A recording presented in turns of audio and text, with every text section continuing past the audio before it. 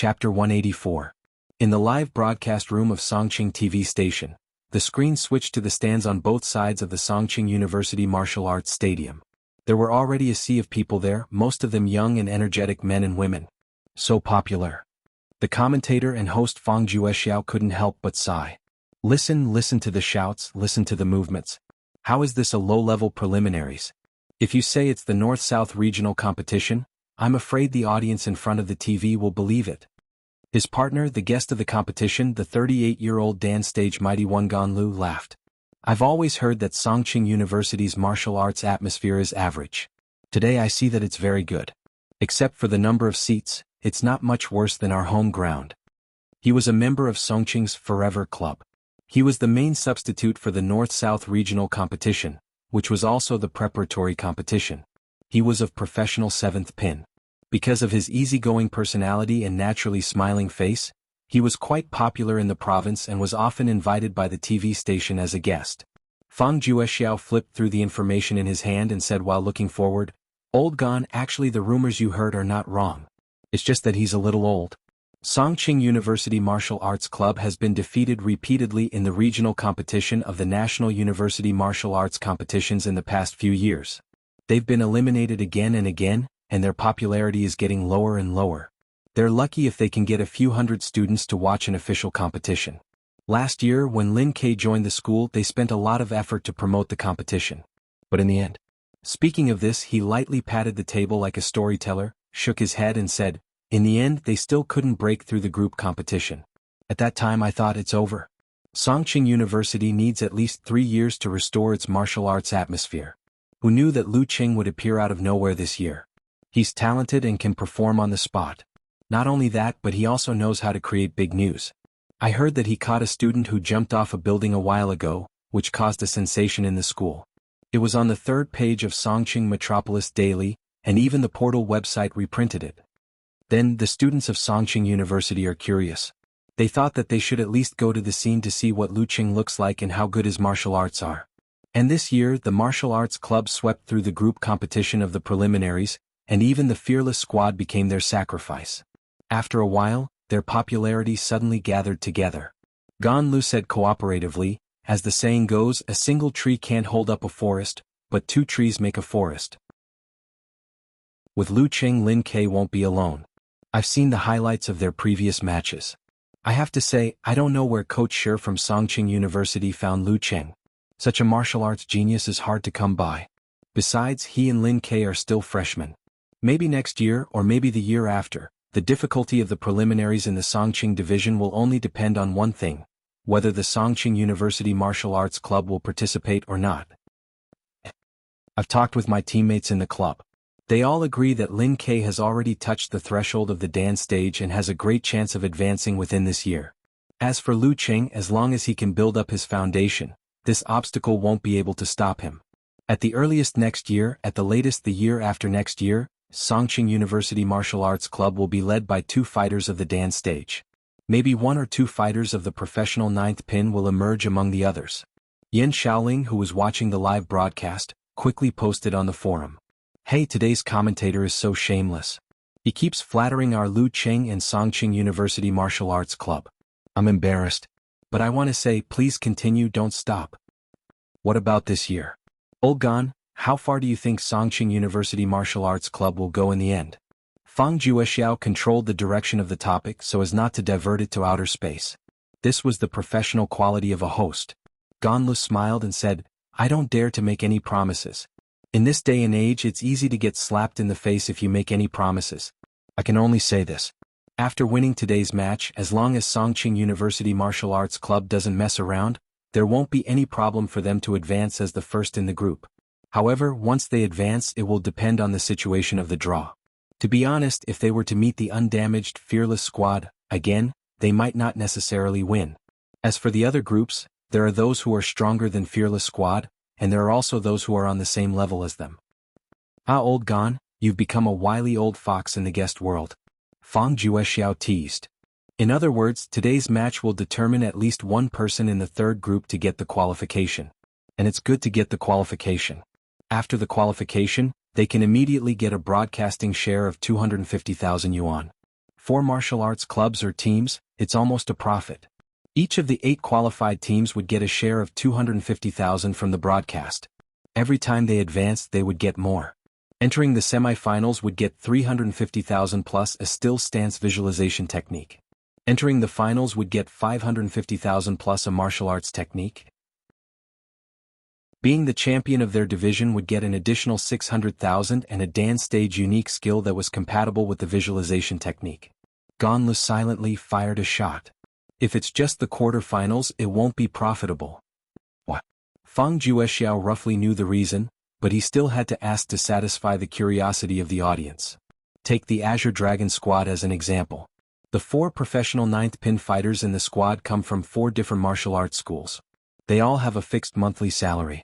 This can't be included in the cost of the preliminaries, right? As an experienced person, Ganlu revealed the truth and said, "Of course not. This is the remuneration for guiding the students and guarding against challenges. But since they're participating in the preliminaries, who will pay for the ointment and soup they used during this period? They have to protect their bodies. Who will pay for the loss if they can't fight in the small challenge tournament?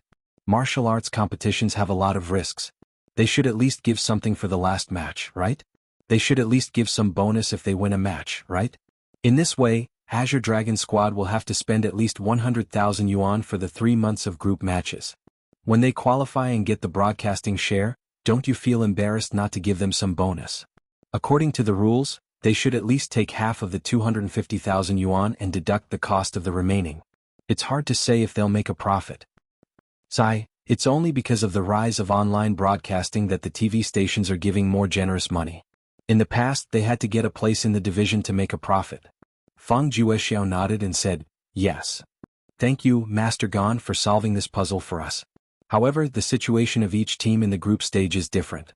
Some spend 100,000 yuan to buy 3 months of advertisements, some spend 100,000 yuan to buy a rare opportunity to train their soldiers in actual combat, and some are purely doing voluntary work for their members. They don't get a single cent, so they don't have any expenses. Yes, I'm talking about Songqing University Martial Arts Club. Alright, the competition is about to begin. Let's turn our attention back to the arena.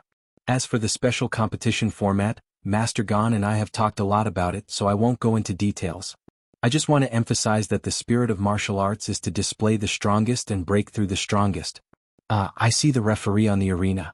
The next match is worth 250,000 yuan. There's money for qualifying in the group matches? Lu Qing looked at Sun Jian in surprise. He had never thought that he would be able to earn money from the preliminaries. Sun Jian lowered his voice and said, "I heard from the uncle in the school office that as long as we can qualify and get a share of the broadcast, most of it will go to the martial arts club. Take the first 250,000 yuan as an example. The plan is that the school will get 100,000 yuan for daily management and maintenance expenses. Coach Sher will get 50,000 yuan as a bonus. You and Lin K are professional fighters, so each of you will get 20,000 yuan. Me, Li Mao, Yan Zhika, and Hua Hua will be substitutes. Well, I'm a substitute, so each of us will get 10,000 yuan. Guoqing will get 5,000 yuan, Li Xiaowen will get 2,000 yuan, Jiang Fuxing, Wu Meng and Kai Zoming will get 1,000 yuan, and the rest will go to the martial arts club's coffers. As a fighter of amateur third pin, Lin Hua had a great chance to compete today. 20,000 yuan? Lu Qing couldn't help but gasp. He was worried about where to find the money for the dance stage and dating expenses during the summer vacation. Who would have thought that 20,000 yuan would fall from the sky? Although he still had more than 12,000 yuan in private savings, there was still a long way to go before the summer vacation. He still had so many dates to go on. Who knew how much would be left by then? Especially when he planned to take Yan Zhika to some fun places during the May Day holiday. As for the wear and tear of his martial arts shoes and daily expenses of ointment, Yan Zhika quietly covered all of them. Although she wouldn't deliberately split the money between them during dates, she would always advise Lu Qing to be frugal in other aspects. She was also very willing to spend money for him. When Kai Zoming heard about this by chance, he even praised her, saying that one-sided giving wouldn't last long. Only by giving and receiving would one know how to cherish. 20,000 yuan. Lu Qing didn't look in the mirror, but he knew that his eyes must be shining. Previously, during the preliminaries, he had used his pure desire for victory to create his fighting spirit. But now, in his eyes, the Azure Dragon battle team was like a walking pile of cash, a bright future for him to advance to the dance stage, and a beautiful date between him and Yenjika. In addition, the Azure Dragon squad had slightly offended him because of the special competition system they applied. Yesterday afternoon, Yenjika specially asked Lin Hua, Sun Jian, and the others to practice the basic principles of besieging. In other words, there was no date this week. The Azure Dragon squad was the worst. Fight. Must fight. Win. Must win. He felt that his nostrils were snorting and his fighting spirit was at the peak. He didn't need others to motivate him, and he didn't need Coach Shi's persuasion. It just so happened that he had mastered the frozen river diagram today. At this time, Geezer Shi clapped his hands, waking Yenjika and the others from their meditation. He smiled and said, "Today's team is Lin Ke, Lu Qing, Sun Jian, Li Mao, Yenjika, and Lin Hua. 6 against 3. In the away team's locker room, Mo Zitsong put down his phone and stood up. He glanced at Deng Hua, Zhu Tao and the others and began to motivate them before the match. He closed his eyes and said in a low voice, "I know that not many people are optimistic about us in this match. If we didn't apply for the special competition system, I wouldn't be optimistic about it either. Even if we did, the current bets are betting that we will lose." Speaking of this, he pointed to the outside of the locker room. "Did you hear that? The cheers outside are so excited that they don't even think that this is an evenly matched match. Can you imagine?" In the TV station's pre-match analysis, they were all talking about what would happen if Songqing University Martial Arts Club won. Do you know? Songqing University may already be discussing the distribution of the broadcasting bonus. What does this mean? It means that in their eyes we are not the Azure Dragon but a loach. They can trample on us as they want. There is no possibility of us losing the match. With a boom, the other members of the Azure Dragon squad all stood up, their faces full of anger. This was an undisguised contempt. This was extremely infuriating contempt. They were thinking about what would happen if they won before the match. Did they think that we were dead? Mo Zitsong raised his arms, clenched his fists and said loudly, "Go out and let them know that we are not to be trifled with. Go out and tear off their pride and beat their arrogance. This is our battle to prove ourselves." Deng Hua, Zhu Tao and the others immediately followed and shouted, "The battle to prove ourselves." In front of the computer, Yan Shaoling had quickly changed her sitting position. She focused on the screen and forgot to reply. In the Shanbei University Martial Arts Club, Su Wanyan also stayed and sat beside Peng Leiyun, watching the live broadcast with a solemn expression. Did junior brother Peng just say that Lu Qing will be my nemesis? Chapter 185. After announcing the name list, Geezer Shi smiled and said, "I won't talk about the specifics. Yen explained it well yesterday. It's quite comprehensive. You deserve to be a good student who can get a scholarship while doing special training." Hearing this, there was a burst of laughter in the locker room. Yenjika was so embarrassed that her face turned red. She wanted to find a hole to hide in. During the practice yesterday afternoon, she took a notebook and described all kinds of induction, deduction and reasoning situations and gave responses. Beside her, Lu Qing, who was trying hard to hold back his laughter, clearly remembered the girl's focused look and serious tone at that time. I won't talk about the importance of keeping a suitable distance. Their intention is clear. They want to divide us into 3 battlefields. Through their own interweaving, they can create local advantages and accumulate victory little by little. We can't be led by the nose by them and be isolated. We have to contact each other and connect the 3 battlefields into one. Only in this way can we play to our advantage. The following are divided into these situations. First of all, Lu Qing and Lin Ke have to show their deterrence when they are isolated. They have to chase after their opponents and try to force them to come here. If they can't, they have to come here themselves. This is divided into several situations according to the different opponents and the situation. Second, Lin Ke is divided and limited. Third, Lu Qing is divided and limited. Fourth, the effect of the opponent's elephant trumpet is beyond expectations. Ninth, unexpected changes happen. The situation is very passive. Lu Qing and Lin Ke, you don't need to care about our victory or defeat. But you can use this to pretend to rescue us and set up a counterattack trap to create a chance for us to fight head-on. 10th, in the situation of chaos, senior brother Sun Jian, senior brother Li Mao, senior sister Lin Hua Qing, we don't have to deal with the predetermined enemy. We can take advantage of the chaos to help Lu Qing or Lin Ke and make the players who are fighting them lose their mobility. In short, the most important point is that as long as we can defeat one of their professional 9th pin, no matter who it is, we can still win the Azure Dragon squad even if all the substitutes leave the field. This principle must be grasped flexibly. Lu Cheng had heard that serious men were the most handsome. Yesterday afternoon he learned that serious girls were not only beautiful but also super cute. Yan Zhika seemed to radiate brilliance at that time. Therefore he was a little jealous and stopped Li Mao and the others from calling him Coach Yan when they were joking. He requested that they only call him Coach Yan. This was a term of endearment that only belonged to him. Yan Zhika blushed when she saw the faint smile on her silent and cold cousin's face. She wished she could stomp her feet and snort at him. However, it was not the right time to flirt with her boyfriend in public. She could only force herself to hold it in. Looking down at her toes, she said softly, "I'm sorry. Coach Sure, I'm only summarizing the most likely scenario. It's not detailed enough." As she spoke, her left hand reached behind Lu Cheng and gently pinched him. I didn't laugh." Lu Cheng looked at the girl with a wronged expression. "I've endured so much. Humph, we agreed to share blessings and hardships together." Yan Zhika glanced at him and pouted. She was a little proud of herself. She felt that her shyness and embarrassment had been relieved a lot. It's so good to have a boyfriend. As a lonely old man, Geezer sure pretended not to see their interaction. He smiled and said, "The situation on the battlefield is ever-changing. Even if you can summarize it all, they can't remember it. This kind of arrangement should be rough and not detailed. The key is to grasp the key points and play flexibly.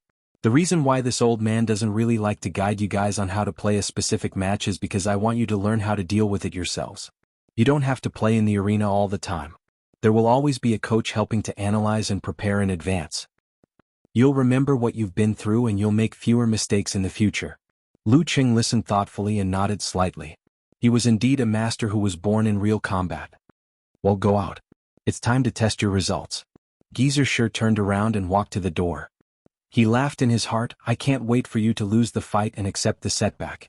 Why would I help you analyze the siege situation and point out the problems in your preparation? Naive. Childish. I'll summarize it after the fight." For a moment, Geezer sure felt that he was the biggest spy in the martial arts club. As soon as the martial arts club members stepped out of the locker room, the organized audience immediately cheered, "Songqing University, go for it." Following that, the live announcer introduced the list of fighters. Songqing University Martial Arts Club's fighter today is Lin Ke. At this point, he deliberately paused for a moment. As a result, the nearly 10,000 students in the stands all stood up with a hubbub and shouted in unison, "Go for it, Lin Ke." Their voices overlapped and shook the sky. Even Lin Ke, who was reserved and silent, couldn't help but tremble slightly. When the shouts died down, the announcer continued to read, "Lu Cheng." His voice suddenly rose and was full of passion. This ignited the enthusiasm of the audience again. The students hit the seats with inflatable cheering sticks to match the tsunami of shouts, "Go for it, Lu Cheng."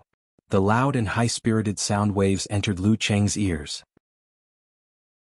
His body trembled and secreted more adrenaline.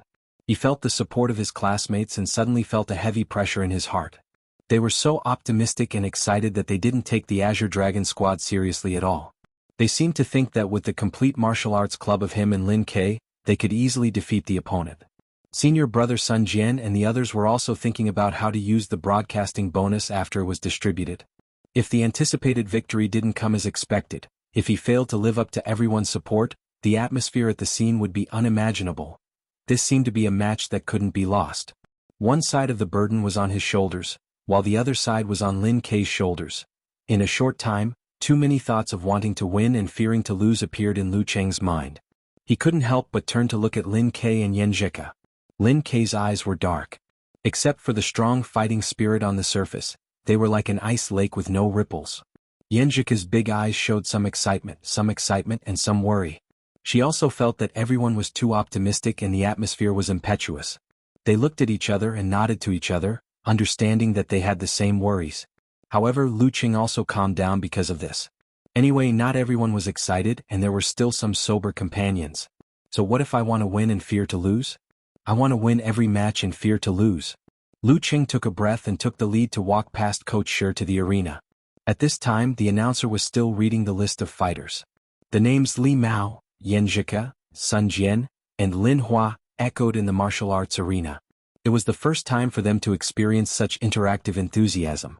Their hearts beat faster and their blood boiled.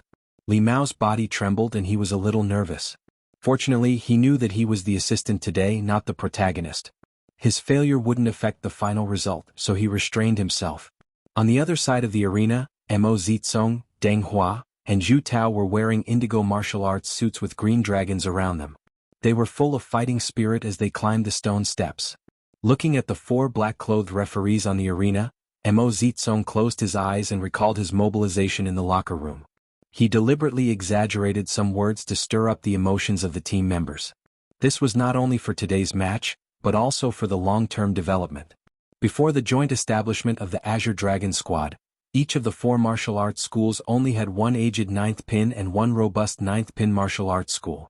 Not to mention the chain martial arts schools of high-ranked Dan stage families, even Hongluo Martial Arts School could firmly suppress them by more than one level. After forming the Azure Dragon Squad, the reputation of Mo Zitsong and the others spread in the martial arts circle of Songqing. They overshadowed the Hongluo Martial Arts School and were recognized as the second most popular team to advance in the group. They had a good reputation and a lot of benefits.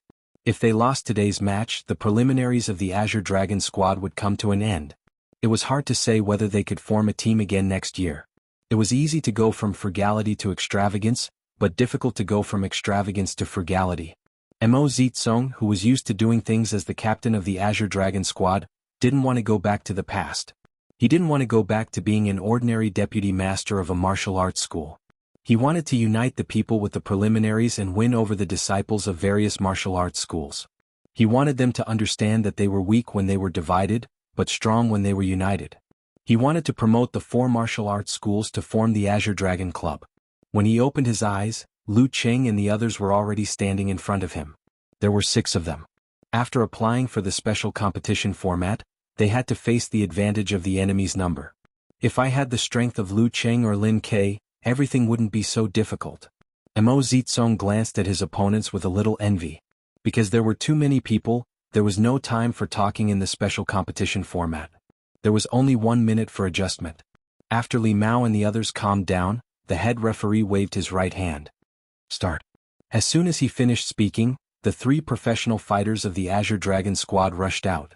Although Mo Zitsong was known for his strength, his speed was not slow at all. His muscles were full of explosive power. He was like a running elephant. Deng Hua and Zhu Tao deliberately stayed half a step behind. From the perspective of the big screen, they were like a sharp arrow shot out, and Mo Zitsong was the tip of the arrow. Facing this, Lu Cheng and Lin Ke rushed forward according to the analysis of Coach Yen in advance. Yan Zhika and the others kept a distance from each other and followed closely behind. When the 2 sides were about to collide, Mo Zitsong suddenly stood still. His legs firmly planted on the ground, like a giant elephant calmly crossing a river. His muscles wriggled and his abdomen swelled and then contracted. Oh! A horrible sound of elephant trumpet suddenly came out. Lu Cheng felt his head buzzing. His qi and blood were rolling in his chest, and his footsteps slowed down. Yan Zhika and the other amateur fighters were even worse. Their footwork was disordered and they were dizzy. Fortunately, they were prepared for Mo Zitsong's elephant trumpet. The tips of their tongues were always against their teeth. At this time they gently bit and felt a stinging pain. They immediately woke up and endured the slight discomfort of their bodies to keep a good distance. At this time, Mo Zitsong's abdomen swelled again. His face turned red and then white and his throat suddenly squirmed. Woo! Another deafening elephant trumpet rang in the ears of Lu Cheng, Li Mao and the others. They had just bitten the tip of their tongues, but Lin Ke, whose kung fu was already ingrained in his bones, was able to resist most of the impact with just a twitch of his ears. Mo Zitsong had made elephant trumpet twice in a row. This was an ability he had never shown before. After the elephant trumpet, Mo Zitsong stopped in place. His body trembled and his face turned pale. He was unable to attack for a while. The reason why he didn't use it before was that even if he used it, he couldn't seize the opportunity to attack the enemy. But this time he had 2 teammates by his side. Deng Hua and Zhu Tao, who had practiced many times, first counteracted the elephant trumpet by exhaling. Then they immediately bit the tips of their tongues to stay awake. They stepped forward and passed Mo Zitsong. One of them blocked Lin Ke and the other rushed to Sun Jian. Chapter 186. Zhu Tao was bald and bearded, which made him look ferocious. But in reality he was a good-tempered otaku who spent most of his time juggling the martial arts club and his family. He wanted to take the opportunity to attack Lu Cheng and get rid of him, but he knew clearly that Mo Zizong's second elephant trumpet was forced, and its power was far less than normal. It could only bully amateur fighters. For Lu Cheng, who had reached the level of professional ninth pin, it wouldn't affect him too much. At most he would feel dizzy, nauseous and lose balance for a few seconds. In this case he had no way to defeat Lu Cheng. If he was careless he would be forced to confront Lu Cheng head-on, which was not worth the loss. Lu Cheng was a fighter who had mastered silent skill and had great control over his body. Zhu Tao took a step forward and stomped with all his strength. Like a cheetah he pounced in front of Sun Jian. His muscles bulged, propping up his greenish-black skin. Twisting his waist and back, he threw out an ordinary yet ferocious uppercut punch. He had watched the highlights of Songqing University Martial Arts Club's previous matches and found the videos of several substitutes participating in the ranking event. He knew that Sun Jian was the strongest among the 4 amateur fighters, although he had the worst luck and failed to pass the ranking event. Sun Jian was hit by the elephant trumpet, and his tongue had returned to its original position. He didn't have time to bite it again. At this time he felt like he was stepping on cotton. He was floating up and down and could barely keep himself from falling. Naturally he was only feeling dizzy and uncomfortable, not unconscious. Facing Zhu Tao's attack he reacted in time. Under the situation where he couldn't lower his waist and couldn't exert strength with his legs, he bounced his back, shook his shoulders and threw out his right fist. Bang! Sun Jian's hasty and weak defense was blown away by Zhu Tao's punch, and Zhu Tao rushed to his front. He wanted to dodge but he lost his sense of balance and almost fell. Yan Zhika, Li Mao and Lin Hua tried to help him, but their feet were weak and they staggered, so they couldn't help in time. They could only watch the bald man slightly tilting his body, followed up with his left arm, and hit Sun Jian's lower abdomen with a hook. Zhu Tao withdrew his strength in time to avoid being disturbed by the referee. Even so, Sun Jian was still in pain and fell to the ground with his hands covering his abdomen. The referee next to him pulled him away and sent him out of the ring, so that he wouldn't be accidentally hurt by the following punches and kicks. When he left the battlefield and ran to the edge of the ring, another referee immediately followed him to fill in the gap. This was the reason why at least 4 referees were needed. When Zhu Tao seized the opportunity and successfully attacked, Deng Hua, who had a Mohican hairstyle, also encountered Lin Quebec. Although he didn't know that Lin Kei's unique skill was called Meteor Force, he knew that it wasn't something to be trifled with just by seeing that it could make Wei Xingtian, a professional 8th pin dance stage expert, tremble all over and stiffen up. Therefore, after a feint in front of him, he slid his feet and flashed to Lin Kei's side. His body slightly arched, his muscles trembled, and his waist and back swayed as he struck an aggressive blast punch. When this punch came out, there seemed to be a tiger's roar in the air. In fact, Deng Hua's muscles shook the airflow and the movement of his own breathing were superimposed. It showed its power, so it was called Tiger's Roaring Steel Fist. Lin Kei seemed to be anxious to stop Zhu Tao, so he didn't resist. His spine bounced and his body moved sideways, dodging and pouncing forward. Opportunity. Deng Hua's heart moved. His 10 toes hooked on the ground and with a strange force he caught up with Lin Kei in one step. In the tiger's roaring wind, Deng Hua threw a punch to his opponent's right shoulder. He grasped the timing very well. Lin Kei's right foot had just stepped out, so he couldn't kick to the side and back. His arm obviously couldn't block the punch, so it was too late to attack the opponent's vital part to force him to retreat. As a warrior who had experienced hundreds of battles, Deng Hua's heart could not help but flash with a trace of joy. If he could take advantage of Lin Kei's panic to take him down, then he would be the one who had contributed the most today, and could boast about it for several years. His punch had just hit Lin Kei, but he felt his opponent's body tremble, and his qi and blood seemed to be withdrawn. His shoulder suddenly sank as if it was bouncing and shaking, and most of the power was removed. Lin Kei leaned forward to the right, but his body was like a seesaw. His qi and blood expanded, his waist and back twisted, and his spine undulated. Then his left leg swept backward. Bam! This kick stirred up a strong gust of wind, making it impossible for Deng Hua, who was already used to this move, to dodge. Deng Hua didn't dare to underestimate it. He lowered his waist, got into a good stance, and his left hand like a hammer. Bam! He only felt that his opponent's strength was so great that it was completely beyond his expectations. His left arm was kicked directly to his ribs, and it hurt so much that he could barely keep his center of gravity. Yin-yang twist, two people's strength. While his body was shaking, Lin Kei turned around with the momentum of the sweep.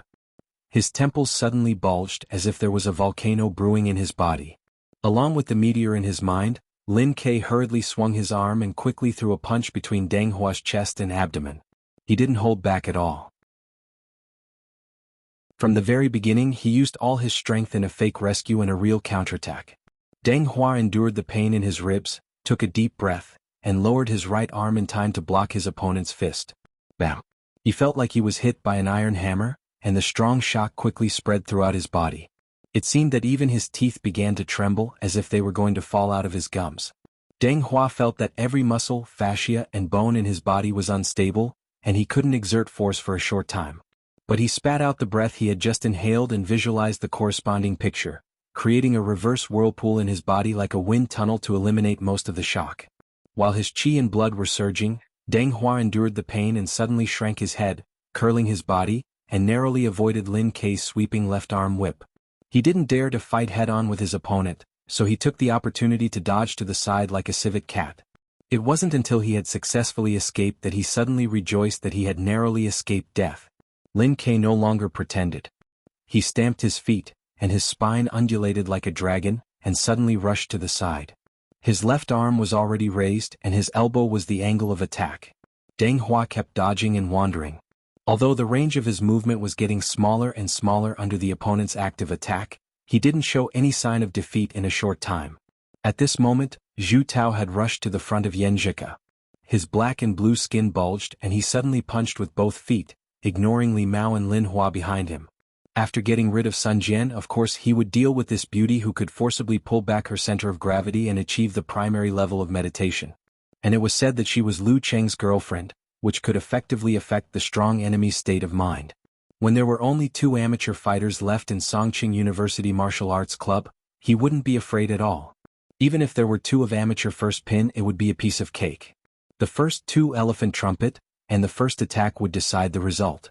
Bang! The blue bricks under Zhu Tao's feet cracked. His fist exploded the air and hit like a real iron hammer. Yan Zhika had begun to recover. She knew that as long as she could block this attack, she would be rescued by her companions. So she didn't panic. She took a deep breath to bear the pain, lowered her waist and crossed her arms. Bang! She had just blocked Zhu Tao's fist and made a step back in time, trying to dissipate the force. Under normal circumstances, she should have been able to block this punch and failed because of the opponent's follow-up attack. But now she had just recovered from the elephant trumpet, and hadn't completely adjusted her condition, so she didn't have enough strength to use and dissipate the force. After a moment of stagnation, she couldn't bear it and took another step back. Her light body staggered. Lu Qing had recovered a while before Zhu Tao quickly defeated Sun Jian. At this time, seeing Yan Zhika in danger, he seemed to rush over without thinking. Like an eagle with open wings, he was going to attack the enemy's back. Besieging Wei to rescue Zhao. Seeing this, Mo Zitsong, who had recovered, was happy. He knew that Lu Qing was worried about his girlfriend and made the most unwise choice. His strong legs suddenly rushed to Li Mao, who was attacking Zhu Tao. He wanted to take advantage of the remaining effect of the elephant trumpet, to finish him quickly. As long as Lu Qing couldn't defeat Zhu Tao in 1 or 2 attacks, the situation would be reversed. Zhu Tao was not a fool. Once Lu Qing attacked, he would definitely give up attacking Yan Zhika and turn to a wandering battle instead of a head-on fight. You are still too young and inexperienced.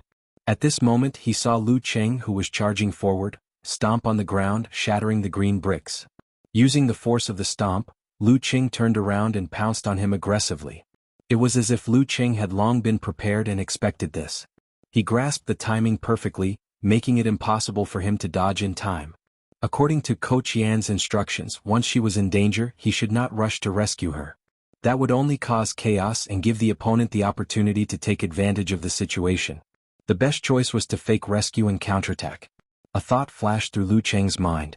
He had already adjusted his muscles when he pounced on Zhu Tao. Now he was ready.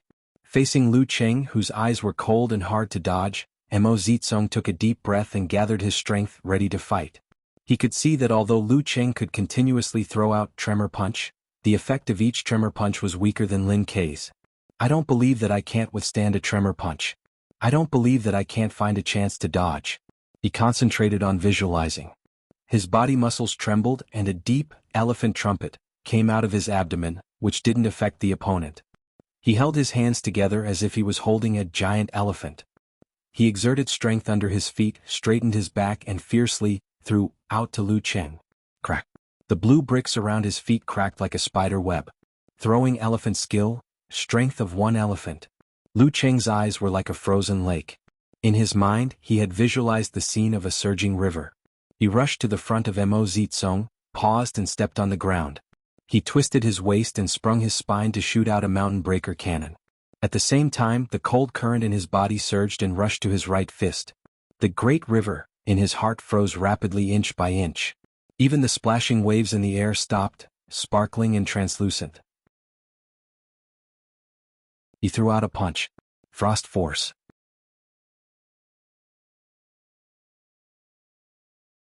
Chapter 187. Bang. With a dull sound, the big screen in the stadium froze at the place where Lu Cheng and Mo Zitsong's fists collided.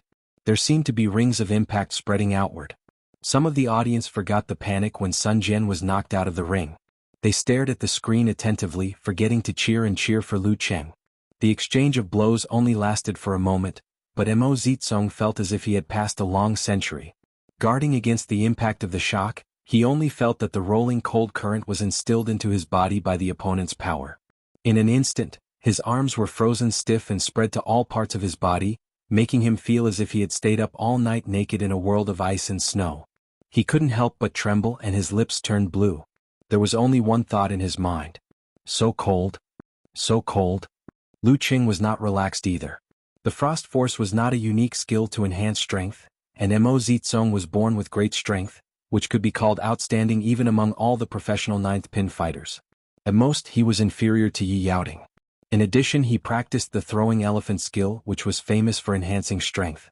When he attacked with full strength, he was almost as powerful as Jianghu of Hongluo Martial Arts School. The power of Jianghu's outburst was said to be somewhat like the power of Dan's stage.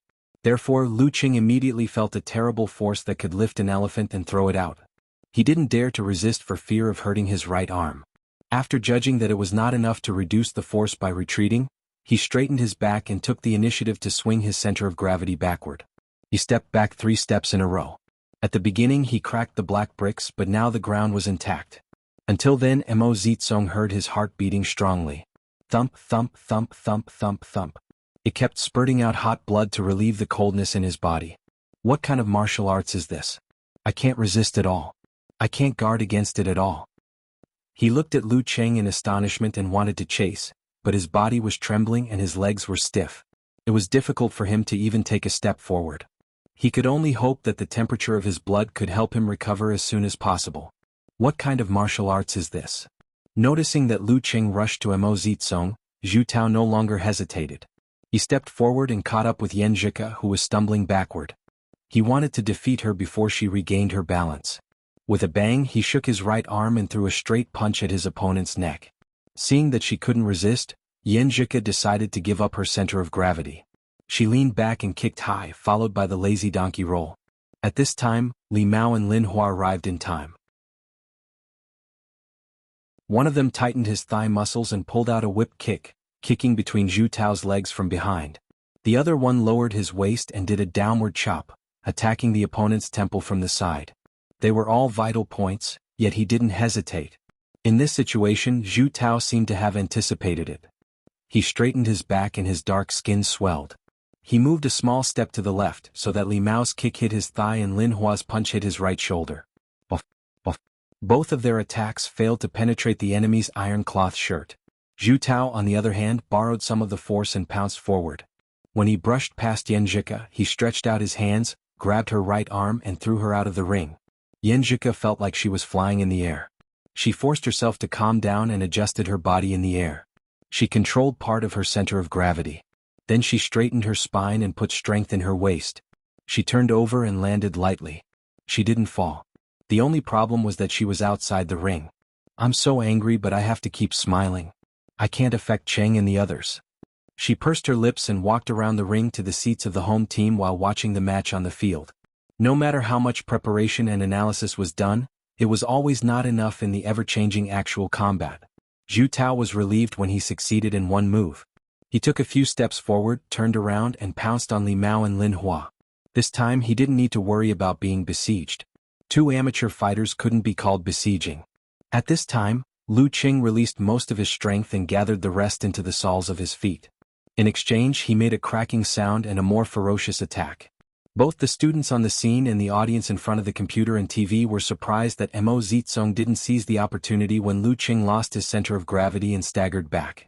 But Yan Shaoling and Brahman thought of Peng Qingguang in the last match and nodded as if they understood everything. Yes, tremor punch. Only Peng Liyun in the office of Shanbei University Martial Arts Club frowned slightly and stared at Mo Zizong's pale lips. While pouncing on his opponent, who had not yet fully recovered, Lu Qing quickly adjusted the subtle changes in his body corresponding to the frozen ground map, so that some of his muscles, fascia, and joints were in a ready state. Since he had only started practicing the Thunder Roar Zen for a month, his martial arts had not yet been refined into his bones and body, so he could only rely on the breathing method to indirectly affect his internal organs. Therefore, he needed a certain amount of time to prepare to use the Frost Force, which was difficult to achieve in one go. And because he had just started to practice this force today, he couldn't combine it with the Thunder Roar Zen, so he couldn't use the Severe Warning, which was the ultimate move of the latter. Within 2 steps, Lu Qing rushed to Mo Zizong. He had adjusted his body and was ready. In his mind, he once again visualized the surging river with turbid waves. Crack. Lu Qing stepped on the ground and completely crushed a cracked brick. He bent his ankle joint, straightened his knee, straightened his back, swung his shoulder, and made a seemingly ordinary forward punch. But in his body, the forces that had been brewing burst out at the same time. They overlapped with each other and created a sense of coldness, which made the power of frost suddenly magnified and turned into a cold wave, rolling to the front of his fist. In the visualization, the cold wave came, and the river with horrible kinetic energy was frozen in an instant. It was covered with layers of ice, and the waves flying in the air were no exception. They were like delicate works of art. Stimulated by this, Lu Qing's muscles, viscera, and fascia regenerated subtle changes. Then there was a strange wave, which condensed the coldness rushing to the front of his fist and turned it into ice. Ice Frost Force and Frost Force. Bang. When Lu Qing made the forward punch, there seemed to be white air around his fist, like the kind that was exhaled in the cold winter. This was a sign that he was not skilled enough in Frost Force, so the force leaked out. The sign of the real primary level was that when he made a punch, all the force would be restrained. Facing this punch, thinking of the experience just now, Mo Zizong really didn't want to block it so as to avoid another cold hell. But he had no choice. The numbness of his legs had just disappeared. If he hurriedly dodged, Lu Qing would seize the opportunity to give him a fierce punch. He suddenly took a deep breath, and a low elephant sound came from his abdomen again. But the sound was full of trembling, like a tropical animal coming to the extreme north. Lowering his waist and back, Mo Zizong bulged his stiff arm muscles and crossed his arms in front of his body. Bang! The punch hit the center. The cold current poured into Mo Zizong's body, making him taste the horrible feeling of his body being frozen quickly and even losing his consciousness. Cold, cold, cold. His teeth chattered involuntarily. He only felt that the temperature of his body was rapidly decreasing. His heart beat violently, resisting the invasion of the cold. Frost Force. In the office of Shanbei University Martial Arts Club, Peng Liyun whispered to himself. Frost Force? Su Wanyin looked at junior brother Peng beside him in astonishment. The computer screen in front of them flashed with snowflakes and made a buzzing sound, as if it was affected by an external electromagnetic field. When Yan Zhika was thrown out of the ring, Lin Ke, who was constantly reducing the range of Deng Hua's fighting, suddenly stopped, as if he had fallen into a state of silence. He took a breath and seemed to withdraw his force, spirit, and chi and blood.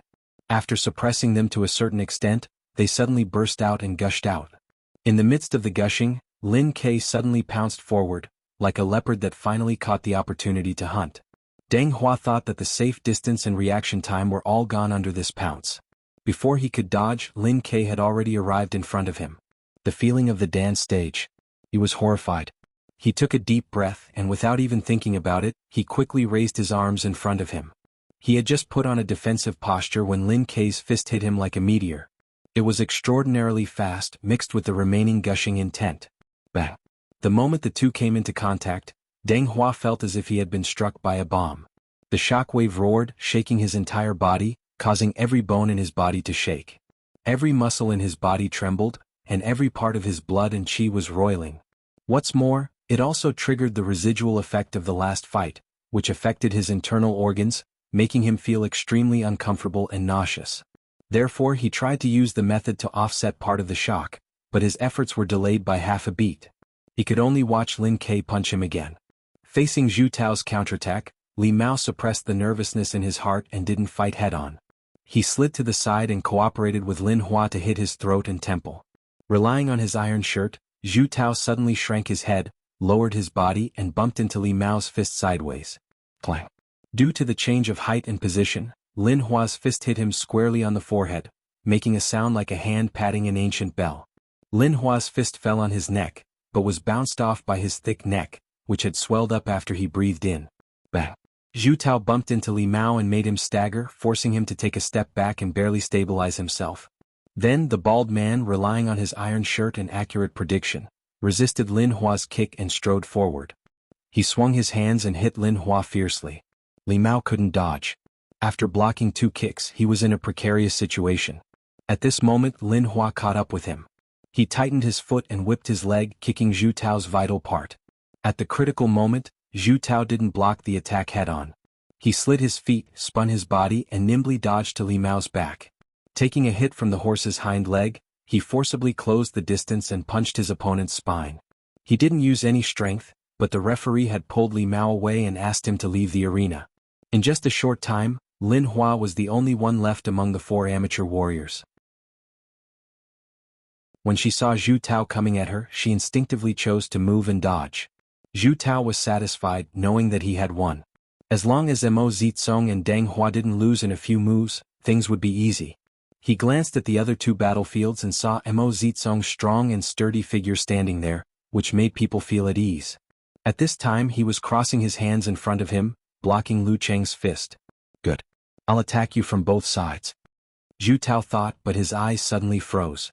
Because Lu Cheng had turned around and stopped looking at Mo Zitsong. Is he stupid? Zhu Tao stopped in his tracks. He wanted to see Mo Zitsong give Lu Cheng a fierce blow behind his back, but he only saw that the captain, who was usually called Elephant, was obviously trembling and his face was strangely pale. What's wrong?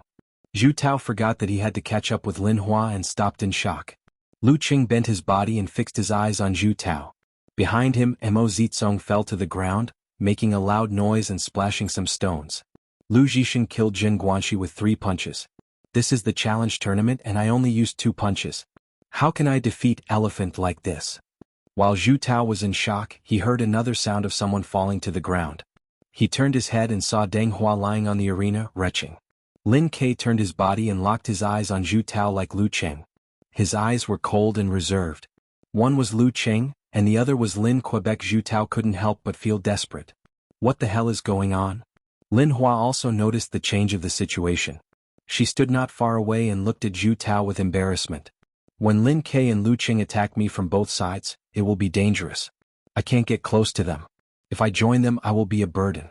In this case, I have nothing to do in the arena. What should I do? She seriously considered this difficult question.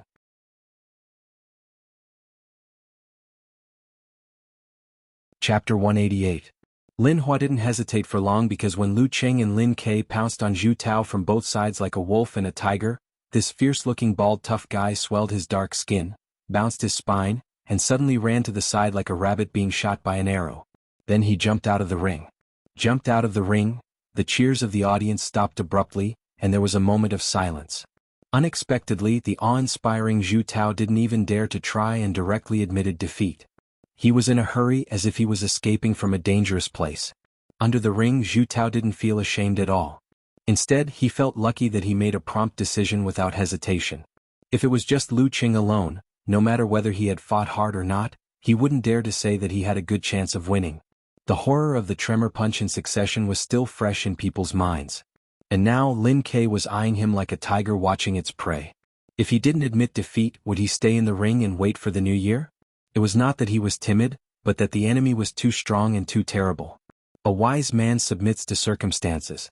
He thought about raising his hand to admit defeat to the referee, but considering that he had just thrown Lu Cheng's girlfriend out, he was worried that Lu Cheng would pounce on him before he could make a move. He would pretend not to know and beat him up first. So, it was safer to dodge first and take the initiative to jump out of the ring. Lu Qing stopped where Zhu Tao was standing and watched him jump off the ring with amusement. He didn't expect that this tough-looking bald tough guy would admit defeat so quickly. He couldn't help but sigh to Lin Ke next to him. Actually, I'm close to my limit. Zhu Tao didn't need to be so scared. This was not a lie. He had just learned the Frost Force and was not familiar enough, so the consumption was much greater than expected. What he had prepared before was to use the Frost Force followed by the Thunder Roar Zen, but his plan was disrupted by the second Elephant Trumpet.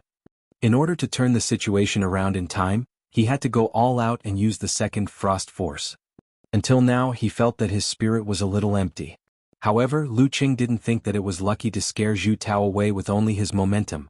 If they really fought, he could still use the Thunder Roar Zen, and his other martial arts were also at the level of professional ninth pin. Besides, he still had his brother-in-law, didn't he? Wouldn't it be great to be his assistant, slacking off and practicing the Taiping boxing? Hearing Lu Cheng's exclamation, Lin Ke turned to look at him and spat out 3 words without changing his expression. Me too. I too am I? Lu Cheng was stunned at first, then he came to his senses and looked at his brother-in-law in shock. He saw that his brother-in-law's eyes were dark and clear, and he didn't look like he was joking. What a coincidence. Lu Cheng couldn't help but laugh dryly. At this time, the referee raised his right hand and loudly announced, "In the end, Songqing University Martial Arts Club wins." The audience let out a cheer, cheering for the victory, but also regretting that the battle had ended so quickly. The match just now was exciting enough and thrilling enough. The only problem was that it was too short. It's not satisfying. With the referee's announcement, Lu Qing restrained all other emotions, and only the joy of victory and the shouts of bonus, bonus, echoed in his heart. He raised his hand and applauded to the students on both sides of the stands. In the warm applause, he walked briskly back to the seats of the home team, clenched his fists, and bumped with Sun Jian, Li Mao, and the others one by one. When he came to Yan Zhika, he resisted the urge to hug the girl. Taking care of her thin face, he whispered with a smile, "It's all thanks to Coach Yan's ample preparation in advance." Yan Zhika smiled brightly, and her 2 rows of teeth were crystal clear and neat. She slightly raised her chin and said, "Humph, now you know that you won't lose by following me, right?" After saying this, she turned her head and looked to the side, pretending to be normal, and said, "Your Frost Force is also very powerful." Hearing Yan Zhika's praise, Lu Qing suddenly felt satisfied and proud, as if he was happier than winning the battle just now. Moreover, even without the Jindan, the Frost Force now truly belonged to him. The qualifying bonus should be no problem, he said happily. At this moment he had a flash of inspiration and took the opportunity to make an invitation. "After 3 months of hard work, I finally got a good result. How about we take the bonus and have a trip nearby on the 1st of May to celebrate?" Yan Zhika looked up and her pretty face flushed. "I have to think about it." "Think about what?" Lu Qing asked half-jokingly. He was in a very good mood. For this kind of thing, the girl didn't directly refuse, which meant that there was a great chance. "Humph, it depends on whether I like the tourist spot you choose or not. It depends on whether you are honest or not." Yan Zhika snorted, but there was no anger in her eyes. Geezer sure looked at them silently and couldn't help but curse. How can there be no setbacks? This bastard still doesn't come to please me? He only knows how to follow Yan Zhika around. I'd rather raise a dog than accept this disciple. On the side of the Azure Dragon squad, Mo Zitsong and Deng Hua had been helped off the stage. One was pale and trembling, and the other was dizzy, walking unsteadily and frequently retching. While the substitutes listened to the unscrupulous cheers of the audience, they all looked sad. They felt depressed, but they also had a sense of common hatred. Songqing University Martial Arts Club is indeed very strong. Lin Ke and Lu Cheng are indeed very strong. But we did have a little chance just now. It's all my fault that I underestimated Lu Cheng. I didn't expect that he had mastered such a strange force. Mo Zitsong took a deep breath and exhaled the chill, seriously self-reviewing. In fact, he was convinced of his defeat in the previous match. After being forced to fight recklessly, he really had no chance to defeat Lu Cheng's chill force. But he couldn't say it out loud. He still had to keep hope so that it would be easier to integrate the 4 martial arts clubs. Deng Hua followed. "I also made a mistake. Ugh, I didn't expect that Lin Ke could control his chi, blood and force. Anyway, although we lost this match, it's still honorable. If we come again next year, we may have a chance to advance in the group." Zhu Tao also put gold on his face. But when he recalled the battle just now, he still felt a lingering fear. He only felt that Lu Qing and Lin Kei's eyes were still locked on him. When they met again they would probably be in the dance stage. In the live broadcast room of Songqing TV station, Fang Juexiao smiled bitterly. This match is really wonderful, but it's too short. How long has it been since the fight started? Is it more than a minute? Almost. Ganlu laughed. Isn't there a backup match? It's fine as long as this match is wonderful. You're right. Fang Juexiao nodded and said, Old Gan, I always feel that the 2 punches Lu Qing gave Mo Zizong were a little strange. Can you give us an analysis?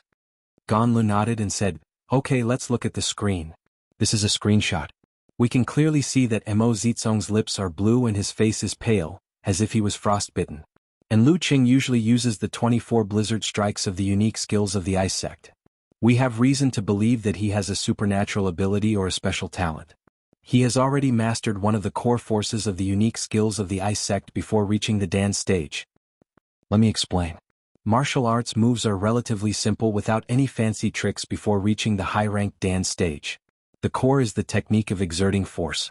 Every sect has its own secret. Once it's combined with visualization and raised to the level of force, it's the core part of a unique skill. You can say that no matter which branch of the ice sect Lu Qing belongs to, he can be called a core disciple. I see. Fang Juexiao echoed, What about Lin Kei? I feel that the ability he showed today is much better than before.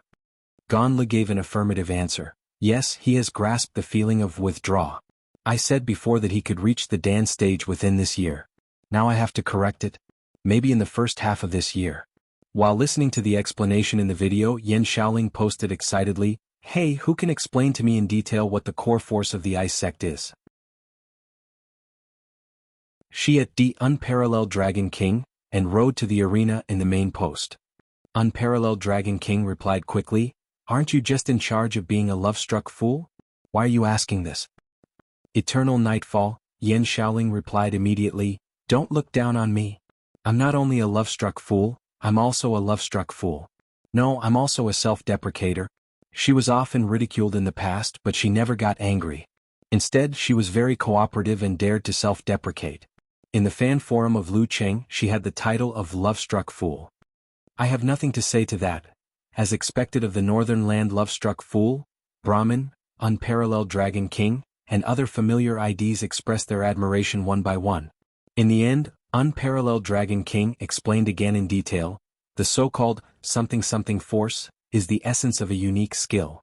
Without it, even if one learns physical invulnerability moves, it's just a facade. At most, one can only wield 30 to 40% of the original power. Only when a martial artist reaches the dance stage will they come into contact with this kind of thing.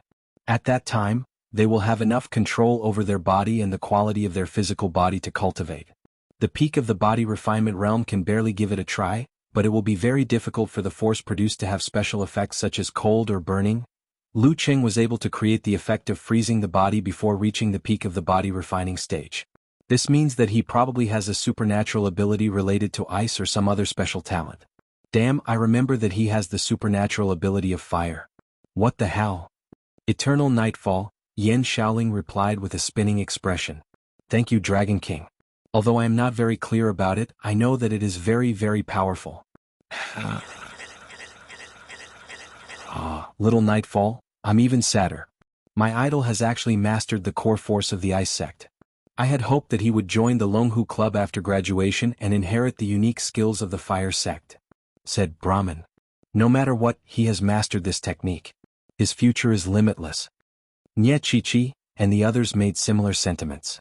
Okamoto's fan suddenly popped up and said, Am I the only one who noticed that Songqing University Martial Arts Club has a substitute girl who can score 9 points?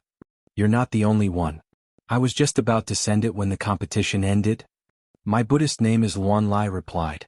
I've been thinking about taking the college entrance exam this year, going to Songqing University and joining the martial arts club. When Yan Shaoling saw this reply, she chuckled and muttered to herself, I don't need to think. She tagged Unparalleled Dragon King again and asked happily, How far do you think they can go in the preliminaries? They have no problem getting through the group stage. But their opponents are getting stronger and stronger. I'm afraid there is no hope for them to go further. Sigh, there is still more than a month until the knockout match in May.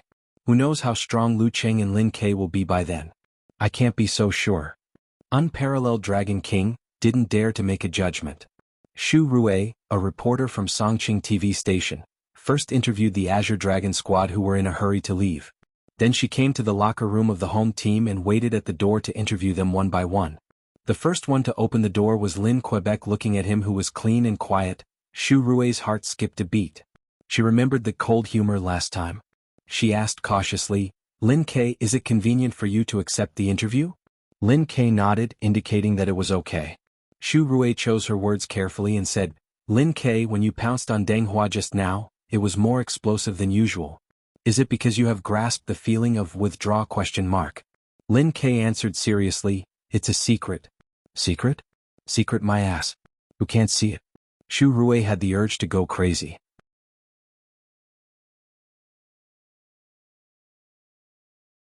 Chapter 189. Keep smiling, keep smiling. Xu Rui put on a perfect professional smile and said, Then Lin K, what do you think of your performance in this match? Are you satisfied or do you think it's not perfect enough? After asking, she blinked and looked at Lin K innocently, praying that he would stop making lame jokes. Lin K was silent for more than 10 seconds before he slowly said, Just passed. Just passed? Why would you make such an evaluation? To be able to defeat a martial artist of the same level in such a short time, no matter how you evaluate it, it's enough to be called pretty good. Xu Rui keenly grasped this point and continued asking. Lin K said solemnly, When I used the first tremor punch, I wasn't fast enough and he dodged it. Although he had used the yin-yang twist to remove some of the force and borrowed some of it, his martial arts were not the means of the immortals. His own level was also not enough to remove some of the force and he could only rely on his body to resist. Because of this, he was affected to a certain extent. After using the meteor force with the leg sweep, he had to catch his breath and was half a beat slower, allowing Deng Hua to dodge it. If he had handled it better, Deng Hua might have been defeated by him in the first counterattack. With the physical fitness of the peak of the body refining stage, it's already very good for you to be able to do this. You don't have to take it to heart, right? Xu Rui said as her eyebrows relaxed. She vaguely felt that she had grasped Lin K's conversational skills. Just mention the specific details of the battle. If there's a deficiency, you have to find the reason. If the physical fitness is not good enough, you have to work hard to improve your body, Lin K said slowly. Xu Rui rolled her eyes and smiled sweetly. So, Student Lin means that you want to enter the Dan stage as soon as possible and break the limits of your body? Yes. Lin K was neither humble nor arrogant. He simply nodded his head calmly. Haha, this young master is not that difficult to deal with. If I know his temper, I'll follow his instructions. I'm indeed a rare reporter. Xu Rui praised herself in her heart and asked curiously, Your tremor punch seems to be a little different from Lu Cheng's tremor punch. Your skills to remove and borrow force are also different from the 24 blizzard strikes. Can you tell us their names? As soon as she finished speaking, her heart skipped a beat. She felt that she had asked the wrong question. Lin K's answer seemed to be predictable. As expected, Lin K replied faintly, That's right. It's a secret. What F** king secrecy? Xu Rui wanted to cover her face with her hands and let out a long sigh, but she had to maintain her composure in front of the camera. She could only watch as Lin K nodded his head slightly and walked away from the locker room. After calming herself down, Xu Rui continued to interview the members of the martial arts club who had just come out of the locker room. For example, she asked Geezer Sure what his goal was for the final ranking in the preliminaries, Sun Jian's thoughts on being defeated by the second elephant trumpet, and Lin Hua's feelings on how he had come back from the dead at the last moment. Li Mao and the others were very excited because they were about to receive a large amount of broadcasting bonus. They were very cooperative with the interview, which made Xu Rui feel relaxed. The only thing that puzzled her was that Coach Sure of Songqing University Martial Arts Club seemed to lack interest in the goal after the preliminaries. Thank you for your cooperation, Guiqing. Towards the end, Xu Rui said with a smile. Guiqing's face lit up as she hurriedly said, Why are you being so polite? It's my duty, my duty. Xu Rui glanced at the locker room door a few steps away and asked casually, Is Lu Qing still inside? Yes. Guiqing answered straightforwardly. Then her expression became a little strange as she added, Reporter Xu, are you waiting to interview Lu Qing? Yes, he is one of the biggest contributors to today's victory. Xu Rui said without hesitation. Guiqing opened her mouth as if she wanted to say something, but in the end only a meaningful reminder came out, It may take a long time, it doesn't matter. It's not a live broadcast. Shu Rui smiled carelessly. The previous interview with the Azure Dragon squad was a live broadcast after the match, so she had to hurry. But now the TV station had switched to a prepared match, so the interview with the Martial Arts Club of Songqing University was put at the end. In other words, this was not a live broadcast. Since it's not a live broadcast, of course I can wait. How much longer could he dawdle? Guiqing looked at her deeply and said nothing more, leaving the martial arts club. In the locker room, Lu Qing was still applying ointment to Yanjika's arm. In the previous match, Yanjika actually didn't fight too fiercely. Her arms were only bruised because she took Zhu Tao's punch head-on. In addition, when she was thrown out, a pair of finger marks were left on her arms, which slightly tore her fascia and muscles. But in total, there were not many places that needed to be treated. Lu Qing was even more relaxed. In the whole match, he only hit Mo Zizong with his fist twice and crushed a few black bricks under his feet. With their strength and number of internal injuries, it would take at most a few minutes to apply the ointment and rub the ointment. But after the shower, Lu Qing still took more than 10 minutes to finish. Seeing that the locker room was getting quieter and quieter, and all the others had left, he suddenly sped up and finished the rub. It's your turn to help me. He smiled and handed the ointment to Yanjika. Yanjika rolled her eyes at him and snorted, "You're too slow." Everyone knew what Lu Qing was thinking. Although she said so, she still took the jar of ointment, dug out a piece and finished applying the ointment. In less than 2 minutes, everything was done. When Yanjika was about to withdraw her hand, she heard Lu Qing chuckle, "I have another injury." "Where?" Yanjika blinked and asked blankly and concernedly. "Here." Lu Qing opened his mouth and put the tip of his tongue to the gap between his teeth. "I was bitten when I was fighting against the elephant trumpet. I need a kiss from Coach Yen to heal." Yanjika was angry and amused. She pursed her lips, showing her dimples, and dug a little bit of ointment with her little finger. "Come on, I'll apply it for you." Qing is getting more and more shameless. While speaking, her hand had already reached over. Lu Qing burst into laughter and immediately said, "I'm wrong, Coach Yen, don't do this." His right hand reached out, drawing a beautiful half-arc and grabbed the girl's wrist as if to stop her. Yanjika was suddenly interested. She exploded the strength of her shoulders, elbows and wrists, and accelerated to escape from Lu Qing's grasp. She was going to apply the ointment on his mouth. How could Lu Qing's big and small hand wrap be broken so easily? With a shake of his shoulder, he threw out his right hand to grab the girl's forearm. Yanjika bit her lower lip, eyes bright, and joined in with Lu Qing with her left hand, practicing grappling kung fu with him. For a moment, the wind between them was fierce, and their hands were pointing at each other. It was very lively. The result was as expected. Yanjika, who had only practiced grappling kung fu slightly, was caught by Lu Qing on both wrists. "You don't even let me." Yanjika gasped for breath and said with a righteous smile. Her oval face was flushed because of the exercise, and there was a thin layer of sweat on her forehead. "It's so interesting to play with such a hidden practice." She finished her words in a light tone, but found that Lu Qing didn't answer. He just looked at her attentively and passionately. What are you looking at?" Her wrists were caught by Lu Qing and her face was stared at by him. Suddenly Yanjika felt inexplicably flustered. Lu Qing swallowed his saliva and said, "Ku, is the tip of your tongue also hurt?" "Yes." Yanjika's eyes flickered. "Let me help you," Lu Qing murmured. He pulled the girl over and held her in his arms. Then he let go of her wrist and hugged her shoulder. He lowered his head and kissed her on her tender lips. Yanjika gently patted his shoulders with her hands, then closed her eyes and put her hands on his shoulders. At this moment there was a sudden knock on the door of the locker room. Knock knock knock. Knock knock knock. Yanjika seemed to have come to her senses. She pushed Lu Qing away, lowered her head, gasped and quickly tidied her clothes. Lu Qing was very annoyed and unhappy.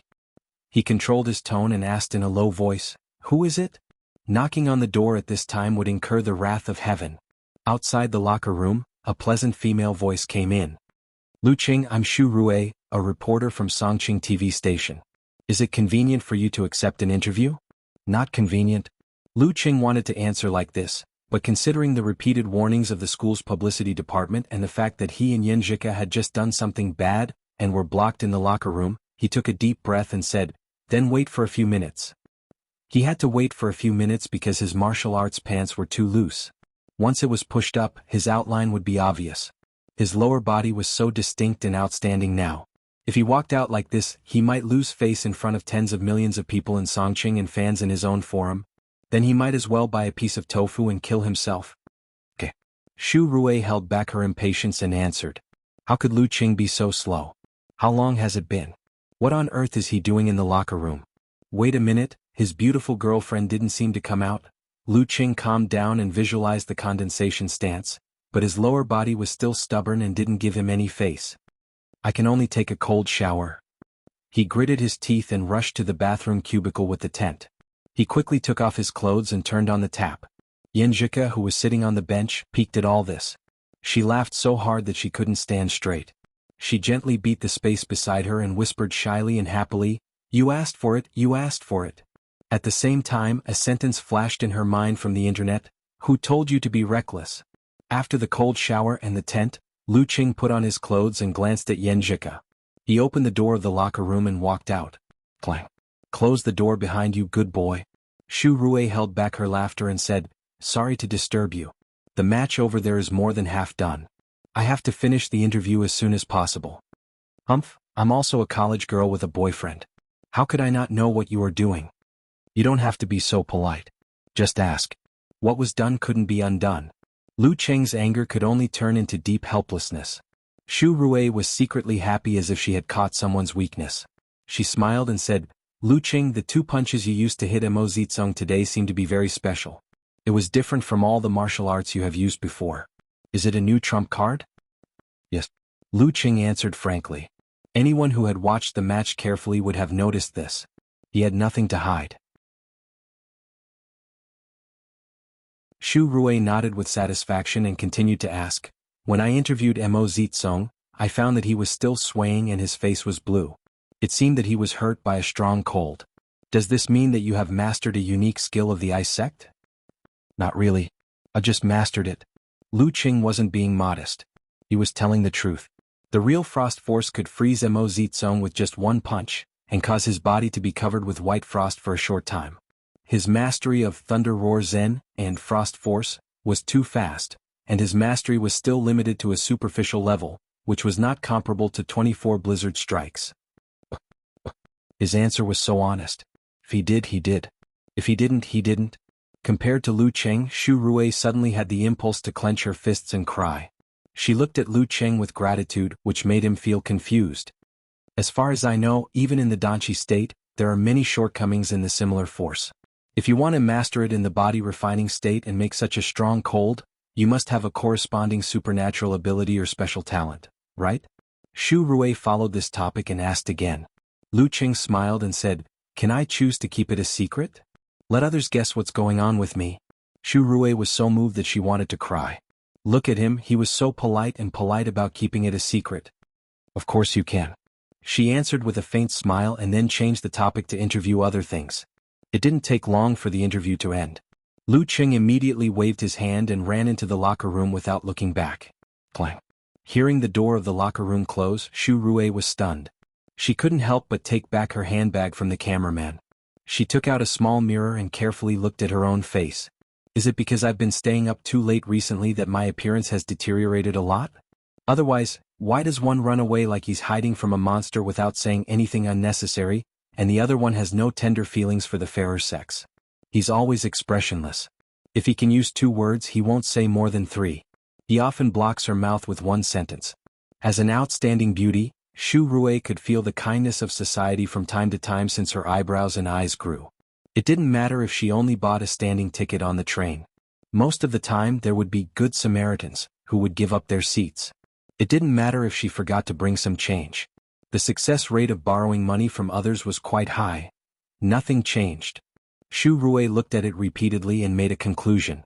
In the blink of an eye, she left the martial arts stadium with the cameraman in a hurry. In the locker room, Lu Qing saw that Yanjika had already packed up and was waiting for him. "You're going back now?" He was a little expectant. Yanjika glanced at him and suddenly said softly, "You're so tired. You'd better go back and sleep for a while." "You can tell?"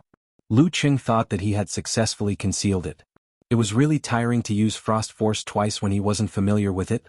"Of course, I'm a famous detective." Yanjika smiled and walked to Lu Qing.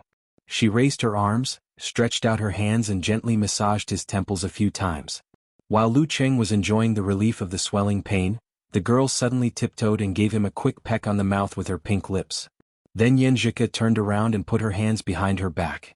She pretended to be normal and said, "Let's go." "Okay." Lu Cheng unconsciously showed a smile. Back in the dormitory, Lu Cheng was about to walk to the small bedroom when he suddenly heard the sound of someone rushing up the stairs. The footsteps were so familiar that he subconsciously stopped and waited. Soon the door opened. Talker Kai Zongming walked in briskly, humming a little song. "Casanova, you just came back?" Lu Cheng asked with a little surprise and a smile. He and Ku had been delayed for so long. Little Ming, who had left the martial arts stadium after the competition, actually came back after him? Where did he run off to? Kai Zongming laughed and said, "Cheng, I have a good news and a bad news. Which one do you want to hear first?" "The bad news." Lu Cheng answered indifferently. Seeing that Talker couldn't hide his joy, the bad news couldn't be too bad. Kai Zongming laughed and said, "Today I saw you beat a strong professional ninth pin fighter in the martial arts stadium with only 2 punches. I was so excited that I couldn't calm down. After the competition, I ran to the lake to do my stance training." "This is good news, right? You really don't work hard without being excited." Lu Cheng imitated Kai Zongming's tone and laughed. "When did I not work hard? I was ravaged by the gorilla several times every day. Do you think it's easy for me?" Kai Zongming retorted as if he couldn't bear to recall the past. Okay. You work hard." Lu Cheng deliberately answered perfunctorily. "What's the good news?" "Good news?" Kai Zongming suddenly raised his voice. "I succeeded in meditation just now. Ha, I'm really a genius." He imitated a comic character and laughed. Lu Cheng was pleasantly surprised. He walked half a circle around Kai Zongming and said, "I didn't see it. You entered meditation just like that?" "What do you mean just like that?" Kai Zongming laughed and said, "A freak like you won't understand the bitterness of my months of hard work before I succeeded in meditation. No wonder he's the talker who was mentioned by his master as having some talent. When he gets serious, he's still very powerful." Lu Cheng was secretly happy for his friend, but he attacked him verbally. "If you had the awareness during this period of time, you would have succeeded in meditation before the winter vacation." Kai Zongming didn't mind at all. He laughed and said, "Cheng, a bunch of idioms are flashing in my mind." "Which ones?" Lu Cheng asked curiously.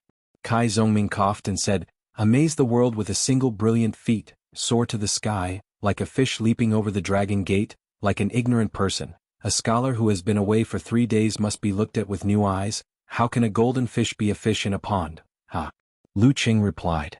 "As the 4th person in the martial arts club to master meditation, before the end of this semester, I will strive for the amateur 3rd pin, and at least the amateur 2nd pin when the next semester starts."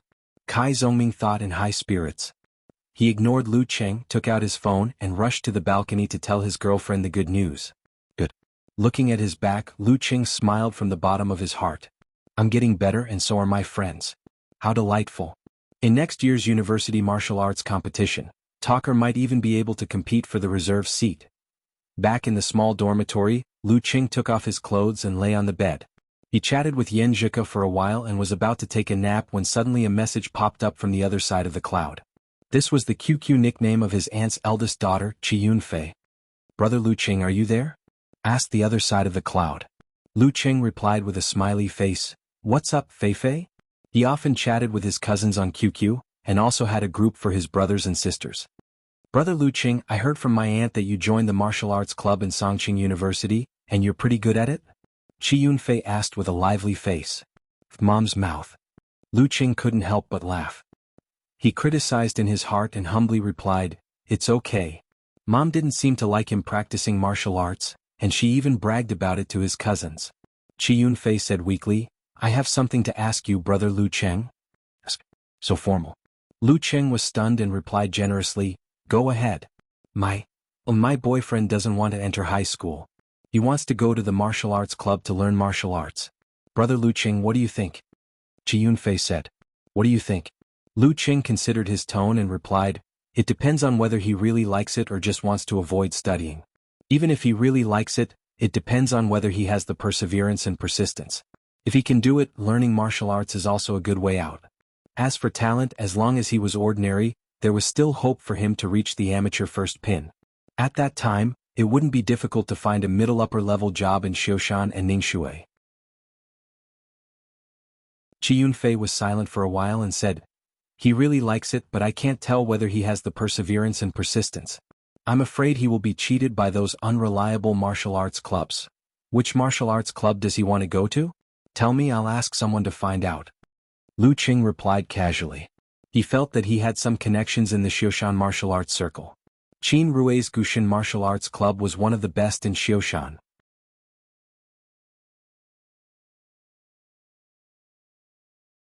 Chapter 190. Qi Yunfei immediately cheered and said, Good, I'll ask him." While waiting for her reply, Lu Qing found Qin Rui's QQ and sent him a message. "Qin Rui, are you there? I have something to ask you." In less than a minute, Qi Yunfei said eagerly, "It's called Yaoning Martial Arts Club. He said it's a very good club in Ningxue. Brother Lu Cheng, go and ask him." "Okay." Seeing that Qin Rui's QQ didn't respond, Lu Qing opened his address book and called him. After the classic ringtone, the phone was connected. Qin Rui was surprised and happy. "Qing, why do you suddenly want to call me? Are you back in Xioshan?" "No, I have something to ask you." Lu Qing answered with a smile. "Have you heard of Yaoning Martial Arts Club?" "Yes, I know. What's wrong? Did they annoy you?" Qin Rui was a little surprised and a little confused. Lu Qing thought about how to describe the relationship between the two parties and said after some consideration, "A relative's child doesn't want to enter high school and plans to enter the Yaoning Martial Arts Club after graduating from junior high school. That's why I'm here to ask you about the details of their family." Yaoning Martial Arts Club, how to say? It's okay. I've seen the club owner several times. He's of amateur first pin. Several of his disciples are also good. They teach students diligently. It's one of the best martial arts clubs in Ningxue. Qin Rui answered while thinking. Lu Qing was relieved and said, "Then I'm relieved." At this time, Qin Rui hissed and smiled. "What are you relieved about? If he really wants to learn martial arts, why don't he come to Gushin Martial Arts Club? We don't dare to say we're the best in Xioshan, but we're definitely in the top 3. We're better than Yao Ning in every aspect. Don't worry, with me here he'll definitely sign up. I'll help you look after him and guide him." The fees collected from the students were one of the main economic pillars of the martial arts school. Logically speaking, the martial arts school should not refuse them. However, this was not the case. It involved a very important figure, the passing rate of the ranking event. The number of instructors in a martial arts school was limited, so was the number of students they could instruct wholeheartedly. If they recruited students blindly, they would exceed this limit, which would lead to a serious decline in the teaching quality, which would worsen the passing rate of the ranking event. This would easily lead the martial arts school into a vicious cycle. The passing rate would continue to decline, and the good students would choose other martial arts schools. Without good students, the passing rate would continue to worsen. Because of this, all the martial arts dojos knew to set a threshold and stop before going too far. This caused the best martial arts dojos in an area to be in short supply, causing people to scramble like ducks. "Does sound better." Lu Qing said modestly. "Will it be too difficult for you? What's so difficult about it? Who do you think we are?" Qin Rui patted his chest and said, "Just give him my phone number and let him contact me directly. You don't have to go through all that trouble." "Okay. I'll treat you to a meal when I come back to Xioshan during the summer vacation," Lu Qing said gratefully. He didn't ask how many teams in Xioshan were doing in the preliminaries, because according to Qin Rui's usual posts about his mood and other things, it was obvious that they didn't have a good result. As for Qin Rui himself, he was still some distance away from the amateur first pin, so he didn't plan to participate in the 2 amateur ranking events in the first half of the year. After chatting for a while, Lu Qing hung up the phone and sent a smiley emoji to Qi Yunfei. "Ask your boyfriend if he wants to go to Gushin Martial Arts School." Ho ho ho. Qi Yunfei didn't know much about martial arts, so she casually replied. A few minutes later, she sent a shocked emoji. Who wouldn't want to go if he said he could? "Brother Lu Qing, do you really have a way?" According to her boyfriend's description, the places of Gushin Martial Arts School seemed to be very popular. Her cousin was just a college student, so how could he have any ability and connections? Did her uncle know someone in Gushin Martial Arts School?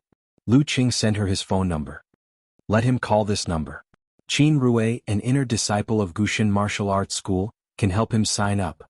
"Really?" Qi Yunfei couldn't believe it. "If Qin Rui dared to lie to me, he wouldn't want to live anymore." Lu Qing laughed secretly and said seriously, It must be true.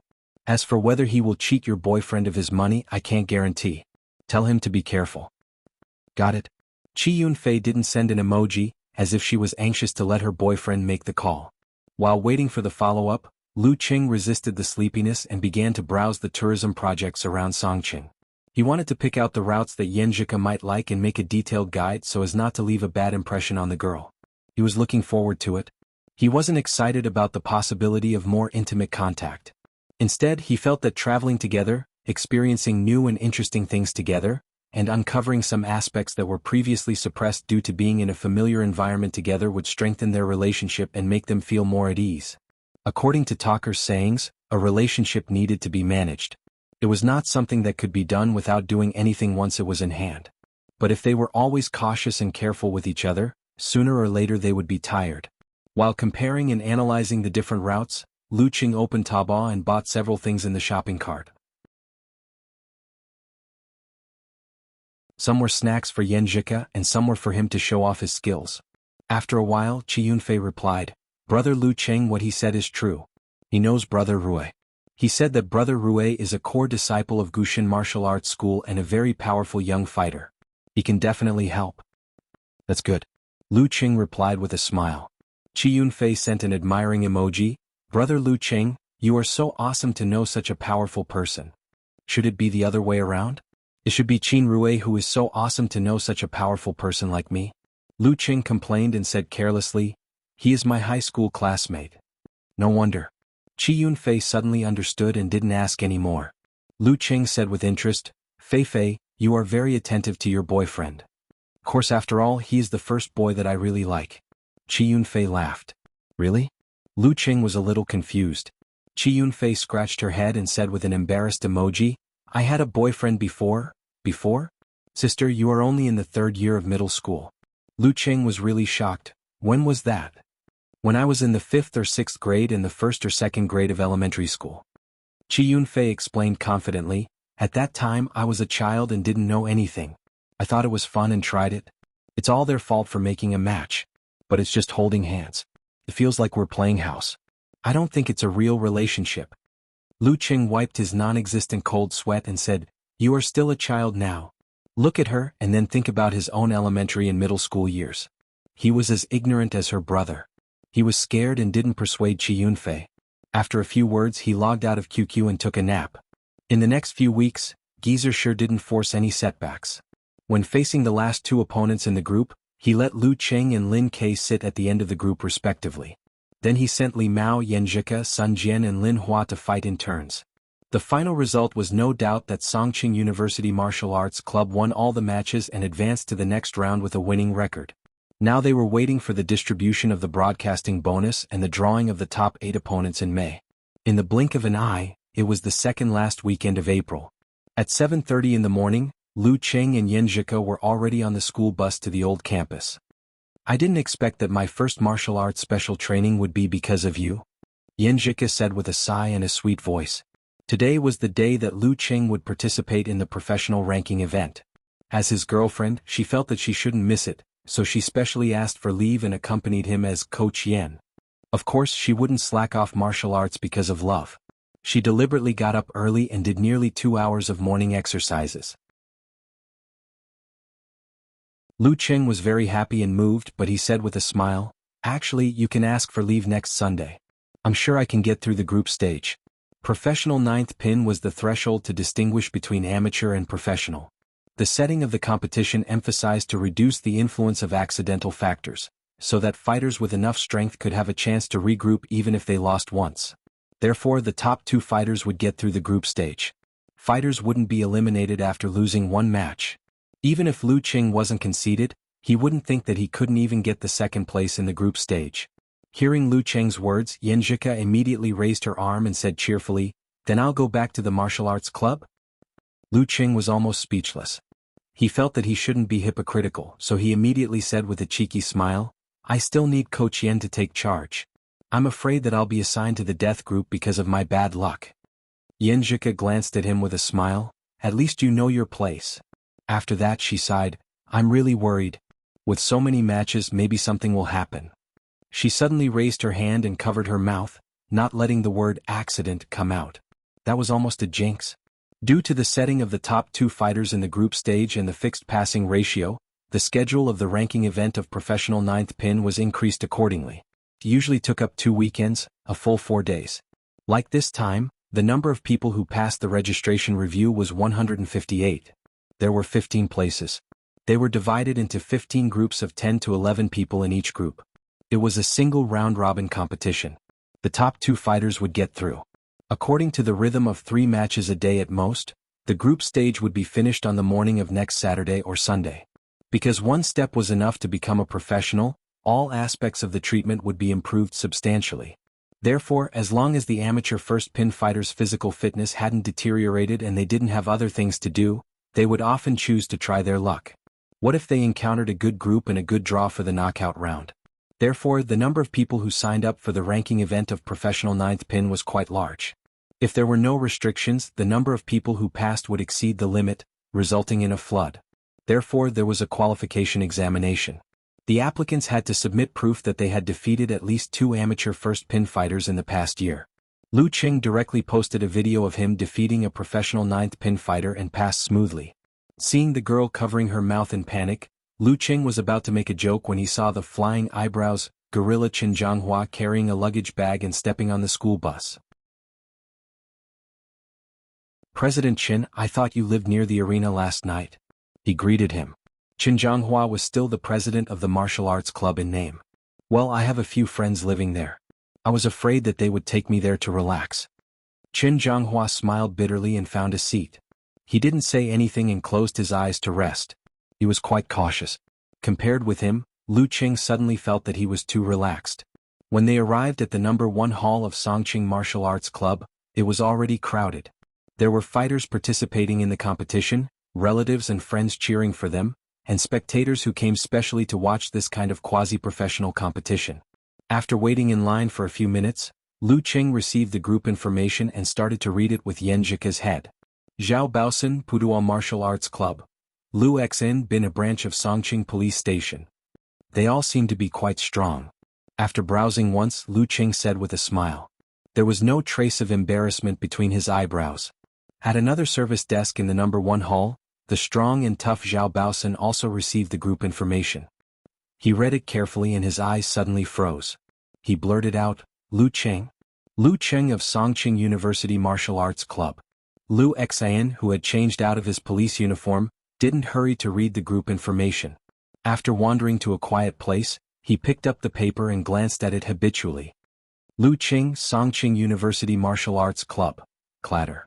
Lu Xion's fingers holding the edge of the paper became like iron hooks. Zhao Baosan practices 8 trigrams palm and crane shape on the side. Yan Zhika said in a clear and soft voice. Lu Qing didn't dare to be careless, so he started to discuss with his girlfriend seriously. At this moment he heard his name on the radio. "Lu Qing of Songqing University Martial Arts Club, please come to the service desk." Lu Qing and Yan Zhika looked at each other, both dumbfounded. Putting away their phones, they left their seats and went to the nearest service desk. "Hello, I'm Lu Qing of Songqing University Martial Arts Club. What can I do for you?" Lu Qing asked politely. The staff was a girl with a round face. She looked at Lu Qing deeply and said, "Your opponent in the morning match forfeited." "Forfeited?" Lu Qing was stunned for a moment. Before he could answer, he heard the staff member continue. "Your opponent in the afternoon and evening also forfeited." In the corner of the number 1 hall, Zhao Baosan covered his face with both hands and let out a long sigh.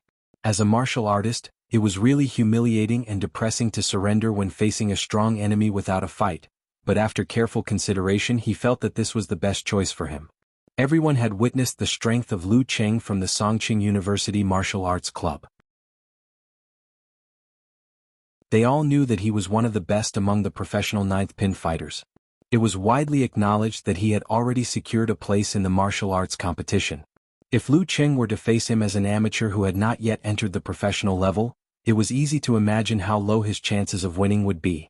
In such a high-density and high-intensity competition, there was no point in fighting against such a strong opponent who had almost no hope other than wasting time and energy.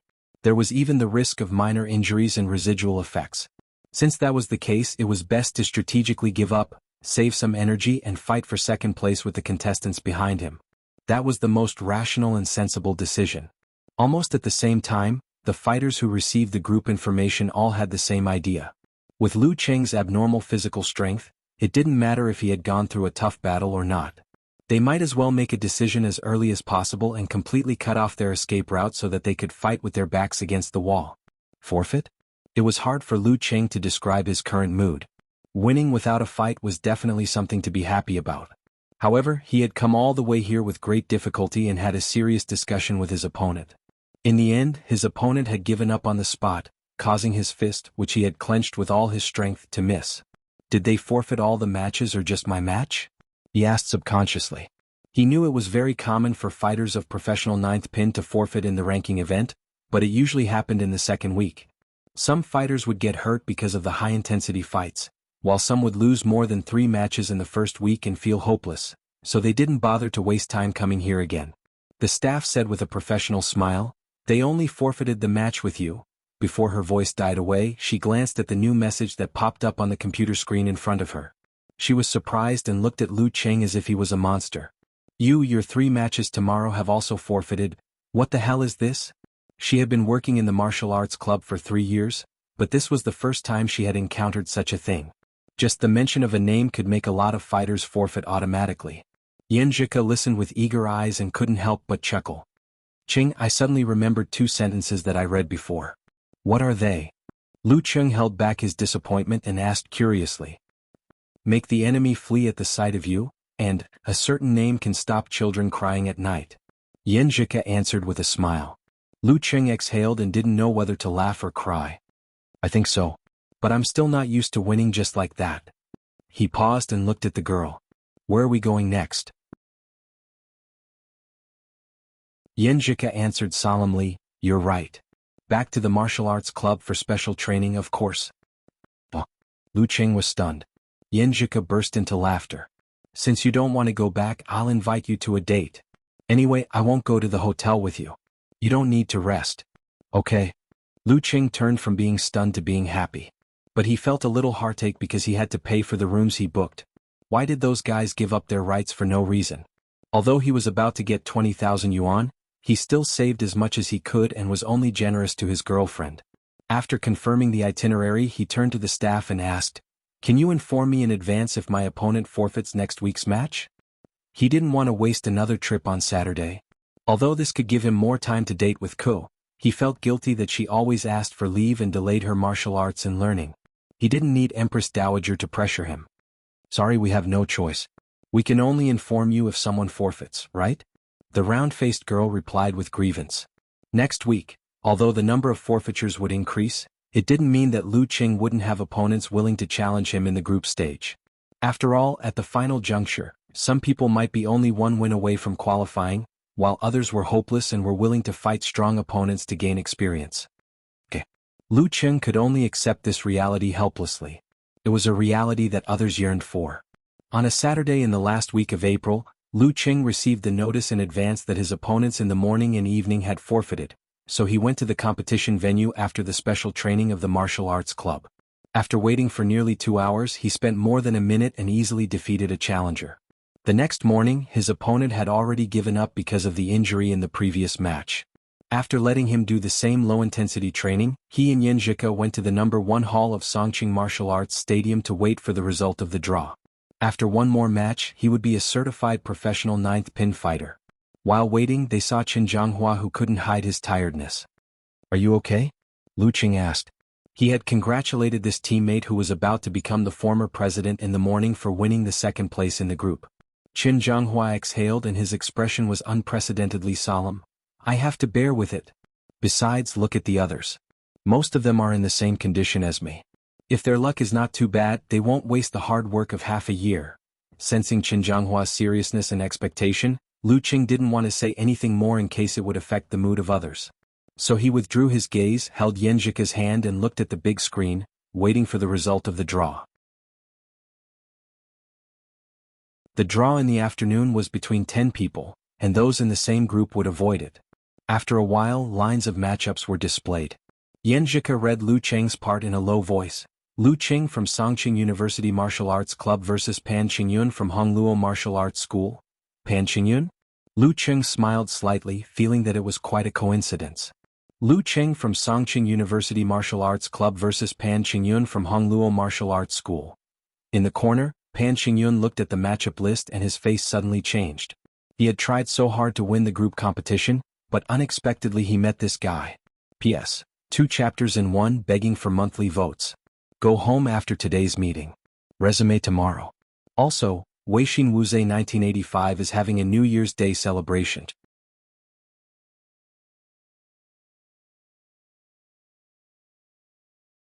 Chapter 191. Pan Qingyun? The one my brother defeated? Yan Zhika looked up and tried to recall who her boyfriend's opponent was. If Hongluo Martial Arts School was not mentioned, she would not remember anything related to it. After all, she was hiding in the locker room and applying ointment for Lu Cheng, so she did not see the fight. She only heard that her cousin defeated the opponent in 2 moves. Lu Cheng smiled and said, "It should be. Didn't we read the information of Hongluo Martial Arts School before the competition? I always remember that they have a main force called Pan something. It's probably him. Then he's improved really fast. He was just an ordinary amateur first pin when he competed with us. Now he's qualified in the group and has the strength of a quasi-professional in less than 3 months." Yan Zhika said with some envy and some emotion. The actual combat training in the preliminaries has helped him a lot. It was a pity that she had only fought 5 matches for 3 times. Maybe his luck was better in the grouping? Lu Cheng answered casually. He did not have any hope of advancing from the group in the preliminaries, so he did not care about the details of other matches. At most he just glanced at the results. When Songqing University Martial Arts Club won consecutive victories and was expected to win the first place in the group, their only opponent would be Azure Dragon Squad. Once they won, the results of other matches would be irrelevant. In this case, Lu Cheng did not have time and energy to pay attention to the matches of Hongluo Squad. He would rather care about his girlfriend and put more effort into his studies. That's true. Yan Zhika nodded thoughtfully and then deliberately put on a serious face. But you can't be careless. There is still more than an hour. You have to look for his combat videos in the preliminaries. Do you understand? Yes, Coach Yan is right. Lu Cheng answered with a smile. Holding the girl's hand, he found a high place in the stands and looked for Pan Qingyun's combat videos separately with her. Did he need to search for Lu Cheng's information? Every match during the preliminaries was deeply engraved in his mind. He had mastered the tremor punch and the Isect force step by step. He had witnessed the whole process from the combat strength of professional 9th pin to the top of professional 9th pin. How could he win against such an opponent? How could he win against such an opponent? If it was at the beginning of the preliminaries, Pan Qingyun believed that it was possible for him to win if he had a good understanding of his opponent. But now he had no confidence at all. It was like facing a professional 8th pin expert in the dance stage. He could only pin his hope on the opponent's carelessness and underestimation, or that there would be an accident before the competition and he would not perform well on the spot. Thanks to senior brother Zhang's injury, she had been tested in the preliminaries and had grown a lot. If she hadn't met an old enemy in the group stage and been restrained by her fighting style, she would have definitely been able to win the first place. However, compared to Lu Cheng's progress, her improvement was simply incomparable.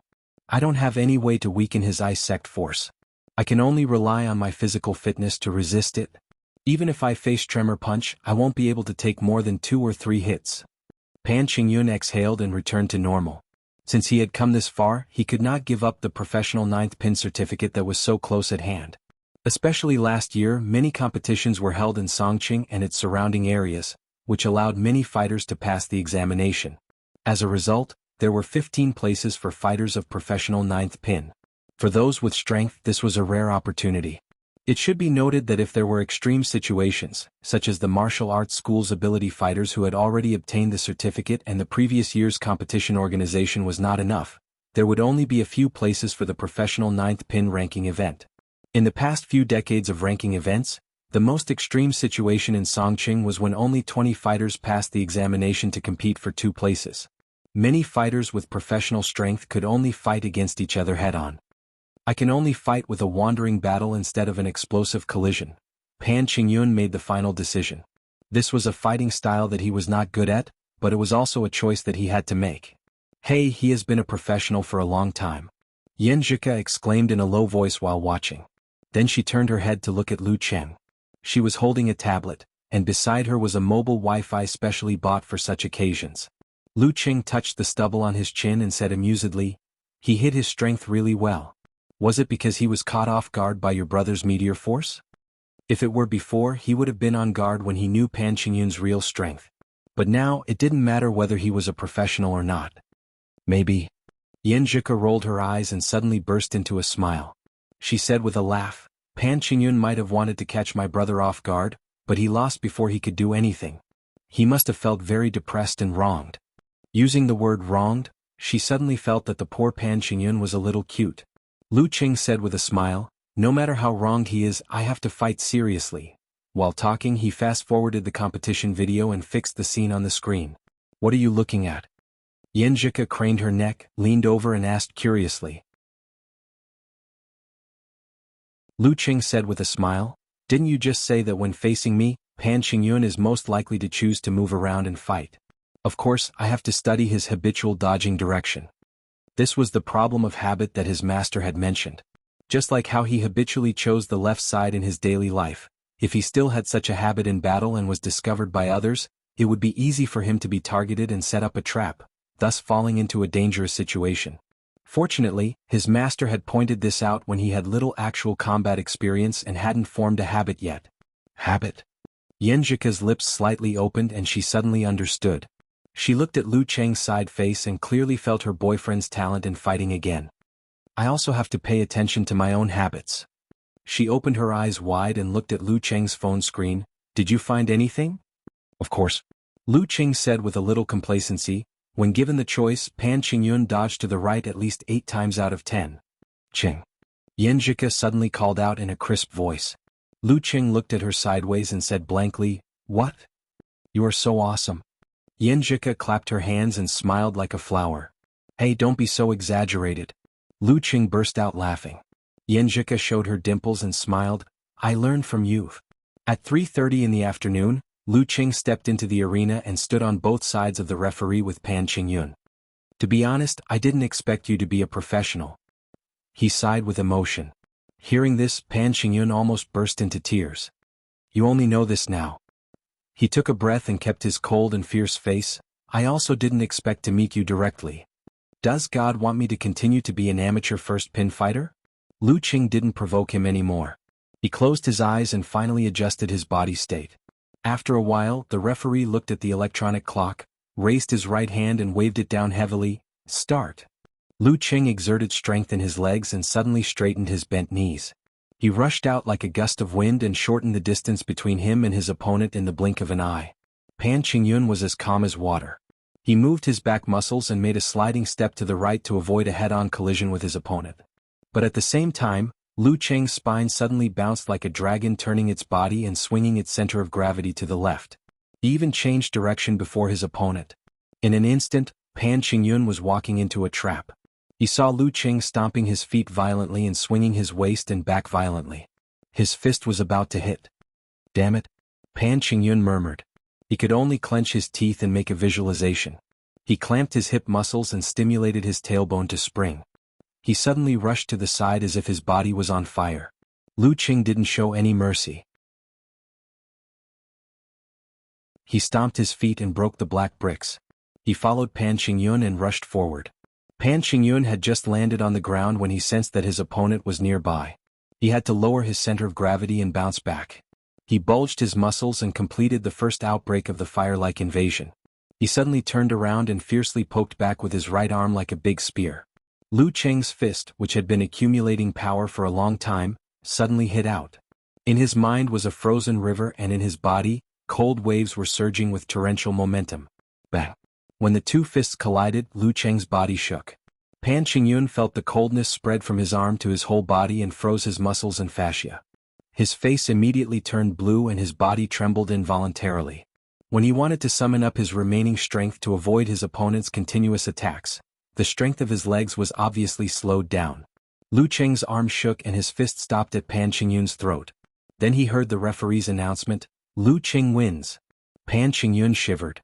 He suddenly remembered that when he fought with Lin Ke he was also defeated in 2 moves. He had worked hard for more than 2 months. Why was it still 2 moves? This was an expected victory. Lu Cheng didn't feel too ecstatic. He was full of ease and celebrated with Yanjika in the air. Then he nodded to Pan Qingyun and turned around to leave the stand. He didn't say anything because he felt that saying anything would hurt this friend of his. He really dodged to the right. Yanjika looked at Pan Qingyun sympathetically and then forgot about him. She hugged Lu Qing and celebrated with her bright eyes. Lu Qing got the form from the competition supervisor and said half-jokingly, maybe his master didn't remind him of this. Holding hands, they walked to the office of the Martial Arts Association excitedly without looking back at the ring. The staff took the form and found the corresponding video. After confirming the final result, he smiled and said, "Hello, Lu Qing. As a professional ninth pin fighter, you automatically become a member of the Martial Arts Association. Do you want to withdraw?" No. Lu Qing was not a fool. The staff read the terms and conditions. As an official member of the Martial Arts Association, you have to pay a membership fee of 1,000 yuan per year. The association will organize lectures for high-ranked fighters from time to time. We will also help you solve problems such as coordinating legal resources. In short, you will get a lot of services. As for your obligations, first, you have to protect the reputation of the association. Second, you have to cooperate with the association when there are not enough referees in high-density competitions. Of course, we will give you a certain amount of remuneration or contribution points of the same value, which can be exchanged for martial arts-related materials collected by the association, including but not limited to unique martial arts. Do you have any questions? No. Lu Qing shook his head. After hearing what the staff said, he really felt that he was a professional ninth pin fighter.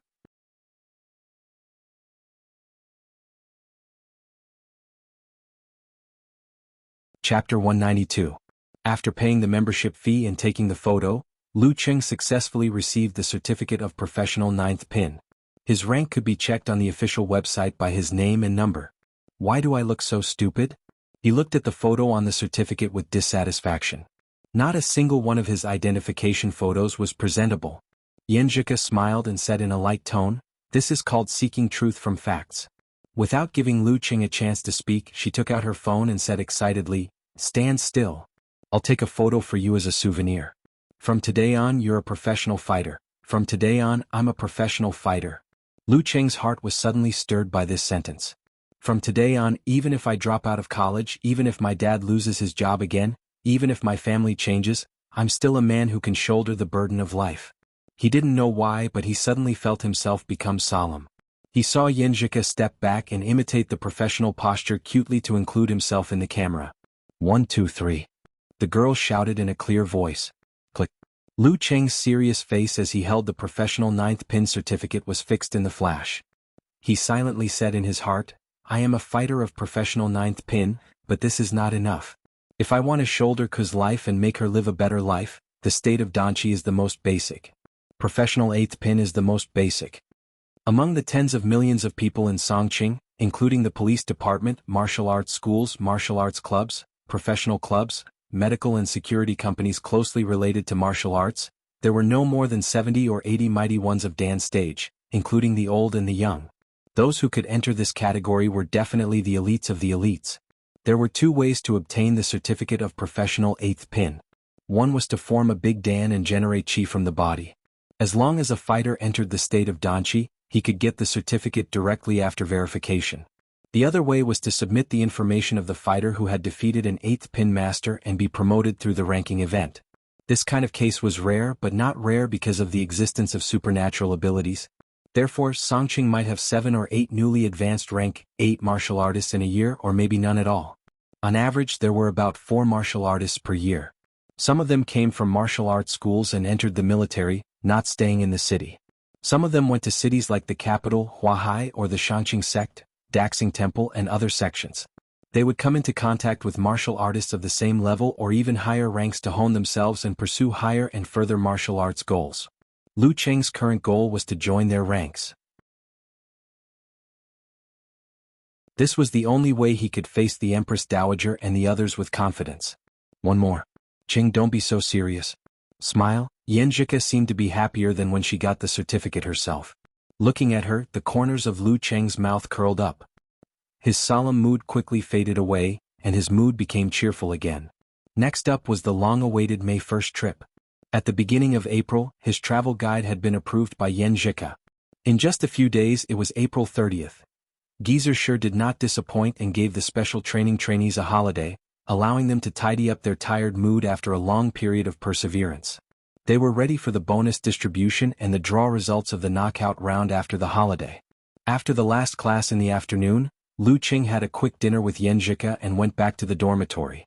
He checked his luggage again to make sure he didn't forget anything. Carrying his luggage, he came to the door of the third dormitory. Not long after, he saw the girl walking out of the door of the unit, dragging an orange 17-inch suitcase. At this time Yanjika had changed her clothes. She was wearing a white t-shirt, light-colored jeans, a light green knitted sweater and white sneakers. Simple but beautiful, full of vitality. Lu Qing was not stingy with his loving eyes. He took the suitcase from the girl, held her hand and said in high spirits, "Let's go." Yanjika covered her mouth and smiled, turning her head away. "I don't want to talk to this pompous guy." They didn't go to the bus station. Because of the holiday there was a long line.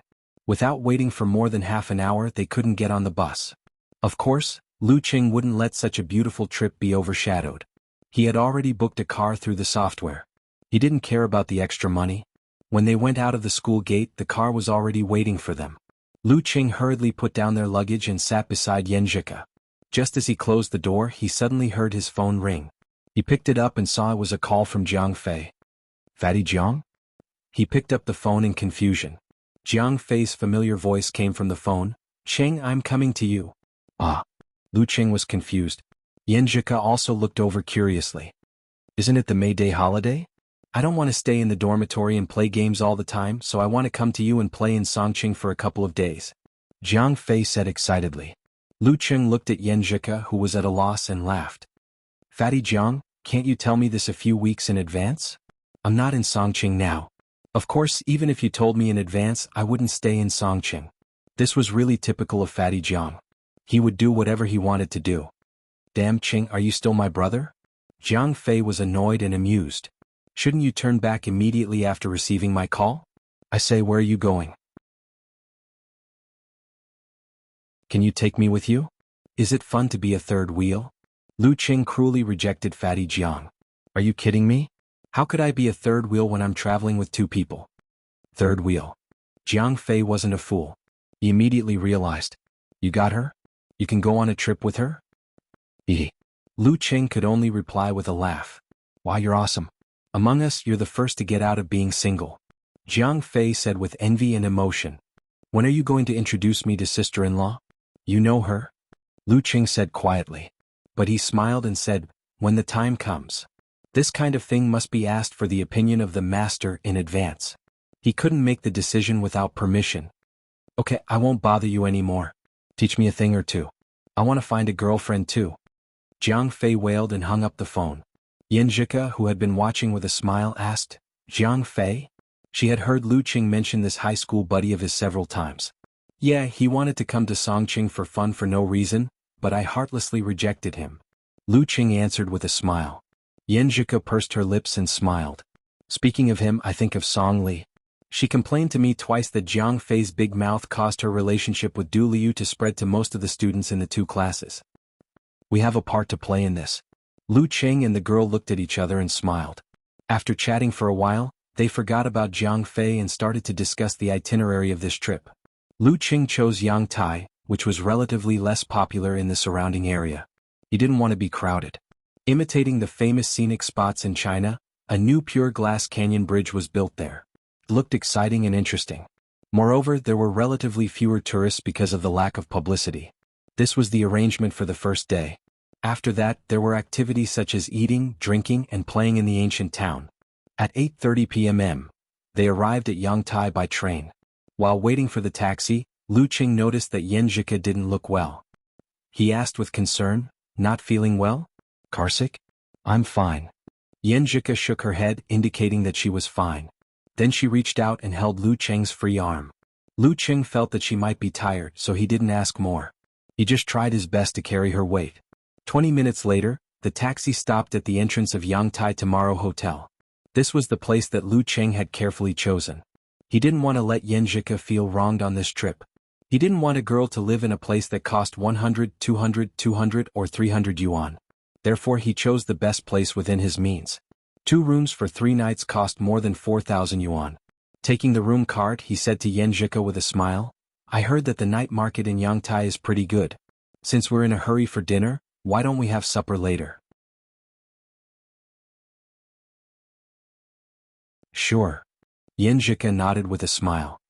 Come to me after you put your luggage down. The earlier you eat, the earlier you can go to bed. You have to get up early to train tomorrow. Okay. Lu Qing answered happily. After finding the room, putting away his backpack and taking care of his personal matters, he returned to the girl's door and knocked on it. After a few knocks, Yan Zhika opened the door.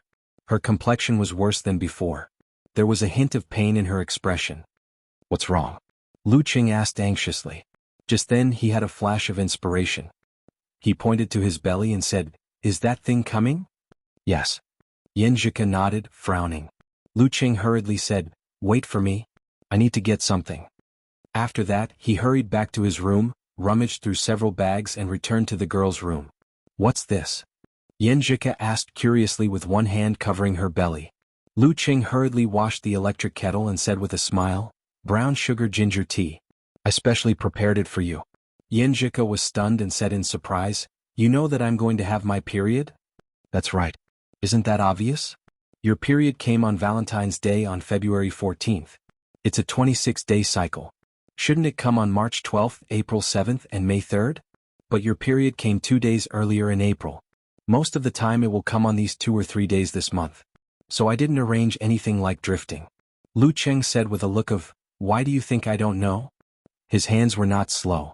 He had already started to boil the water. Then he said with a self-deprecating smile, I was worried that you wouldn't want to travel because of your period. Yan Zhika looked at him busying himself in an orderly manner and listened to his seemingly matter-of-fact words. Her eyes suddenly turned a little red. She gritted her teeth and said, Actually, I agreed because I'm on my period. Lu Qing, who was washing the cup, was stunned. He turned to look at the girl and said with some inexplicable grievance, You're afraid that I'll be beastly when traveling? Am I so untrustworthy? Yan Zhika bit her lower lip and nodded seriously, I'm afraid. Speaking of this, she suddenly became a little emotional. It's mainly because in these months, every time we were alone, you were so lustful. I always felt that you were just using me as a tool to vent your desire. After that, she exhaled as if she had finally vented all the negative feelings that had accumulated in the bottom of her heart.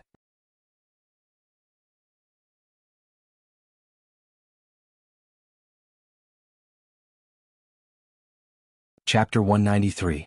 While washing the cups, Lu Qing was waiting for his girlfriend to be moved by his thoughtfulness. He didn't expect to be greeted with such words. For a moment he was confused, wronged, and a little confused. If I were to use you as a tool to vent, then why do I have to endure so much pain every time?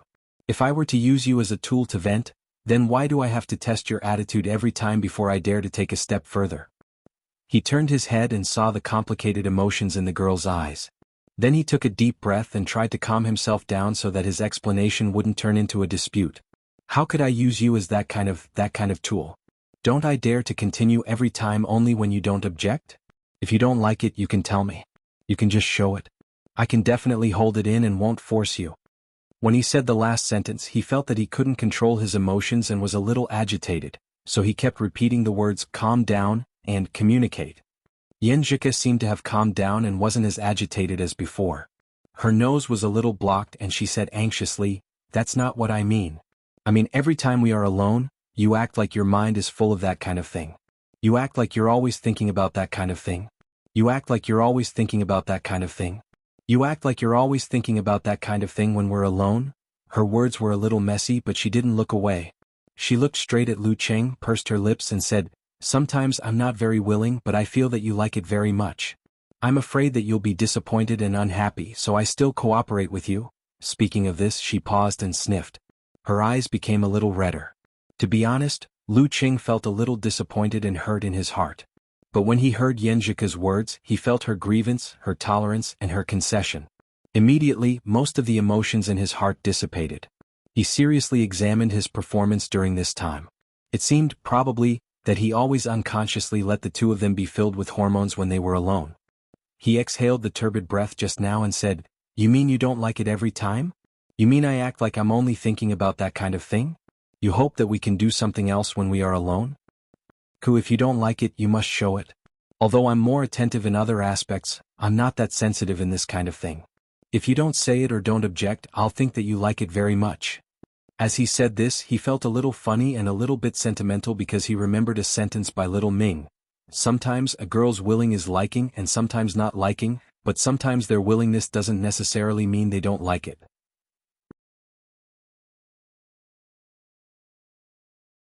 Yes. Not. It.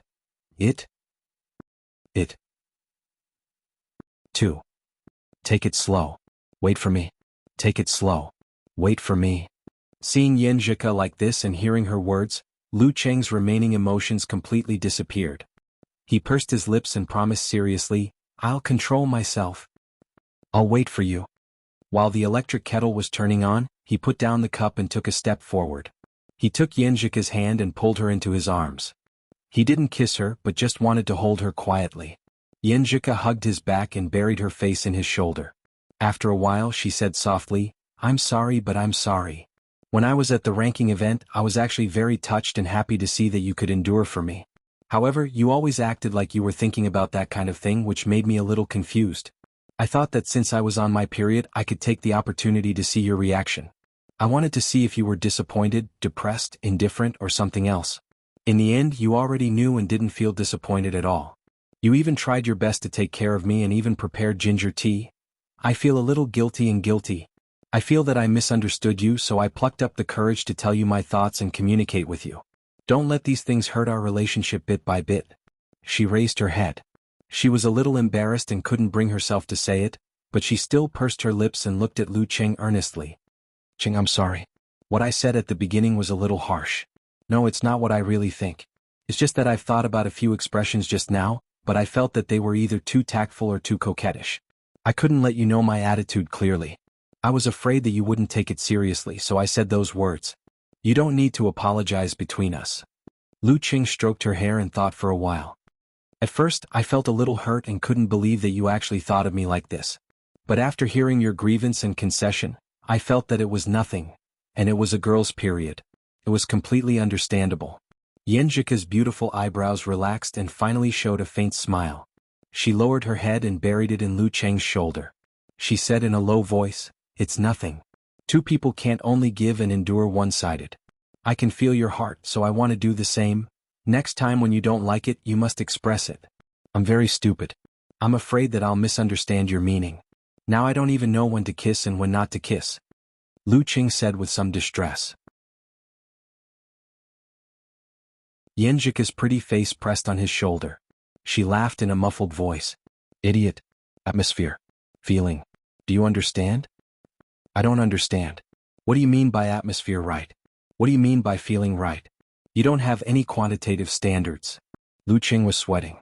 When he was about to say something more, he heard the sound of the electric kettle turning on and off. He let go of her and waited for the boiling sound to stop. Then he heated the cup again with boiling water. Then he tore open the packaging and put in the brown sugar ginger tea. Finally, he ran the supernatural ability of frost to reduce the temperature to a level where it would not burn his tongue. The housekeeping supernatural ability was really good. Yen Zhika stood beside him, quietly watching him busying himself. Her eyes were sparkling and the corners of her mouth curved into a smile that seemed to be both happy and warm. It's done. Lu Cheng passed the cup to her. Yen Zhika took it with both hands and sat on the edge of the bed. She closed her eyes and took a deep sip. Then she smiled and said, I've always heard about this kind of tea, but I don't like the taste of ginger. So every time I put it in the shopping cart, I didn't buy it. Did I pick the wrong one?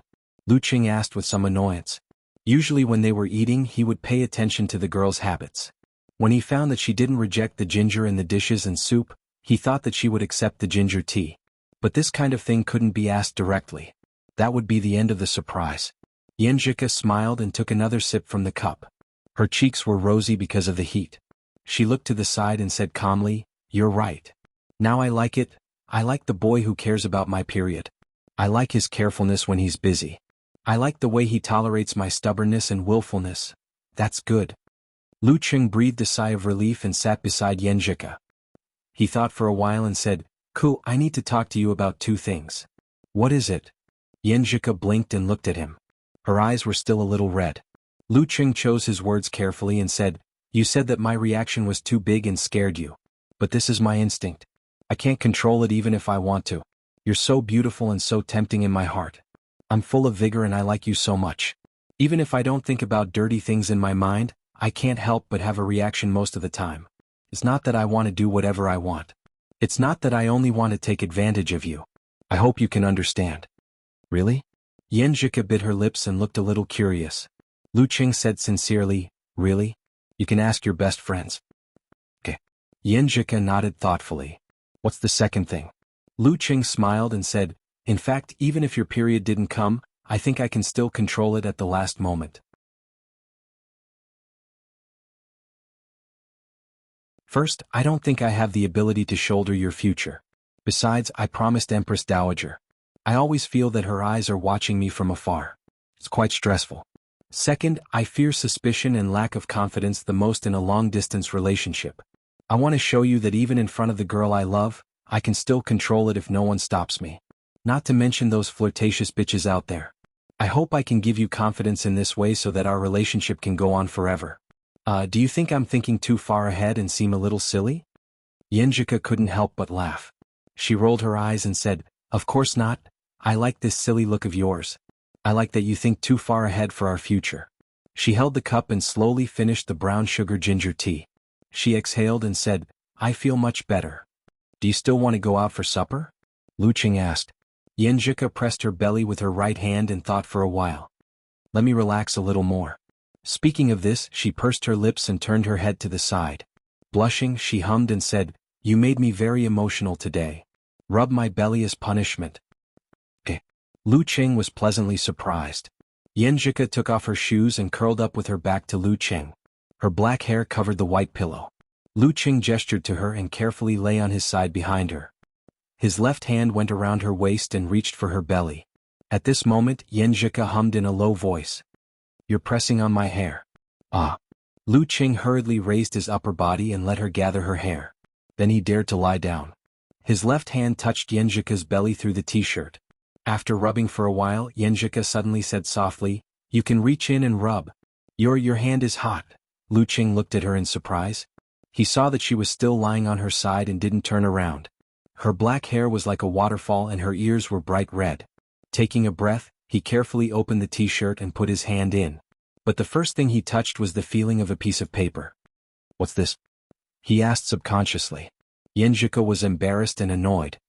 "Sanitary pads." "Ah." Lu Qing was confused. He had only heard of sanitary pads. It's the upgraded version of sanitary pads. You don't have to worry about leakage." Yenjika explained shyly. "Oh, sanitary pads in the shape of pants?" Lu Qing suddenly understood. He put his hand in a little and touched her belly. Then he began to rub it carefully. Lu Qing couldn't help but have a little reaction. But soon he restrained himself and stopped thinking about it. He recalled what had happened before and thought about what the girl had said. Usually Yenjika was a beautiful and gentle girl. She was gentle on the outside but delicate on the inside. She was mature and cute at the same time. But was this the complete her? No, just now she had her own opinion, bottom line, courage and persistence. No wonder Empress Dowager said she was stubborn in her bones.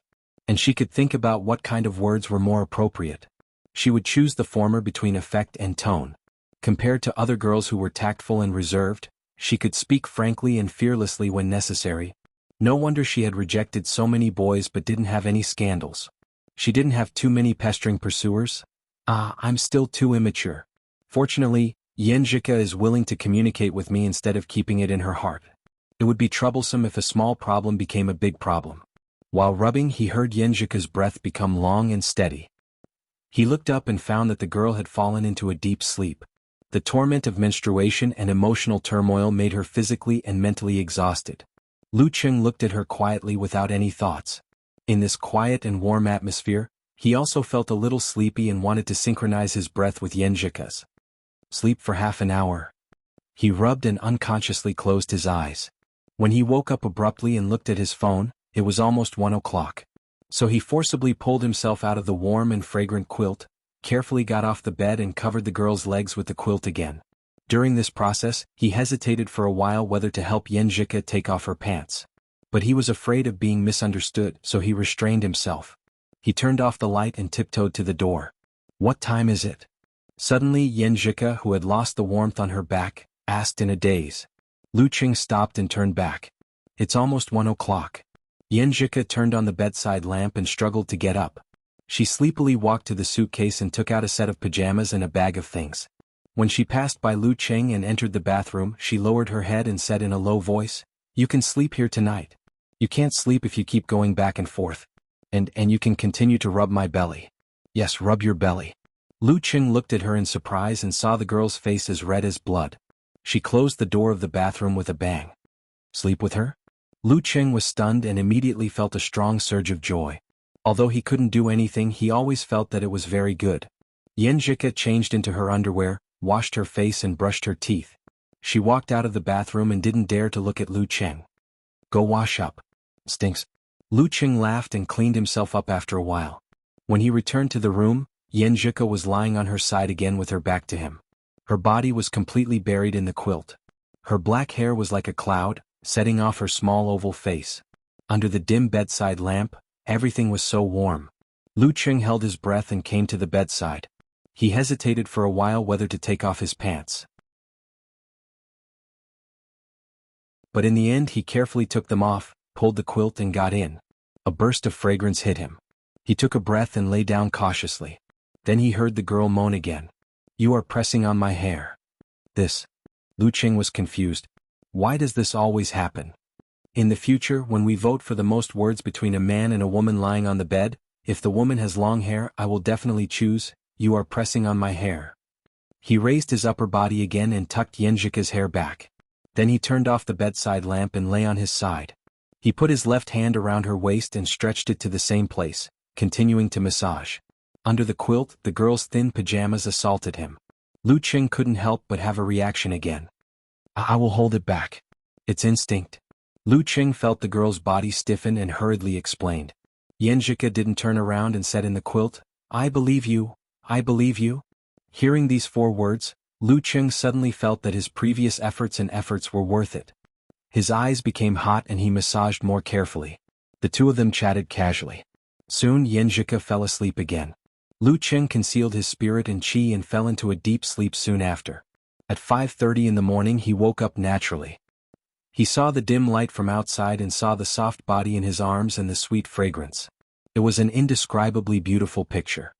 He resisted the throbbing and struggled to leave the bed of warmth. He didn't want to wake the girl up, so he planned to go back to his room to wash up. At this moment, Yenjika felt his departure and turned around subconsciously. However, she didn't catch him. She opened her eyes in a daze and said slowly, "You are up?" "Yes." Lu Qing knelt on the bed, lowered his head and gently kissed her lips. Yenjika raised her hands and put them around his neck. She muttered, "I haven't brushed my teeth yet." Hearing this, Lu Qing laughed secretly. He lowered his head again and kissed her deeply without any lust.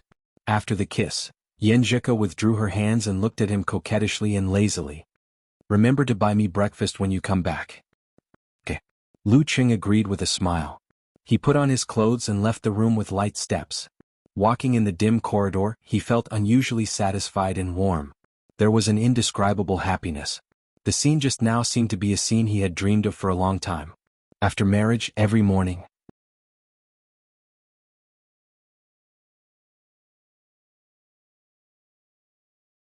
Chapter 194. Back in his room, Lu Qing put on the navy blue Longhu Club martial arts suit and put in his cell phone and room card. When he was about to go out, he turned around and walked to the bed. He took out his wallet, took out 2 $100 notes and put them together with the room card. Although it was convenient to pay by mobile phone and sometimes it didn't matter if he didn't carry money, he was traveling and didn't know what was going on. It was better to carry some money in case of an accident. When he went downstairs, the fresh and refreshing air came into his nose.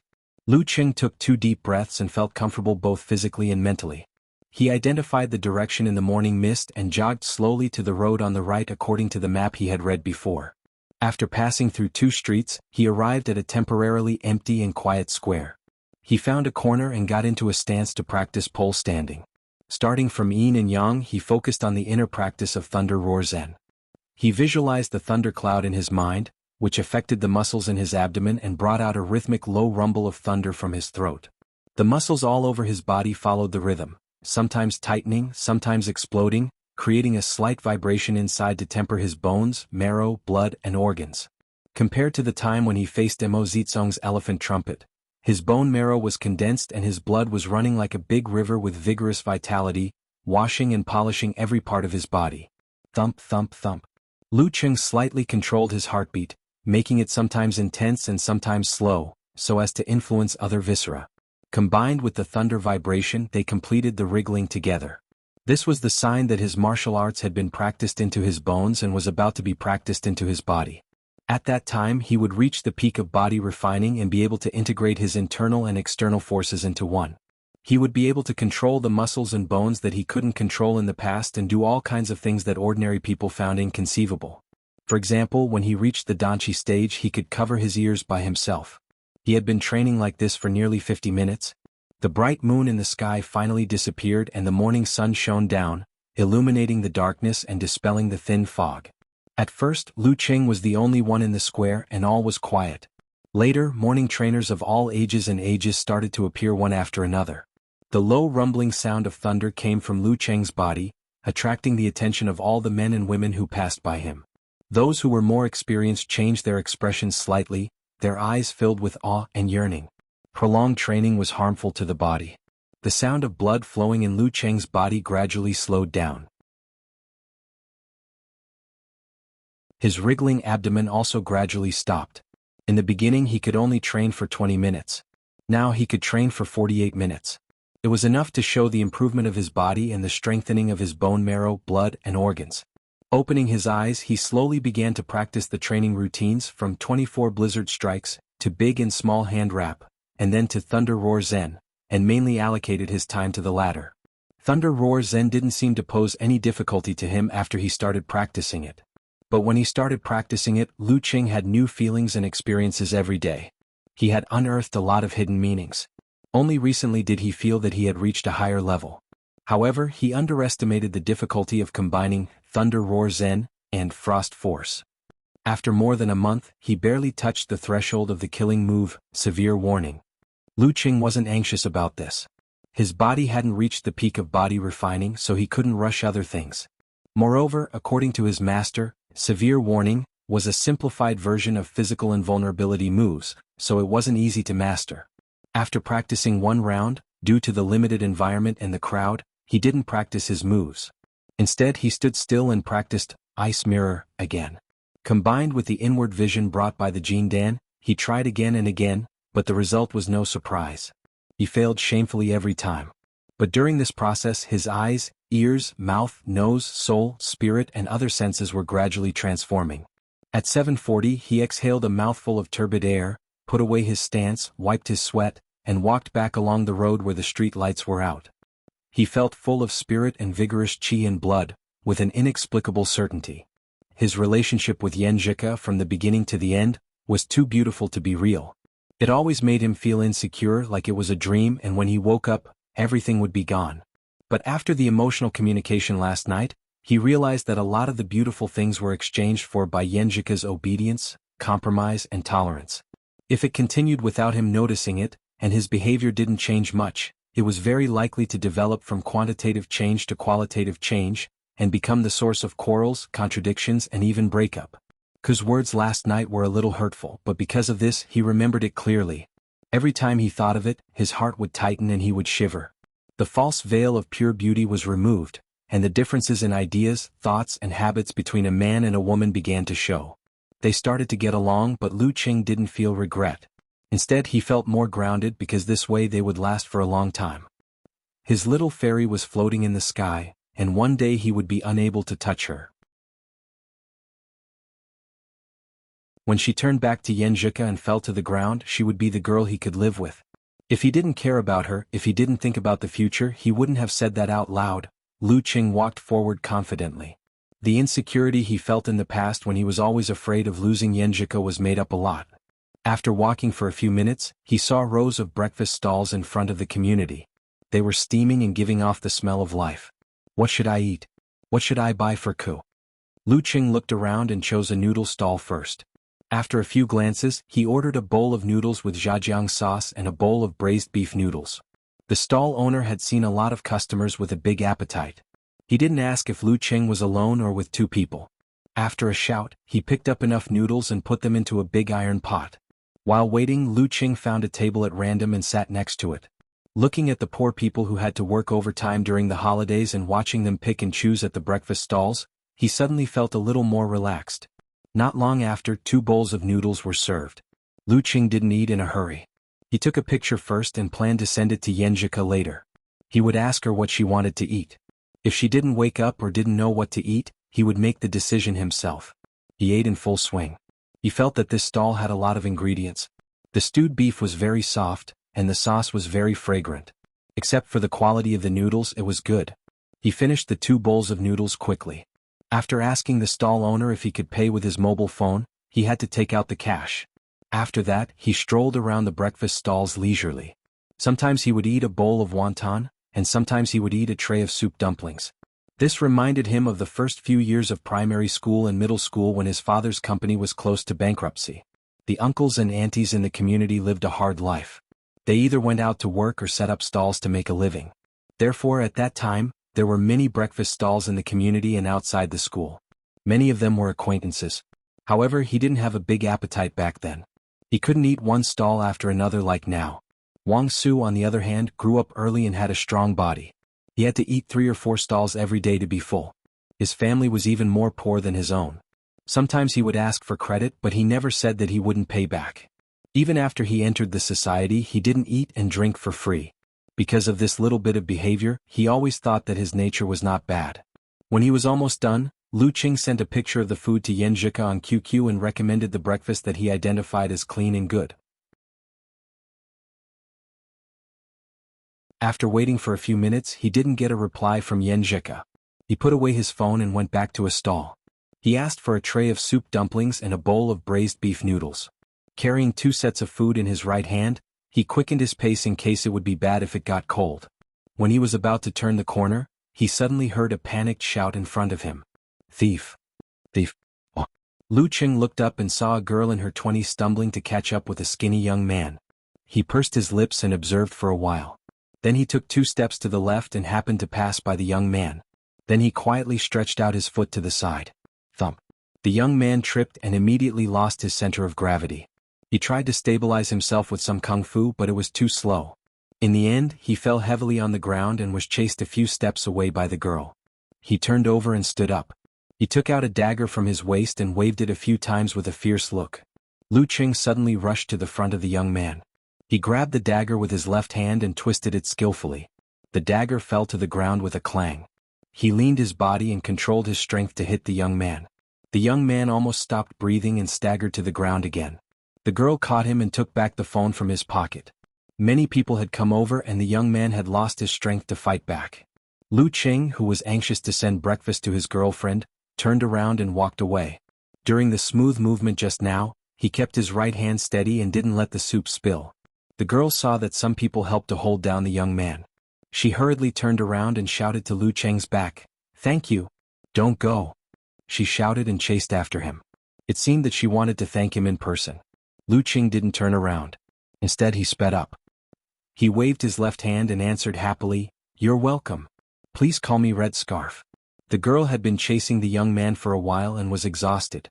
She had to stop and breathe heavily. Then she seized the time to take a picture of Lu Qing's back with her phone. Click. She looked at Lu Qing's shabby navy blue Longhu Club martial arts suit and the 2 boxes in his right hand. She exhaled and posted the picture on her WeChat Moments with the caption, "Super handsome and awesome delivery boy." When Lu Qing was about to return to the hotel, he finally saw Yanjika's reply. She said with a pitiful face, "Qing, where are you? Miss me?" Lu Qing replied with a naughty smile. Yanjika sent a sad emoji biting her handkerchief and said, "Well, I feel a little scared when I wake up in a strange place. I miss you a little. Hey, I'm about to enter the elevator." This was the first time that Lu Qing felt a girl's attachment. He was suddenly excited. After what happened last night, the relationship between Ku and I seemed to have improved. He came to Yanjika's door and knocked twice. Then the door opened with a squeak. Yenjika was wearing the light-colored pajamas with cartoon patterns from last night. She looked at Lu Cheng with a smile and said, I feel like you bought me noodles, steamed buns and youtiao. Except for the youtiao, everything is right. Lu Cheng immediately laughed and said, our hearts are in sync. Hey hey. Yenjika laughed and took the food. She sat at the table and started to eat. Lu Cheng stood beside her and admired her small but fast-eating manner. While glancing at her, he found that her eyes were slightly swollen. He blurted out, last night I thought you would cry? Yenjika tapped her chin with her chopsticks and said while thinking, I cry when I read novels and TV series. When I'm moved I cry. When I'm really sad, wronged or painful I won't cry. I'm very tolerant. Humph, do you want me to cry? No, I'm just curious. I've never seen you cry since we met. Lu Cheng said with a smile. Yenjika picked up a steamed bun and put it near her mouth. She gave him a stare. After the girl finished breakfast, Lu Cheng planned to go back to his room to take a shower and change clothes before leaving for the mountain. He had just walked a few steps out of the door when he suddenly heard Yenjika call softly, Cheng? Lu Cheng looked back and saw the girl leaning against the door with half of her head. She said with a blush, I'm talking about getting along like last night? There was no taste of lust, only the closeness of heart to heart. I like it too, Lu Cheng said with a sincere smile. At this time he suddenly thought of Yenjika's words last night. Sometimes she is not very willing to be intimate. So sometimes is she very willing to be intimate? Alas, a girl's mind is really hard to understand. They smiled at each other and went back to their rooms. Lu Cheng was about to take a shower when he heard his phone ring. He picked it up and saw that it was Casanova Little Ming. Talker, why are you calling me so early in the morning instead of whispering sweet nothings to your girlfriend? Lu Cheng said sarcastically. Kai Zongming snorted and said, when are you going back to Songqing? My wife thinks that you are a very good friend. You have taken good care of me, helped me quit smoking and more or less quit drinking. Now that I have a new goal and motivation, she wants to treat you to a meal and thank you. Yes, these are her original words. How can I think the same? I'm clearly the one who's teaching you. I'm the one who's acting as your emotional consultant and making you mature. Damn, you're quite a tsundere. Lu Cheng almost burst out laughing, but he still said emotionally, we are good friends, right? It is really a lucky thing to meet a good friend who can help each other.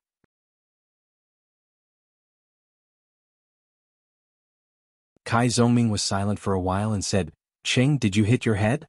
Are you possessed by someone's spirit? I don't think it's a problem if you insult me, call me a bitch, or ask me to get lost. But you suddenly call me good friend. My hair is standing up, okay? Lu Cheng felt like he was splashed with cold water.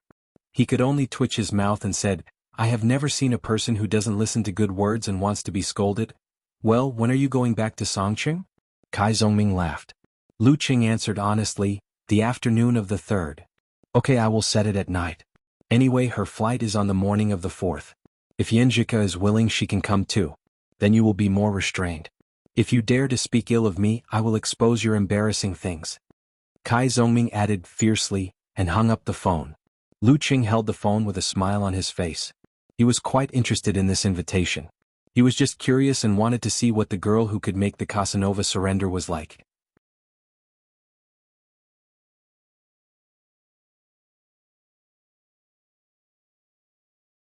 Chapter 195. After a shower, Lu Cheng changed into a white t-shirt, jeans and dark blue sneakers. He looked in the mirror and thought he was not handsome, but he was clean and energetic, warm and confident.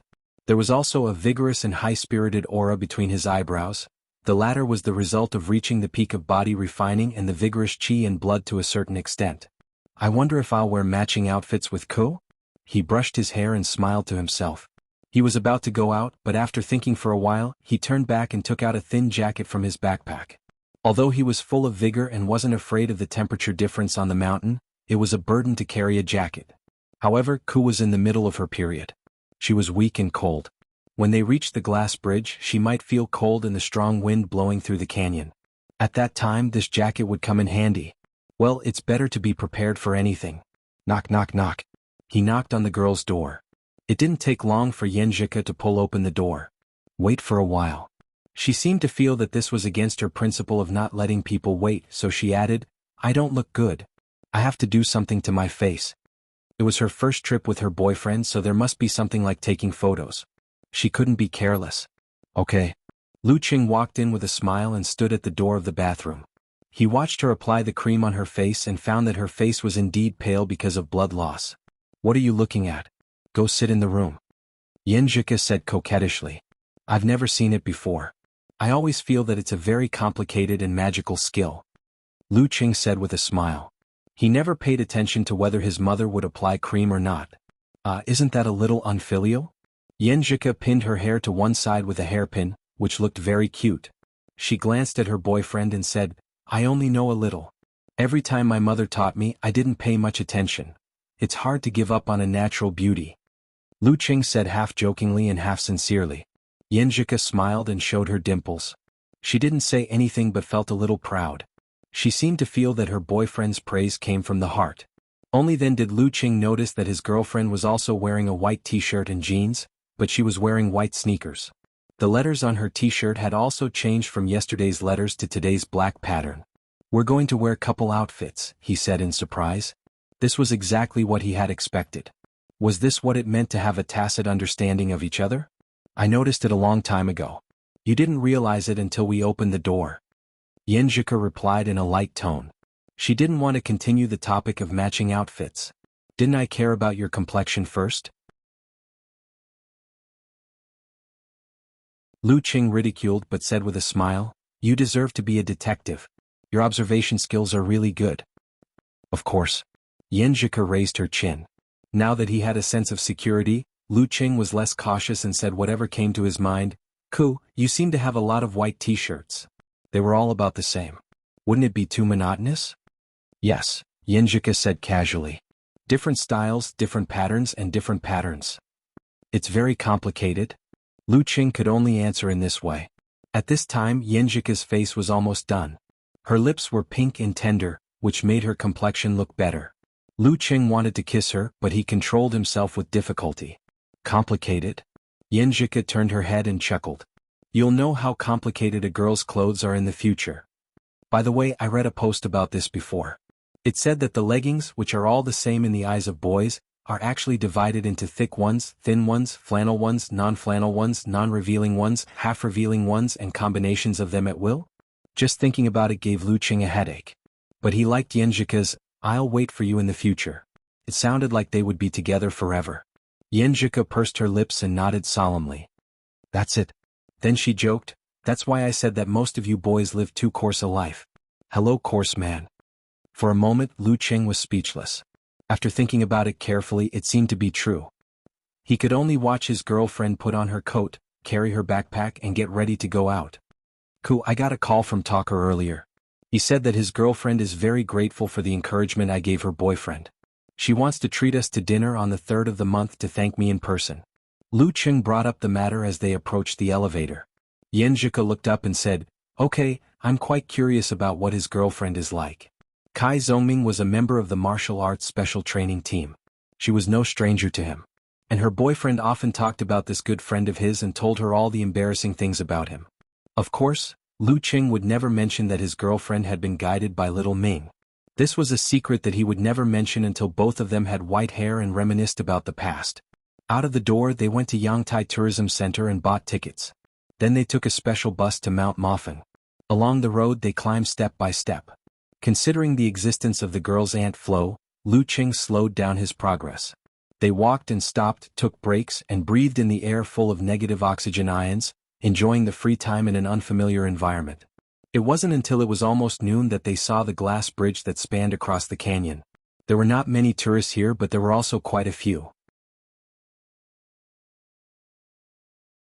They waited in line for more than 10 minutes before it was their turn to board.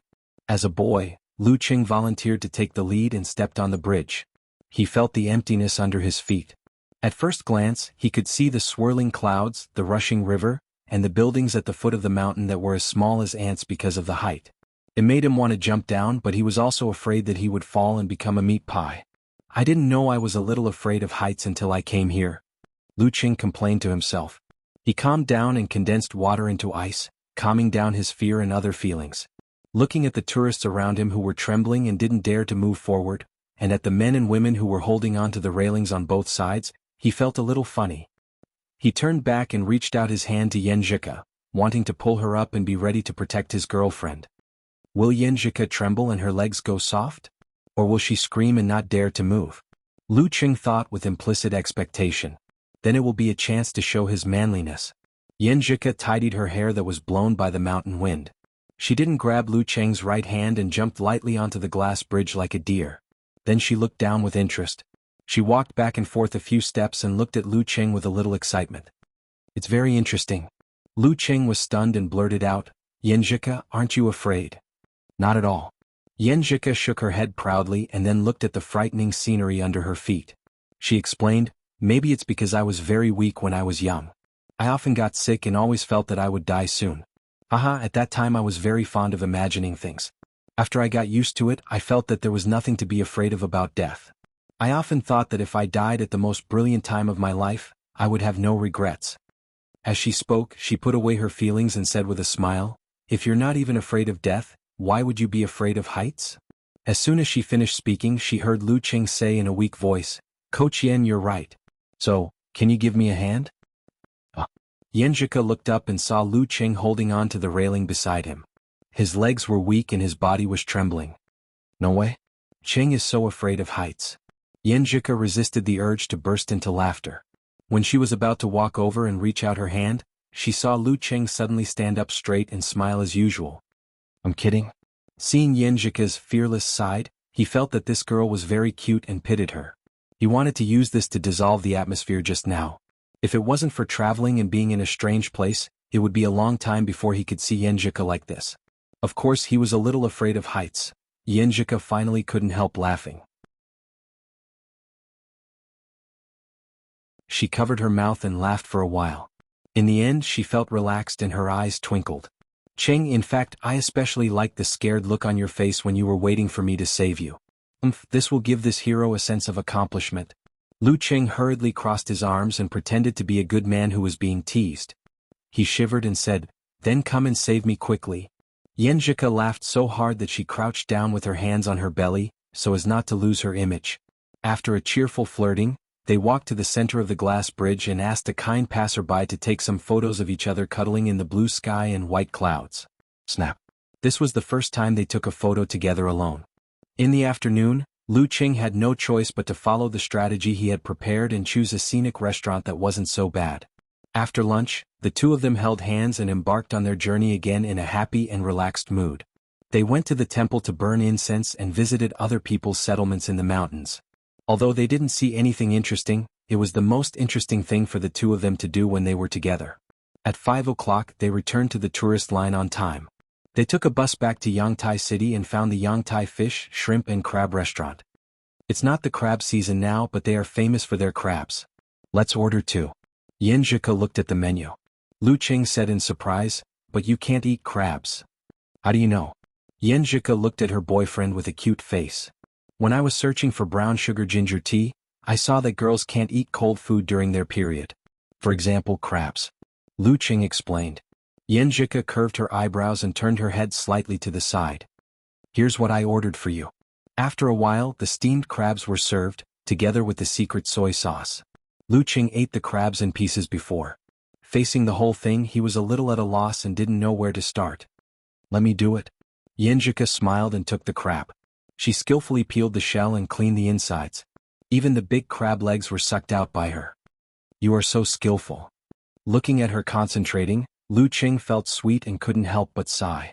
People in Jiangnan like to eat crabs. I've been used to it since I was a child. Yanjika smiled and pushed the plate of crabs to Lu Qing. Lu Qing picked up a piece and dipped it in the soy sauce. He felt it was delicious and immediately praised, "Good, it's delicious." The food with love was better than usual. As soon as he finished speaking, Yanjika suddenly put on a serious face. Wrong answer, 0 points. Ah. Lu Qing was confused. Yanjika snorted and showed her dimples. You should say that you peeled it well. That's the right answer. What a different way of doing things. Lu Qing was stunned at first and then felt funny. So this is how to deal with similar situations. After dinner, the two of them strolled around the night market of Yangtai's handicrafts. They knew that this place was a ripoff, so they just looked around. Several times, Lu Qing wanted to spend money to buy some souvenirs, but Yanjika stopped him. It was already 9 o'clock when they returned to the hotel. Yenjika covered her mouth and yawned. Take a shower early and go to bed early. I'll do morning exercises with you tomorrow. We can't waste it. Lu Qing nodded and had a different expectation in his heart. He asked politely, does your stomach still hurt? Much better. It didn't hurt much after the first day. Yenjika answered honestly. Lu Qing asked anxiously and expectantly, do you still need to rub your stomach? Yenjika was stunned for a moment and then realized what he meant. She blushed and spat. No wonder Dirty Tong always said that most men are shameless and insatiable. Qing still wants to sleep here tonight. Lu Qing was about to say, I won't do anything and I can't do anything, when he saw her blushing and looking sideways at the carpet. Then you have to behave yourself. Bring it here.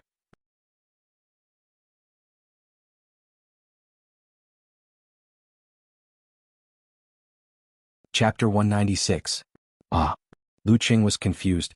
He didn't expect that the words shameless and insatiable would be followed by behave yourself and give me the things. Wasn't this contrast a little too big? Wait, what did the last two words mean? He suddenly realized and was so happy that he didn't know what to do. Okay. Did Yenjika agree to sleep with him tonight? Although it was just sleeping together in a simple sense, just this alone was a huge improvement in their relationship.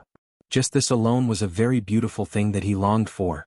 Lu Qing wasn't stupid enough to ask her why she suddenly changed her mind. He could guess that Yenjika would be so angry that she would go back on her words and kick him out of the room. I can do it but I can't say it, he said to himself. Then he happily turned around and ran to his room. Clang.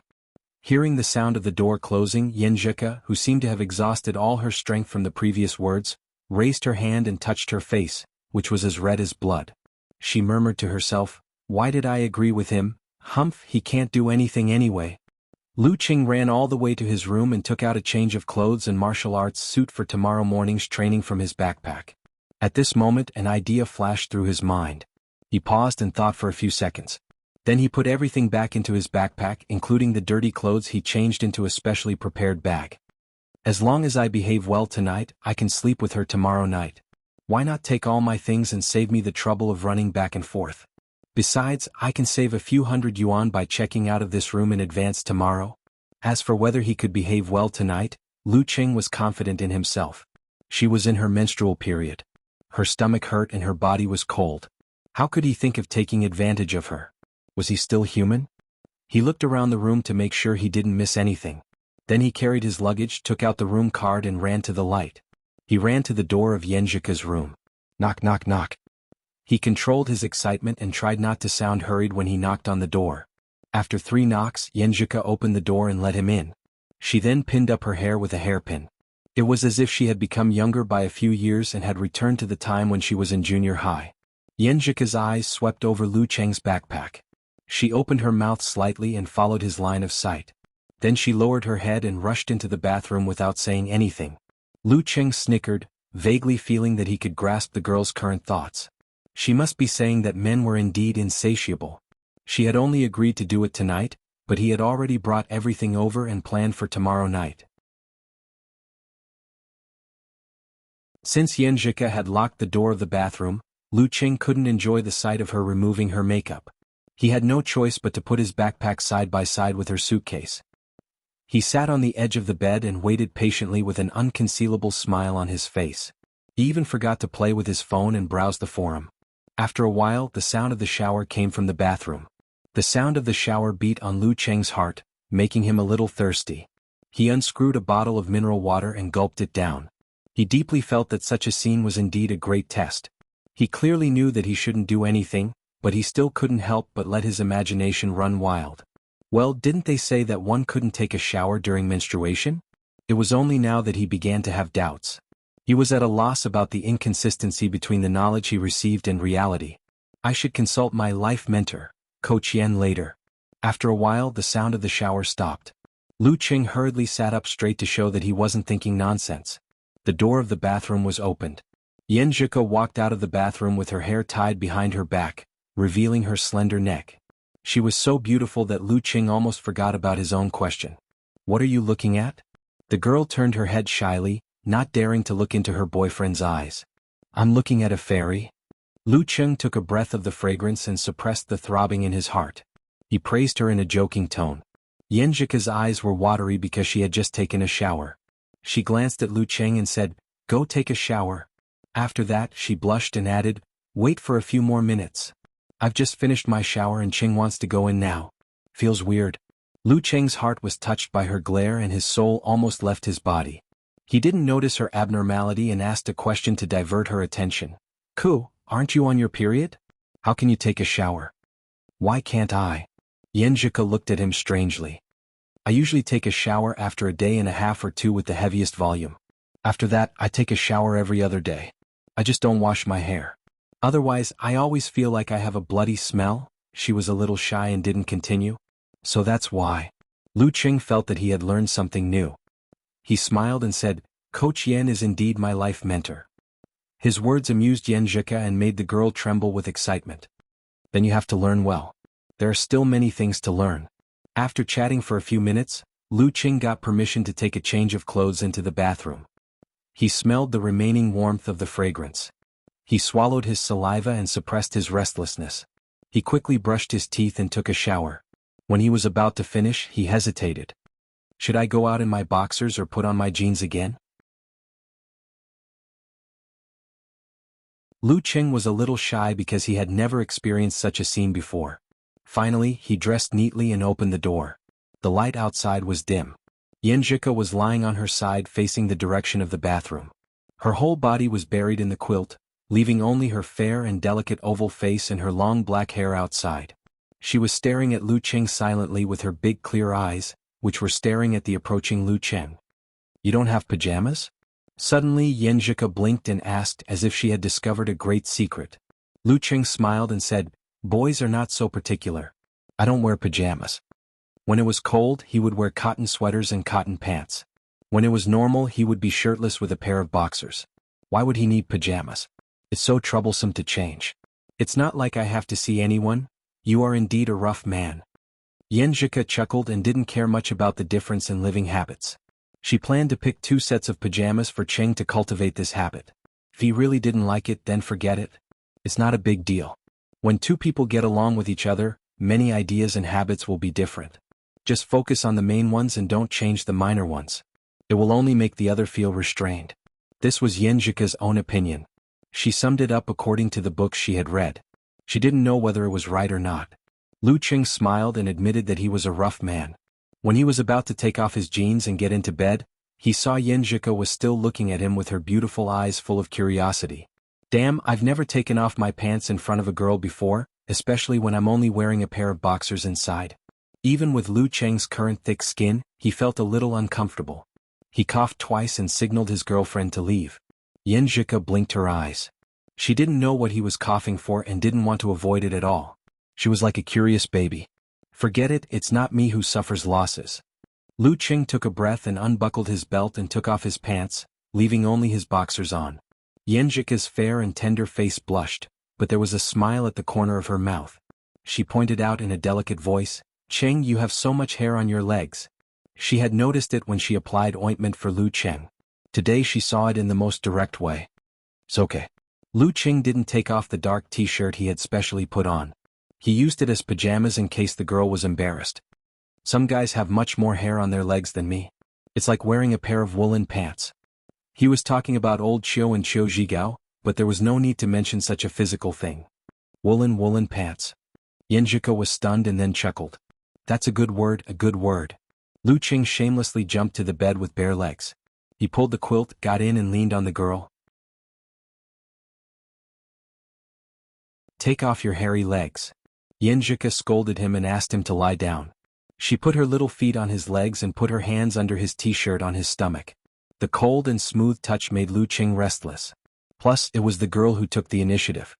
He swallowed hard and said, "Ku, what are you doing? Aren't you going to warm my hands and feet?" Yenjika opened her eyes and looked at Lu Cheng innocently. "You promised to warm my hands and feet in the daytime when you knew a girl's hands and feet would be cold during her period." Lu Cheng turned his head and saw the girl's clear and pure eyes. He took a breath and said, "I feel cold all of a sudden." "Hey, are you cold?" Yenjika's right hand slid on Lu Cheng's stomach. "Your abs are very obvious." Somehow Lu Cheng thought of the famous overbearing CEO's line. "Woman, you are playing with fire." I will have a reaction if you do this. He exhaled and reminded Yenjika, in case she accidentally touched the symbol and misunderstood him. Yenjika was shocked and withdrew her hands and feet. She looked at Lu Qing timidly and said, "You will have a reaction like this?" "Well, I have a lot of qi and blood." Lu Qing found an excuse casually.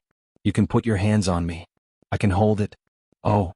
Yenjika was more careful this time. She didn't dare to move her hands and feet.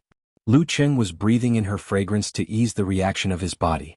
Suddenly he heard the girl ask, "Qing, did you help catch a thief this morning?" "Yeah, how did you know?" Lu Qing turned his head in surprise. Yenjika said with a smile, "The news is out."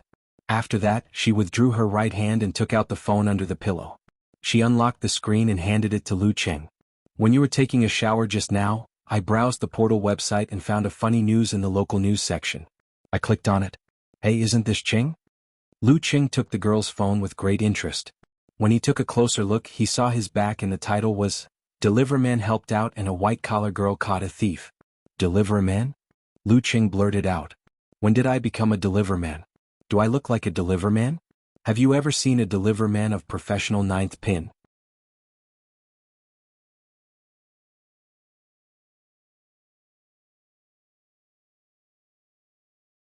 Chapter 197. Lu Qing skimmed through the news and found that it had basically reconstructed what had happened, except that he was described as a delivery boy.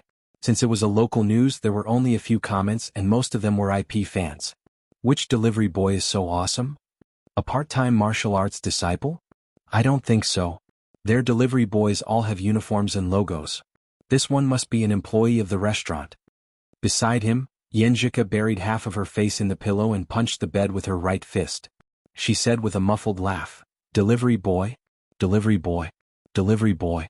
Lu Qing was both amused and helpless. Recalling that he was bringing breakfast for her, he exhaled and said, "That's right, the delivery boy that belongs exclusively to you." Yenjika's laughter suddenly became softer and stopped.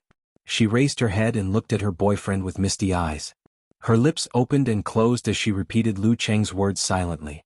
"My exclusive, delivery boy." Her eyes lit up little by little, like the dreamy starry sky at night. She looked at Lu Qing wanting to say something but feeling shy. All of a sudden, Lu Qing felt that the sound of the cars on the road and the voices of the pedestrians on the street were all taken away. The surroundings became unusually quiet. It was as if the only thing left in the whole world was the beautiful Yenjika in front of him and her bright eyes. Without the girl's reminder, he suddenly understood what it meant to have the right feeling and atmosphere. He turned to lie on his side, propped up his arms, and moved his head closer little by little. Yenjika's eyelashes fluttered a few times and she slowly closed her eyes. Lu Qing leaned forward and put his arms around her. He breathed in the girl's breath. At this moment, Yenjika opened her eyes and unconsciously said in a low voice, "You're pressing on my hair." This sentence was like a magic spell. Lu Qing immediately raised his arms and changed his posture. Then he froze on the spot. In an instant, all the atmosphere and feelings were completely dispelled. All the sounds outside returned, and the peaceful and dreamy world fell back into the mortal world again. Lu Qing and Yenjika looked at each other blankly at first, and then laughed at the same time. They couldn't help but laugh at how their romance was ruined in such a strange way. Of course, Lu Qing's laughter also had a touch of bitterness. The good feeling and atmosphere just now was gone after, "You're pressing on my hair." Was this the legendary laughingstock? The girl laughed for a long time. Her cheeks were rosy and cute. Lu Qing could only look at her helplessly, waiting for her to stop. After a while she finally calmed down.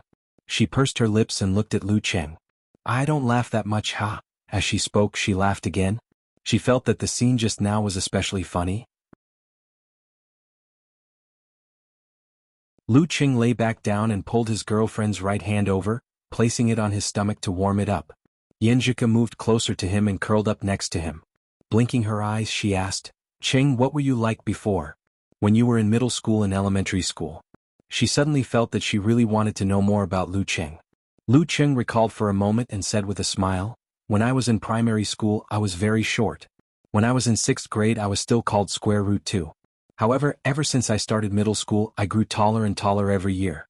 In less than 3 years, I was over 1.7 meters tall. In high school, I didn't grow much, at most 1 or 2 centimeters. However, recently, when I trained my body, I seem to have developed a second time and I grew taller again." He hadn't measured himself for a few months, so he could only guess based on his feelings. When you were in elementary school, you must have been easy to bully. Yanjika seemed to be imagining Lu Qing with an inexplicable smile on her face. Lu Qing couldn't help but laugh. How is that possible? No one bullied me at that time. Yanjika's eyebrows and eyes were full of smiles.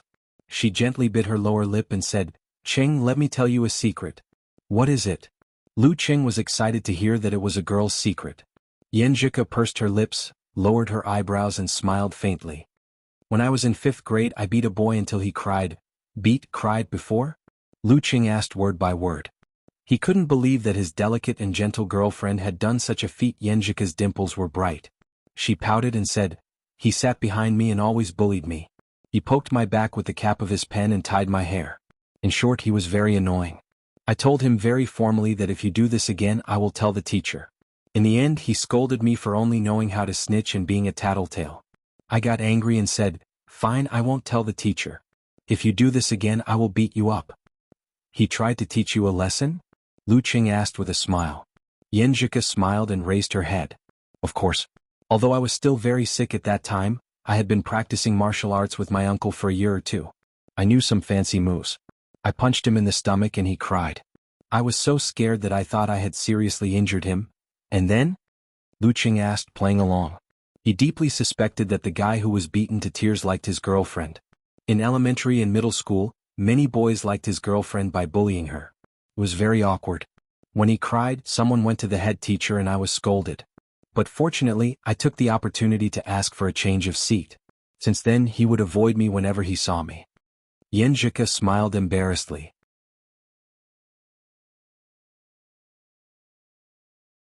I was proud of this for a long time, Lu Qing said thoughtfully. When he graduated from elementary school, did he also come to you to write a student record with you? How do you know? Yanjika widened her eyes and asked in surprise. Don't I know? Lu Qing smiled. It's obvious. Yanjika rolled her eyes at him and continued. He did come to me and ask me to write our school records. At that time, I thought it was a chivalrous way of turning hostility into friendship. Later, we went to different junior high schools, so we didn't see each other often. In the 3rd year of junior high school, he came to me like a gangster and confessed his love to me, but I coldly rejected him. Haha, you deserve it. Lu Qing expressed his satisfaction in a concise and comprehensive manner. Yanjika withdrew her right hand from Lu Qing's stomach and held his arm. She said cheerfully, I've told you a secret. Now it's your turn. Qing, you said you had a crush on me since high school? Thinking of this, she couldn't help but smile. She paused and said, what about junior high school? What about elementary school? Did you like any girl? Or did any girl like you? No. Lu Qing answered without hesitation. He sighed and said, at that time, I was very ignorant and focused all my attention on studying. Moreover, in the early days I was thin and small, so no one was interested in me. Later on, the atmosphere in junior high school became bad, and the female students were proud of knowing gangsters. I didn't interact much with them. I want to see thin and small Qing. Yanjika pretended to be pitiful. Do you have old photo albums at home? Yes, there are nude photos of me taking a shower when I was 2 or 3 years old. Speaking of this, Lu Qing couldn't help laughing. Yanjika's eyes lit up. Show them to me when you come back to Xioshan during summer vacation. Okay. Do you have photos of your childhood? Lu Qing also wanted to see Ku when she was a little girl. Quite a lot. My dad took a photo of me as a souvenir. There are dozens of albums. Yanjika smiled sweetly as she recalled the past. They talked about the past, exchanged secrets, and talked about their hearts. Sometimes they were excited, sometimes they were warm. Unknowingly, the night turned dark and it was 10:30. It's time to sleep. Yanjika looked at the phone screen and said with a little reluctance. Lu Qing was also immersed in the wonderful feeling of talking about everything. He wanted to continue rambling, but he still nodded with great perseverance and restraint. Let's sleep. At this time, Yanjika's eyes moved. She bit her lower lip and lowered her eyes with both happiness and shyness. Qing, I really like our interaction just now. I really like it. She said the important words twice. She felt that this was the way she wanted to get along. It didn't have to be intimate. It was also good to hug and talk. I like it too. Lu Qing looked back at her with a smile. After that, he was afraid that Yanjika would reject intimacy, so he worriedly added another sentence to express his thoughts. But I think it's not complete if we only have this. Yenjika understood what he meant. She blushed and said in a slightly coquettish tone, Cheng, turn around. Turn around, please. Lu Qing didn't understand and turned around. Then he heard her shyly and timidly say, I just said not to think about that every time. I didn't say we can't. Her voice gradually lowered until it couldn't be heard. Lu Qing was delighted and turned around abruptly. He found that Yenjika was also facing away from him. Her head was buried in the pillow. Her ears were red and crystal cute. At this time, Lu Qing's heart was only warm and touched, without any color of lust. He turned off the bedside lamp and approached the girl. His right hand passed between the warm bed and her soft waist, completing the hug with his left hand. Then he gently pulled back and let Yenjika's back stick to his chest. Yenjika was stunned at first. Then, because she didn't notice any further movement from Lu Qing, she softened her body and took the initiative to lean back. She was relieved.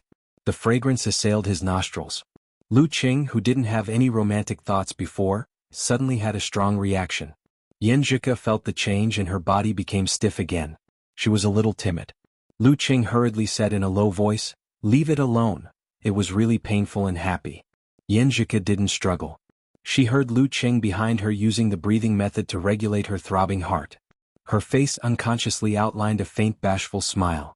She thought to herself, Qing, there's something I'm embarrassed to say just now. Sometimes I also like the intimacy between us. I like the way you are full of desire for me. She took a breath and leaned her back a little closer to Lu Qing's chest. Feeling the warm contact, she smiled like a flower and said, Qing, good night.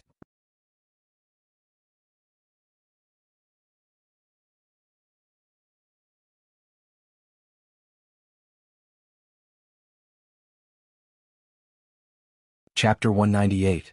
Dragging her suitcase, Yenjika opened the door of her small dormitory and saw that Li Liantong was already back, typing furiously on the keyboard. Are Ruru and Cabbage not back yet? She asked casually. Li Liantong stopped typing and looked over. They are stuck in the old campus. Students returning to school after the holidays were piled up on this day, and the school buses were not enough. That's true. Yenjika chuckled. Ruru might as well skip another day of class. The May Day holiday was on Wednesday, Thursday, and Friday. Zhong Yenru skipped her classes on Monday and Tuesday to connect with the previous weekend and gave herself a super luxurious 7-day holiday. Li Liantong supported her cheek with one hand and watched Yenjika open her suitcase and busy packing. She said thoughtfully, You and Qing didn't take the school bus? After getting familiar with each other, she started to call Lu Qing by his nickname. Yeah, he booked a ride online. Yenjika's lips curled into a faint smile. If he really had to wait for the school bus, he would have to wait for 1 or 2 hours. Sigh, this is a bit of a waste of money. It only costs 4 yuan to take the school bus, but 60 or 70 yuan to book a ride online. Also, Qing spent a lot on this trip, especially the room, which cost at least 3,000. Plus other miscellaneous expenses, it would be close to 5,000. I wonder how much money he has left. She came from a good family and didn't have to worry about money, so she wasn't sensitive about this since she was young. But now she always liked to count these things unconsciously. She felt sorry for Lu Qing. If it weren't for this, she wouldn't have been so shy and reminded her boyfriend to cancel the extra rooms. Li Liantong saw Yenjika's dazed eyes and couldn't help but click her tongue. Ko, you look pretty good. Yenjika came back to herself and rolled her eyes at her roommate. Dirty Tong, although there's nothing wrong with what you said, I feel weird hearing it from your mouth. It had a dirty smell. Li Liantong chuckled and said, I am a pervert, but I still know my manners.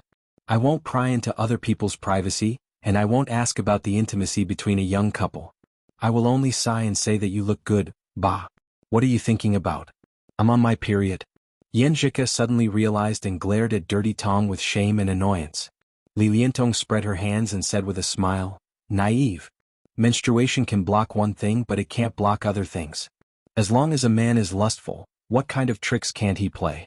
For example.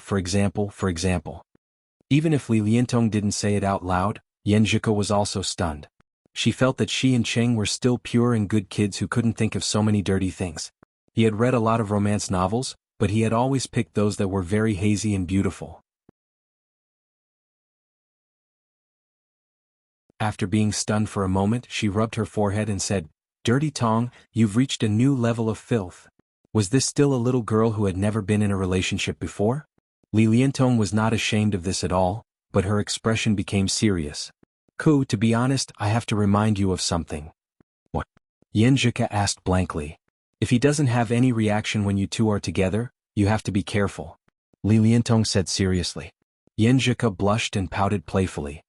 What have you been watching recently? It's so strange. Aren't they just some scumbags who hide their sexual orientation and cheat in marriage? Li Liantong sighed and winked deliberately. Look at your red face, I guess you don't need to worry about this. Yes. Yenjika answered quietly. Qing not only had a reaction, but it was so strong that they almost quarreled because of it.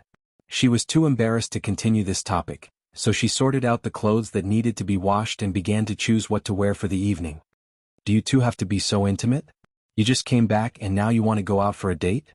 Li Liantong was well versed in filth, but she didn't know enough about love. Yenjika said with a smile. His best roommate is treating us to dinner. There are other girls? Li Liantong walked to Yenjika, as if she wanted to give her advice on what to wear. Yes. Yenjika smiled slightly. No wonder. Li Liantong chuckled and looked up and down at her beautiful roommate. She suddenly sighed. Ku, your collarbone is so beautiful. I'm so envious. I like your delicate collarbone. Your preferences are a bit strange. Yenjika heard Dirty Tong mention this several times, but she couldn't help but feel strange every time. Li Liantong smiled. What's so strange about it? What's wrong with collarbone? In this world there are people who are obsessed with hands, feet, legs, long hair, short hair, flat chest. It's normal that everyone is cute in some way. Then what kind of obsession am I? Yenjika suddenly thought of this question when she heard Dirty Tong's words. She thought about it carefully and felt that she didn't have any preferences. If she had to say, she would probably be obsessed with idiots. Silly Qing? She couldn't help but smile as she thought of something else. What kind of obsession does Qing have? Little fairy? After washing and drying the clothes, Lu Qing tidied himself up and made a final confirmation with Little Ming. According to the time, he left a little earlier and waited outside the third building. Not long after, he saw his girlfriend coming out with a bag. Yenjika was wearing a white t-shirt and black knee-length culottes. Her legs were white and straight, and she wore light-colored sneakers. She looked simple yet not simple, beautiful yet youthful. She had also applied something on her face, which made her look really radiant and beautiful. You don't have to be so formal, right? Lu Qing was half stunned and half confused. Ku had never dressed up so seriously on a date with him except for the first time. Yenjika's dimples appeared. She lowered her eyebrows and smiled.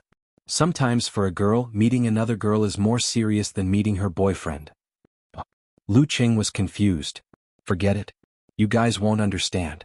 Yenjika held his arm with one hand and said with a smile, let's go. At this time, they didn't need to wait in line to get to the old campus, so they didn't book a taxi online. They arrived at Songqing in the usual way and went to Taoren restaurant near the school. The environment here was elegant. There were all kinds of porcelain and books, which separated the tables from each other. Not only did it ensure privacy, but it also showed style. Coupled with the slightly dim lighting, it was really quite a suitable place for dating. As expected of the Casanova, he really knows how to pick a place. Lu Qing sighed with emotion and then told the waitress the table number.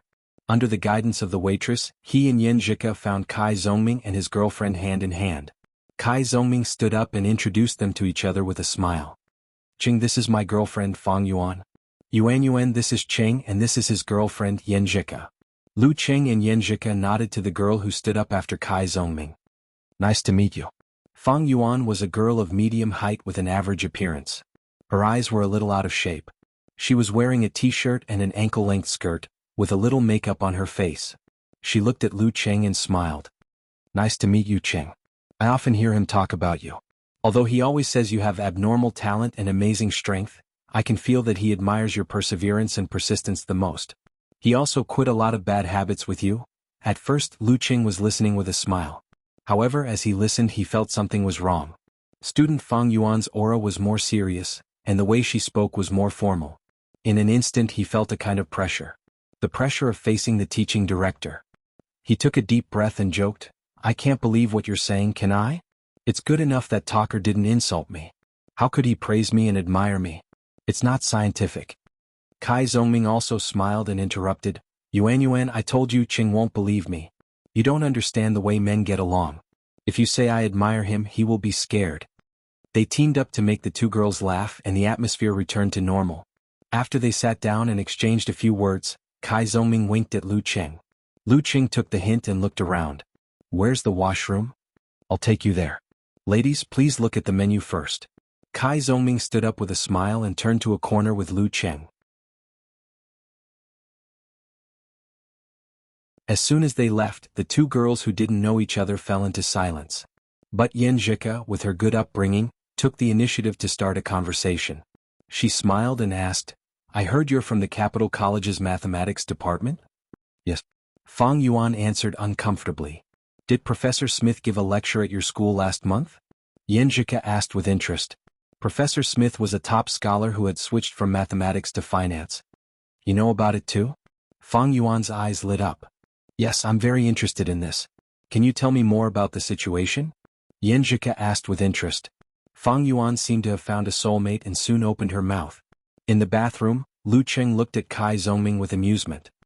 It's not good to leave them alone, is it? That's not considerate. I'm just afraid you'll say something wrong. My Yuan is more old-fashioned. Don't make fun of me. Kai Zongming washed his hands. Old-fashioned? Lu Cheng asked in surprise. What's wrong? I like her old-fashioned. Kai Zongming said with annoyance. I didn't expect you to like this type. Lu Cheng sighed. You don't know what I thought of when I was facing her. Forget it, I won't say it. It's okay to insult a friend, but it's not okay to insult his girlfriend. Kai Zongming sighed and said, Is it like facing the dean? Damn, you know. Lu Cheng looked at Casanova in surprise. We've been desk mates for many years. At first, I didn't think I'd like her at all. How could I like a serious, old-fashioned girl who likes to manage people? But then I fell for her unknowingly. Kai Zongming recalled the past and didn't know whether to laugh or cry. Damn it, I hate my parents the most. I hate serious, old-fashioned people the most. But when I face her, it's like Sun Wukong in front of Buddha. I like her to manage me. I like her serious look. Lu Cheng was stunned. After a long time he said, I didn't expect you to be like this, little Ming. You like this type. Does this count as Stockholm Syndrome? You're really like a pot and a lid. While talking, they returned to their seats and were surprised to see Yen Zhika and Fang Yuan chatting happily. Kai Zongming was stunned and said, I kind of regret letting you bring your girlfriend. Girls can pass information to each other when they're familiar with each other. Lu Cheng sucked in a breath of cold air. I regret it too. Xu Rui, who was dating her boyfriend, suddenly received a call from the director. You work overtime today and finish the interview with Lu Cheng. Broadcast it the day after tomorrow to coincide with the lottery ceremony. The director said concisely. Xu Rui felt the urge to smash the phone.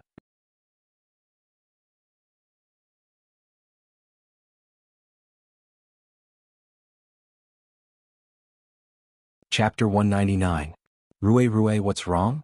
Cheng Mingqian, sitting opposite her, noticed his girlfriend's hidden anger. Xu Rui complained, It's all because of our director. I've already suggested to the director to broadcast the interview during the draw ceremony of the knockout round. They discussed it over and over again but couldn't make up their minds. They were so wishy-washy. If they had told me earlier, I would have done it before the holidays. I wouldn't have had to work overtime. Cheng Mingqian held her hand as if he was a student. He smiled and said, Is it because of the interview? You know about it? Xu Rui's eyes lit up. Her attention was diverted. Cheng Mingqian said proudly, How can a boyfriend not know what his girlfriend is busy with and what she has been busy with? I'll remember the key points you mention. Xu Rui chuckled softly. Is that interview? Sai, don't you think that all of you, as leaders, change your mind one moment after another? Anyway, I'm not. Cheng Mingqian said seriously, Rui, you don't have to work so hard. It's not like I can't support you. It's a job. If you feel it's interesting, you can do it. If it's tiring and troublesome, it will affect your normal life and health. It's better to be a full-time housewife. If Director Zhao calls again, you can just tell him to work overtime. Xu Rui looked at her boyfriend and sighed, I want to do that too. But how can I be a full-time housewife when I haven't gotten married and haven't even met his parents? Besides, I don't like to be someone else's canary. Speaking of this topic, Cheng Mingqian's fair and gentle face showed some embarrassment. Rui, don't worry. When the company is on the right track, my mom can't find any excuses. I'll take you back to see her.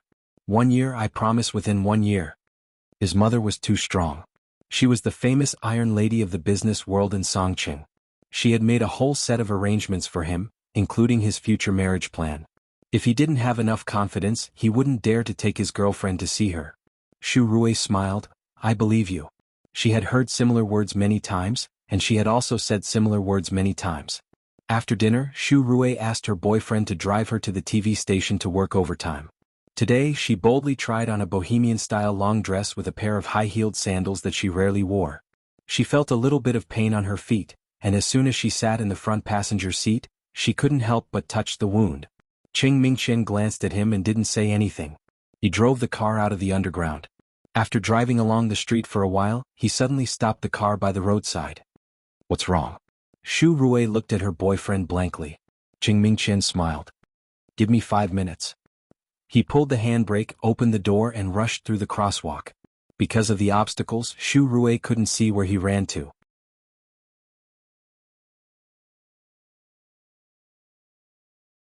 She was confused for a moment. A few minutes later, Cheng Mingqian rushed back with a bag. He took out a box from it and took out a pair of white sneakers. He smiled and said, "Wear this first. I don't think I remembered your size wrong." Xu Rui glanced at the shoes with sparkling eyes and felt a surge of warmth in her heart. I thought you didn't notice it. After putting on the shoes, she felt that the grievances of working overtime had been alleviated. She regained the mood to chat with her boyfriend and arrived at the building where Songqing TV station was located. When you're done, give me a call. I'll pick you up. Cheng Mingqian made a phone call. As for now, he had to go back and report. Xu Rui smiled and waved. She walked into the building with her handbag. While waiting for the elevator, she couldn't help but sigh. Her boyfriend was good at everything. He was much better than the immature first love and the male chauvinist second love. Otherwise, she wouldn't have fallen in love with him among so many pursuers. She also wouldn't have given up the offer from Huahai Satellite TV and left her hometown to come to Songqing. Sigh, his biggest problem is that he's a bit of a mommy's boy. Forget it, there's no perfect man in the world. Xu Rui comforted herself. She boarded the elevator and came to the second editing room. She saw Yang Wan, who was also working overtime because of the interview. Wan, what are you thinking about?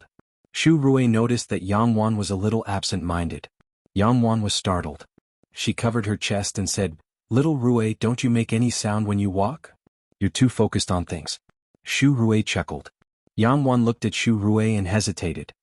Little Rui, let me ask you a question. I have a friend who likes a man.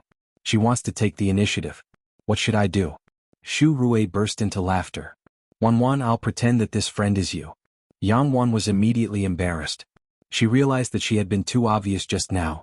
Xu Rui stopped smiling and said seriously, I don't dare to say that all men are the same, but there are a lot of them who can't stand flirting.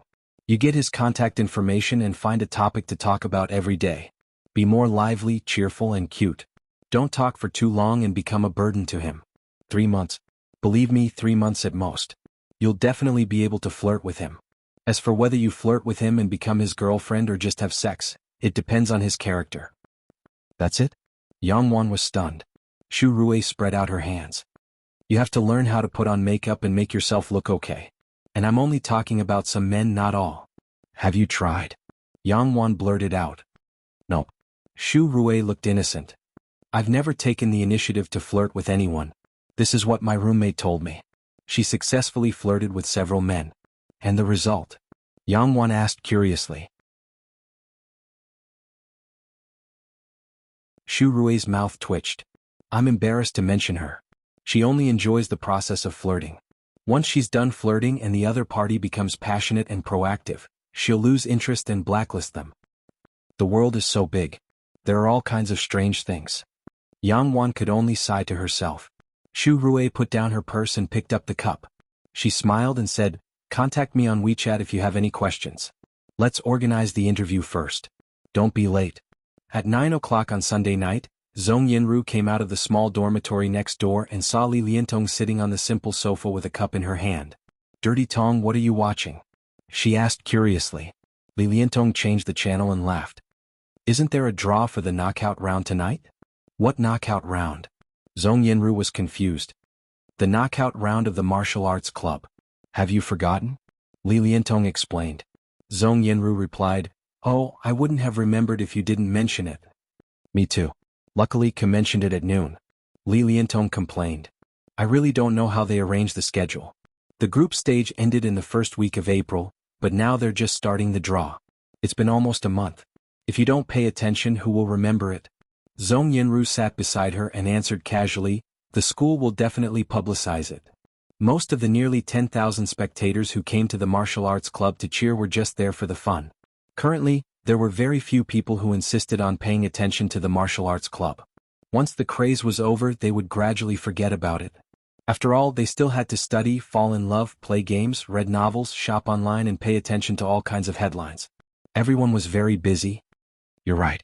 Li Liantong held the cup and took a sip. Her eyes were fixed on the screen. Stop talking. It's starting. Similar scenes happened only a few times in the campus of Songqing University. Yan Xiaoling and the other netizens of Lu Cheng's fan forum were already in full swing discussing it, praying that they wouldn't be drawn against those particularly strong teams. Lu Cheng, Yan Zhika and other special training members of the martial arts club gathered in the martial arts club's martial arts stadium, which had already closed. They occupied Geezer Shir's office and watched the live broadcast on their laptops. When the first group was drawn, they instinctively felt a little nervous and waited for the second group anxiously. The second group, Songqing University Martial Arts Club. The female guest took out the first small ball. In the office, everyone held their breaths. What happened next would determine whether or not they would be able to get more of the broadcasting rights. The female guest took out another round ball and looked at it carefully. Then she raised her voice and said, Donglin Squad. Songqing University Martial Arts Club vs. Donglin Squad. Phew. The sound of exhalation was heard. Lu Cheng and the others were relieved. This wasn't the worst draw. Songqing's Yueyao squad had a professional 7th pin and a professional 8th pin Dan stage Mighty 1. They were almost guaranteed to advance to the second stage of the preliminaries. Donglin squad, on the other hand, came from Donglin City, the other end of the province's economy. It was a squad formed by a local martial arts sect. They had a long history that could be traced back to at least 1,000 years. There was a high-ranked Dan stage Mighty 1 in the sect, who was the leader of the martial arts circle in Donglin City. Donglin squad has an professional 8th pin Dan stage Mighty 1 and 3 professional 9th pin fighters. All of them are from the younger generation of Wenxing school. They are a little stronger than Fearless squad. Yan Zhika recalled the information she had read. There were only a few teams in the top 8. She had already browsed through the general information. It's not hopeless. Sun Jian looked at Lu Cheng and Lin Ke with a smile. The knockout was in the form of home and away matches. The result of the draw was the first to determine the winner. If each team won one match, the score would be calculated, which was the total number of wins. If it was the same, the substitutes would compete with each other after the second match to determine the overall strength of the team. Another Dan stage Mighty 1. Lu Cheng was a little excited but also a little nervous. Wenxing School was also a force with a long history. Their Dan stage Mighty 1 must be above average. Yan Zhika was about to say something when she suddenly saw a video clip playing between the two teams, introducing the two teams. They didn't talk anymore and carefully read the official information. While watching, Yan Zhika suddenly turned her head and looked at her boyfriend with surprise and joy. Cheng, is this the interview you accepted before? Why did it only start now?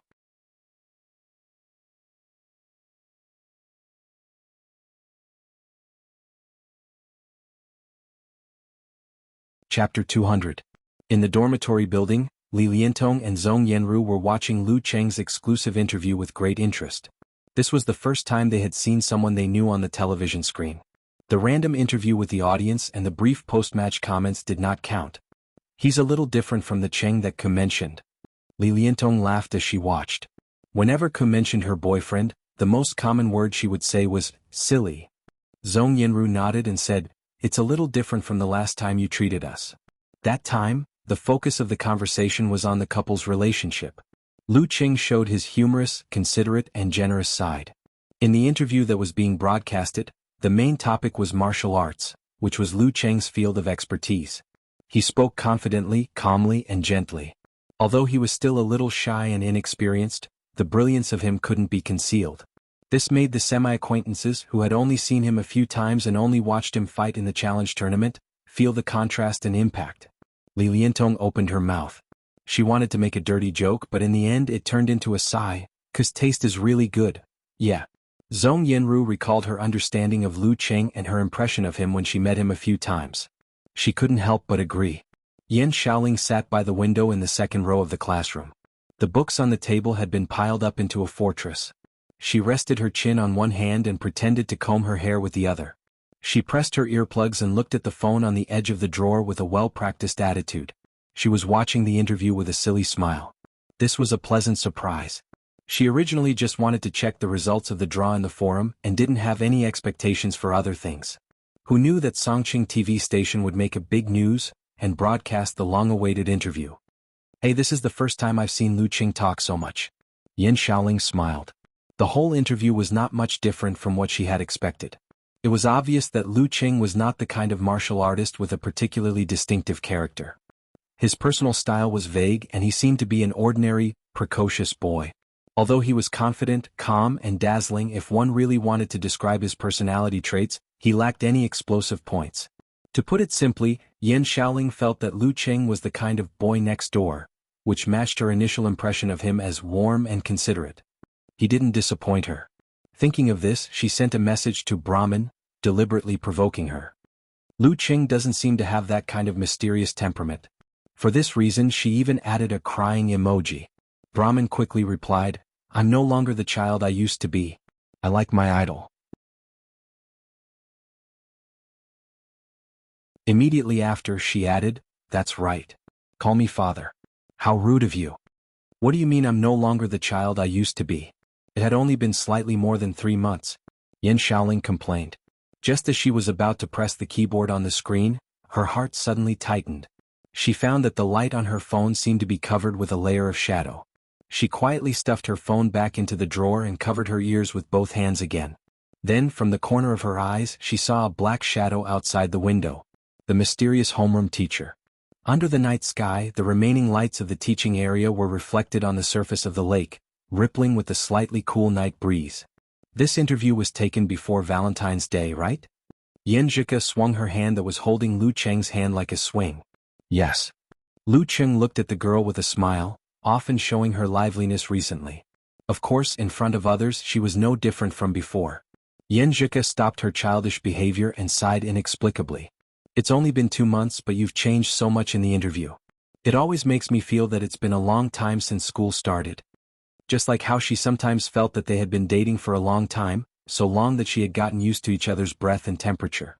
She didn't have the nerve to say this, so she said with a smile, "The experience of the preliminaries has helped you a lot. More mature, more confident, more responsible." "I think so." Lu Qing smiled and turned to look at the girl's clear and bright eyes. "It's mainly because I have a girlfriend." This made him mature not only in the arena. Yan Zhika's pretty face was blushing. She turned her head and looked to the side, gnashing her teeth. "See, this is the change. You're getting more and more thick-skinned." There was no trace of anger in her coquettish tone. Lu Qing snickered and pulled the girl over. He let go of her hand and wrapped his arms around her slender waist.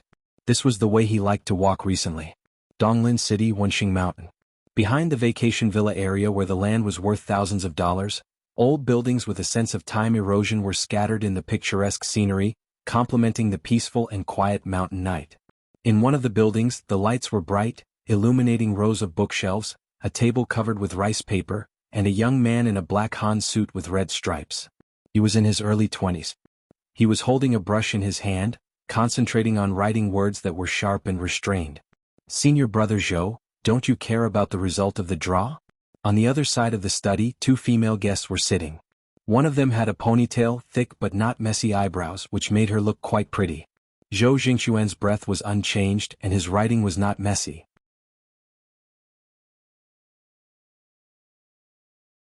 He said leisurely, "What's the use of caring? Do you think I can force those old men to start again if I get moonshine?" There was only one rule in the draw of the preliminaries, which was to avoid the first and second place of the group. Anything could happen, so it was particularly exciting. At this point he laughed. "Junior Sister Yi, you didn't pay attention to the Yenling Division's lot drawing ceremony and brought Sister Jianglan here to wander around blindly." The speaker was Yi Yaoting from the Iya Martial Arts Club in Yenling. Her family was closely related to the Wenxing School. They both belonged to the branch of the Black Tortoise School, one of the 12 major forces. Their core martial arts originated from the Heavenly Water Scripture, the unique skill of the Water Sect, and the Black Tortoise Sword.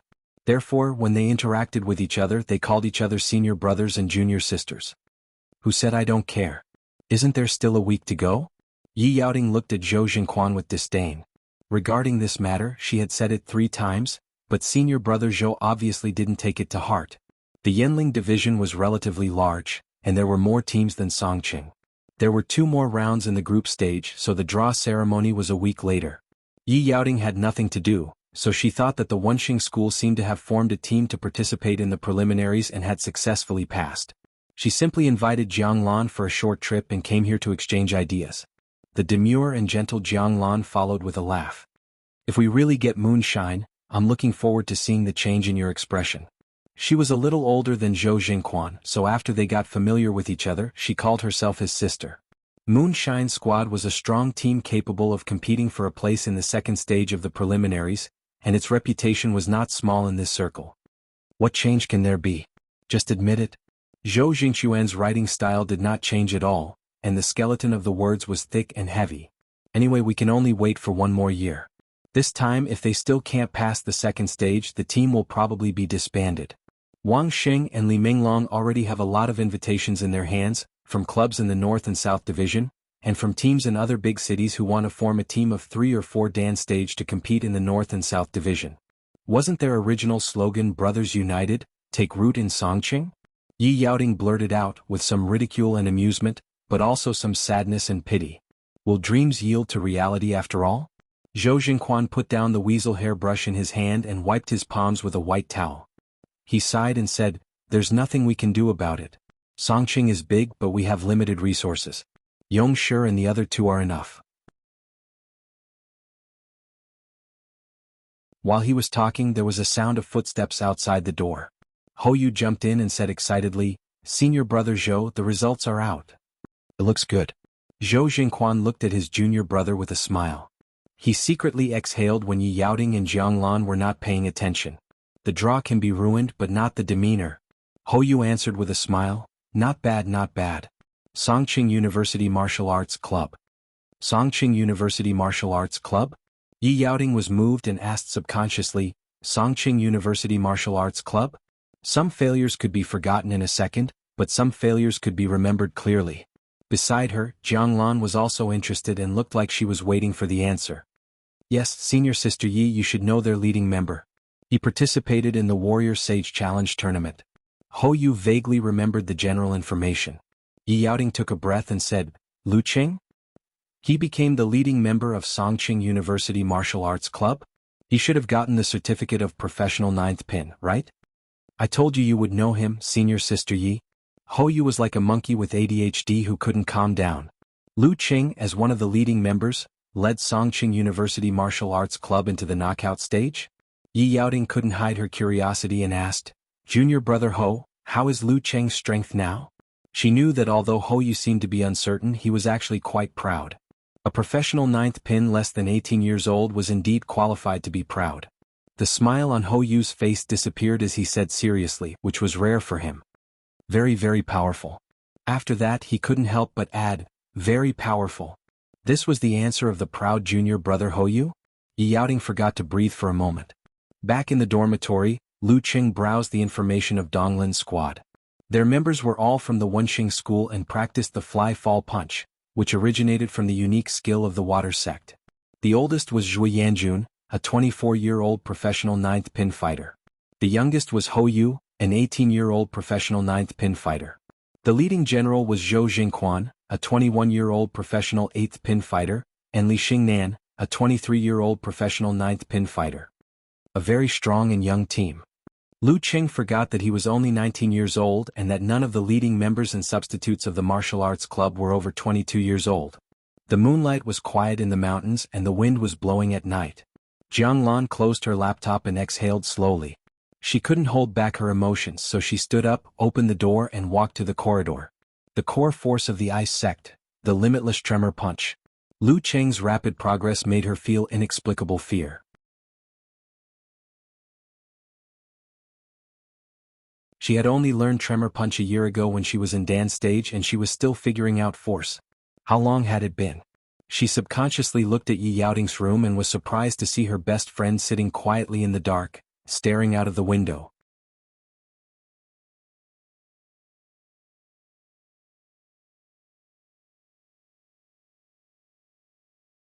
Chapter 201. Noticing Jiang Lan's stare, Yi Yaoting shuddered. Her eyes regained their luster and she said blankly, "Sister Lan, you can't sleep either?" Jiang Lan stared at her and chuckled, "Are you upset?" Yi Yaoting was silent for more than 10 seconds and sighed faintly, "A little? Previously I thought that after going through the trials, I had matured a lot in all aspects, from my temperament to my strength. In the end, after watching his recent competition videos, I realized what it means to feel too good about oneself." As for the previous battle, she felt more surprised. The kid who was obviously easy to bully had suddenly awakened his innate talent and awakened his special ability, causing a short burst of power that caught her off guard. If they were to fight again, the result would not be like this. However, in less than 4 months, that young and inexperienced fellow had completely transformed into a formidable opponent. Regardless of whether it was one of the core forces of the Ice Sect or the Endless Tremor Punch, they were all things that were currently out of his reach. At this time, if she were to encounter him, her chances of winning would be very, very low. Jiang Lan shook her head slightly and laughed at herself. "I'm also a little upset. Tremor Punch is still okay. With the inheritance and guidance, it's not too exaggerated to master it in half a year. But the core force of the Ice Sect is enough to make many professional 8th pin Dan stage fighters envious. Isn't it always difficult to grasp the essence and charm of a visualization diagram? Just by mastering meditation, there shouldn't be any obvious advantage." Her Tremor Punch was self-created. She gradually realized the mystery of it through constant practice with similar martial arts.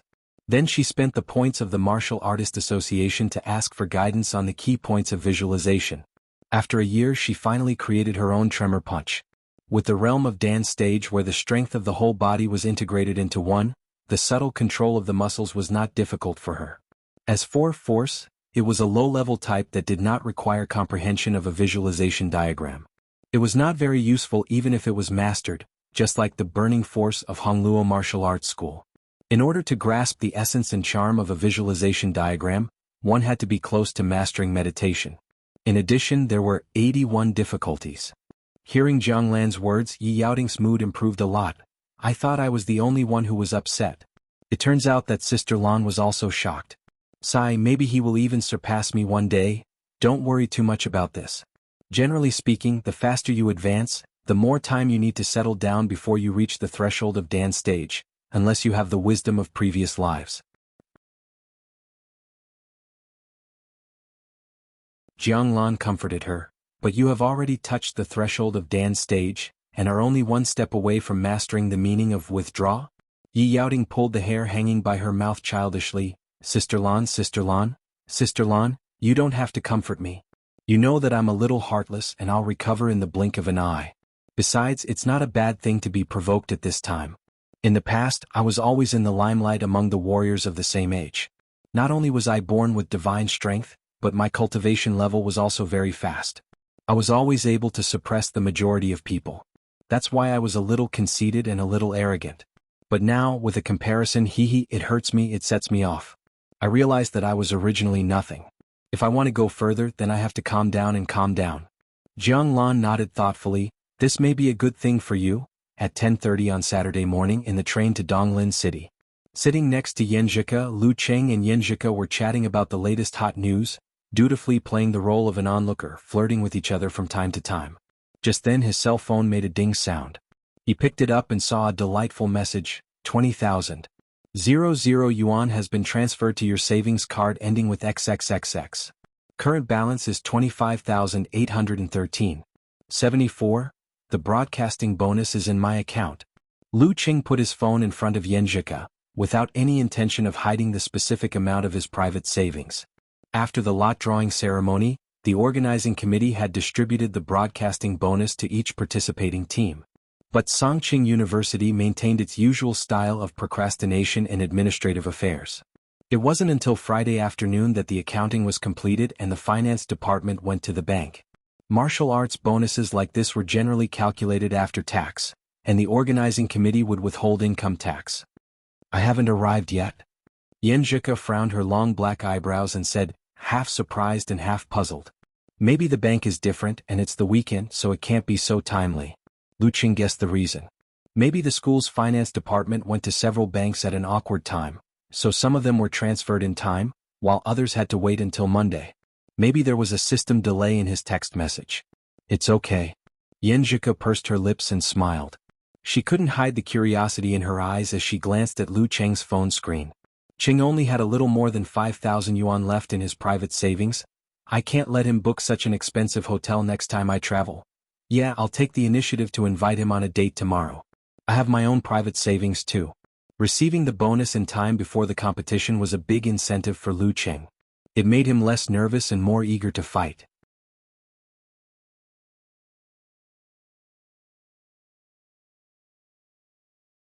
If he could beat Donglin's squad and enter the semifinals, there would be more bonuses.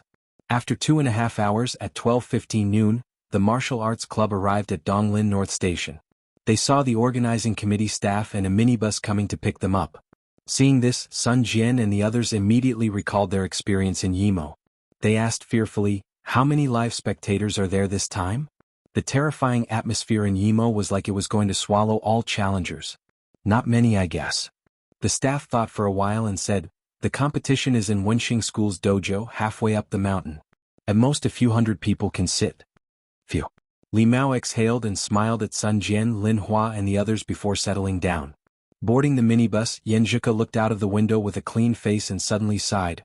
"When I watched professional martial arts competitions in the past, I especially liked and envied those hardcore fans who would follow the team to the away games." Without waiting for her to finish, Lu Qing already knew what she meant. He leaned close to her head and looked out of the window. "This can't be rushed. The martial arts club has just risen again. Everyone doesn't have such deep feelings.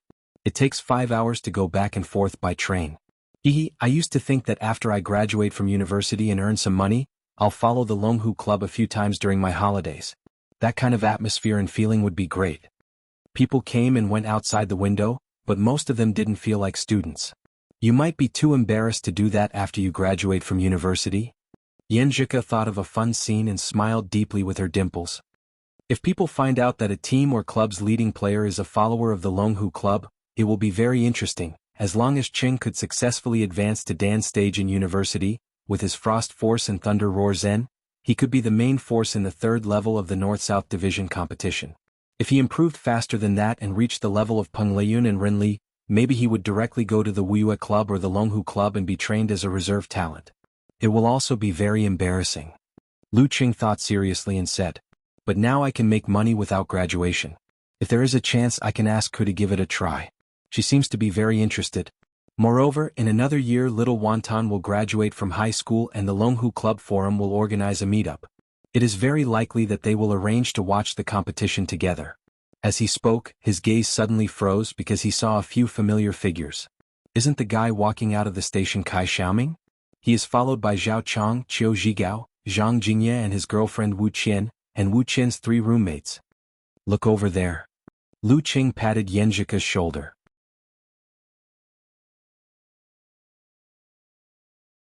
Yanjika stared at him and asked in a daze, "Your roommates?" She knew Kai Zongming and Qiu Zhigao. At this time, Kai Zongming and Zhao Chong seemed to have noticed their gazes and looked over. They waved their hands happily and made a gesture of cheering. "Do they count as our first group of fans?" Yanjika's eyes sparkled and she laughed in a low voice. Lu Qing answered seriously and sincerely, "I think they are taking the opportunity to make friends with their roommates. With the excuse of following the martial arts club to Donglin and cheering for them, they invited their roommates to play in a different place and make friends with them. How clever. I have been roommates for almost a year. How can I not know what they are thinking? This must be Xiaoming's idea." The car drove away. Lu Qing and the others gradually moved away from Kai Zongming and his roommates. After half an hour's drive and lunch, they arrived at the foot of Wenxing Mountain at 2 in the afternoon. Then the minibus went up the mountain road. It took them 40 minutes to reach the mountainside and the main gate of the Wenxing School's training hall. At 3:30, the competition would start on time. Is this another kind of home field advantage? Yanjika got off the bus, breathed in the fresh mountain air and looked up. Lu Qing also noticed and nodded solemnly, yes. Wenxing School didn't deliberately create a home field atmosphere like Yimo. They chose to wait at ease. From the new campus of Songqing University to here, he and the others had spent a total of nearly 6 hours. Although they had caught up on sleep in the car midway, the effect was not very good.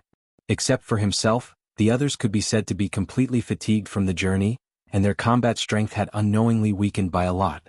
"We should have left last night and stayed in Donglin City for one night." It's normal that we didn't think of this because we don't have much experience. Why didn't Master remind us? Why didn't he make arrangements in advance? Geezer sure walked out of the bus, feeling refreshed. He stretched his body, coughed twice and said, "That's right. Let's go in. Is it easy for me to be an undercover agent?" You're tuning in to the Han Li's Wuxia Adventures YouTube channel.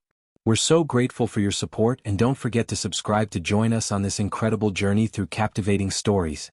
Your generosity through donations truly makes a world of difference, as it's the primary source of revenue that allows me to expand and enhance this channel for you. Thank you from the bottom of my heart for being a part of this adventure.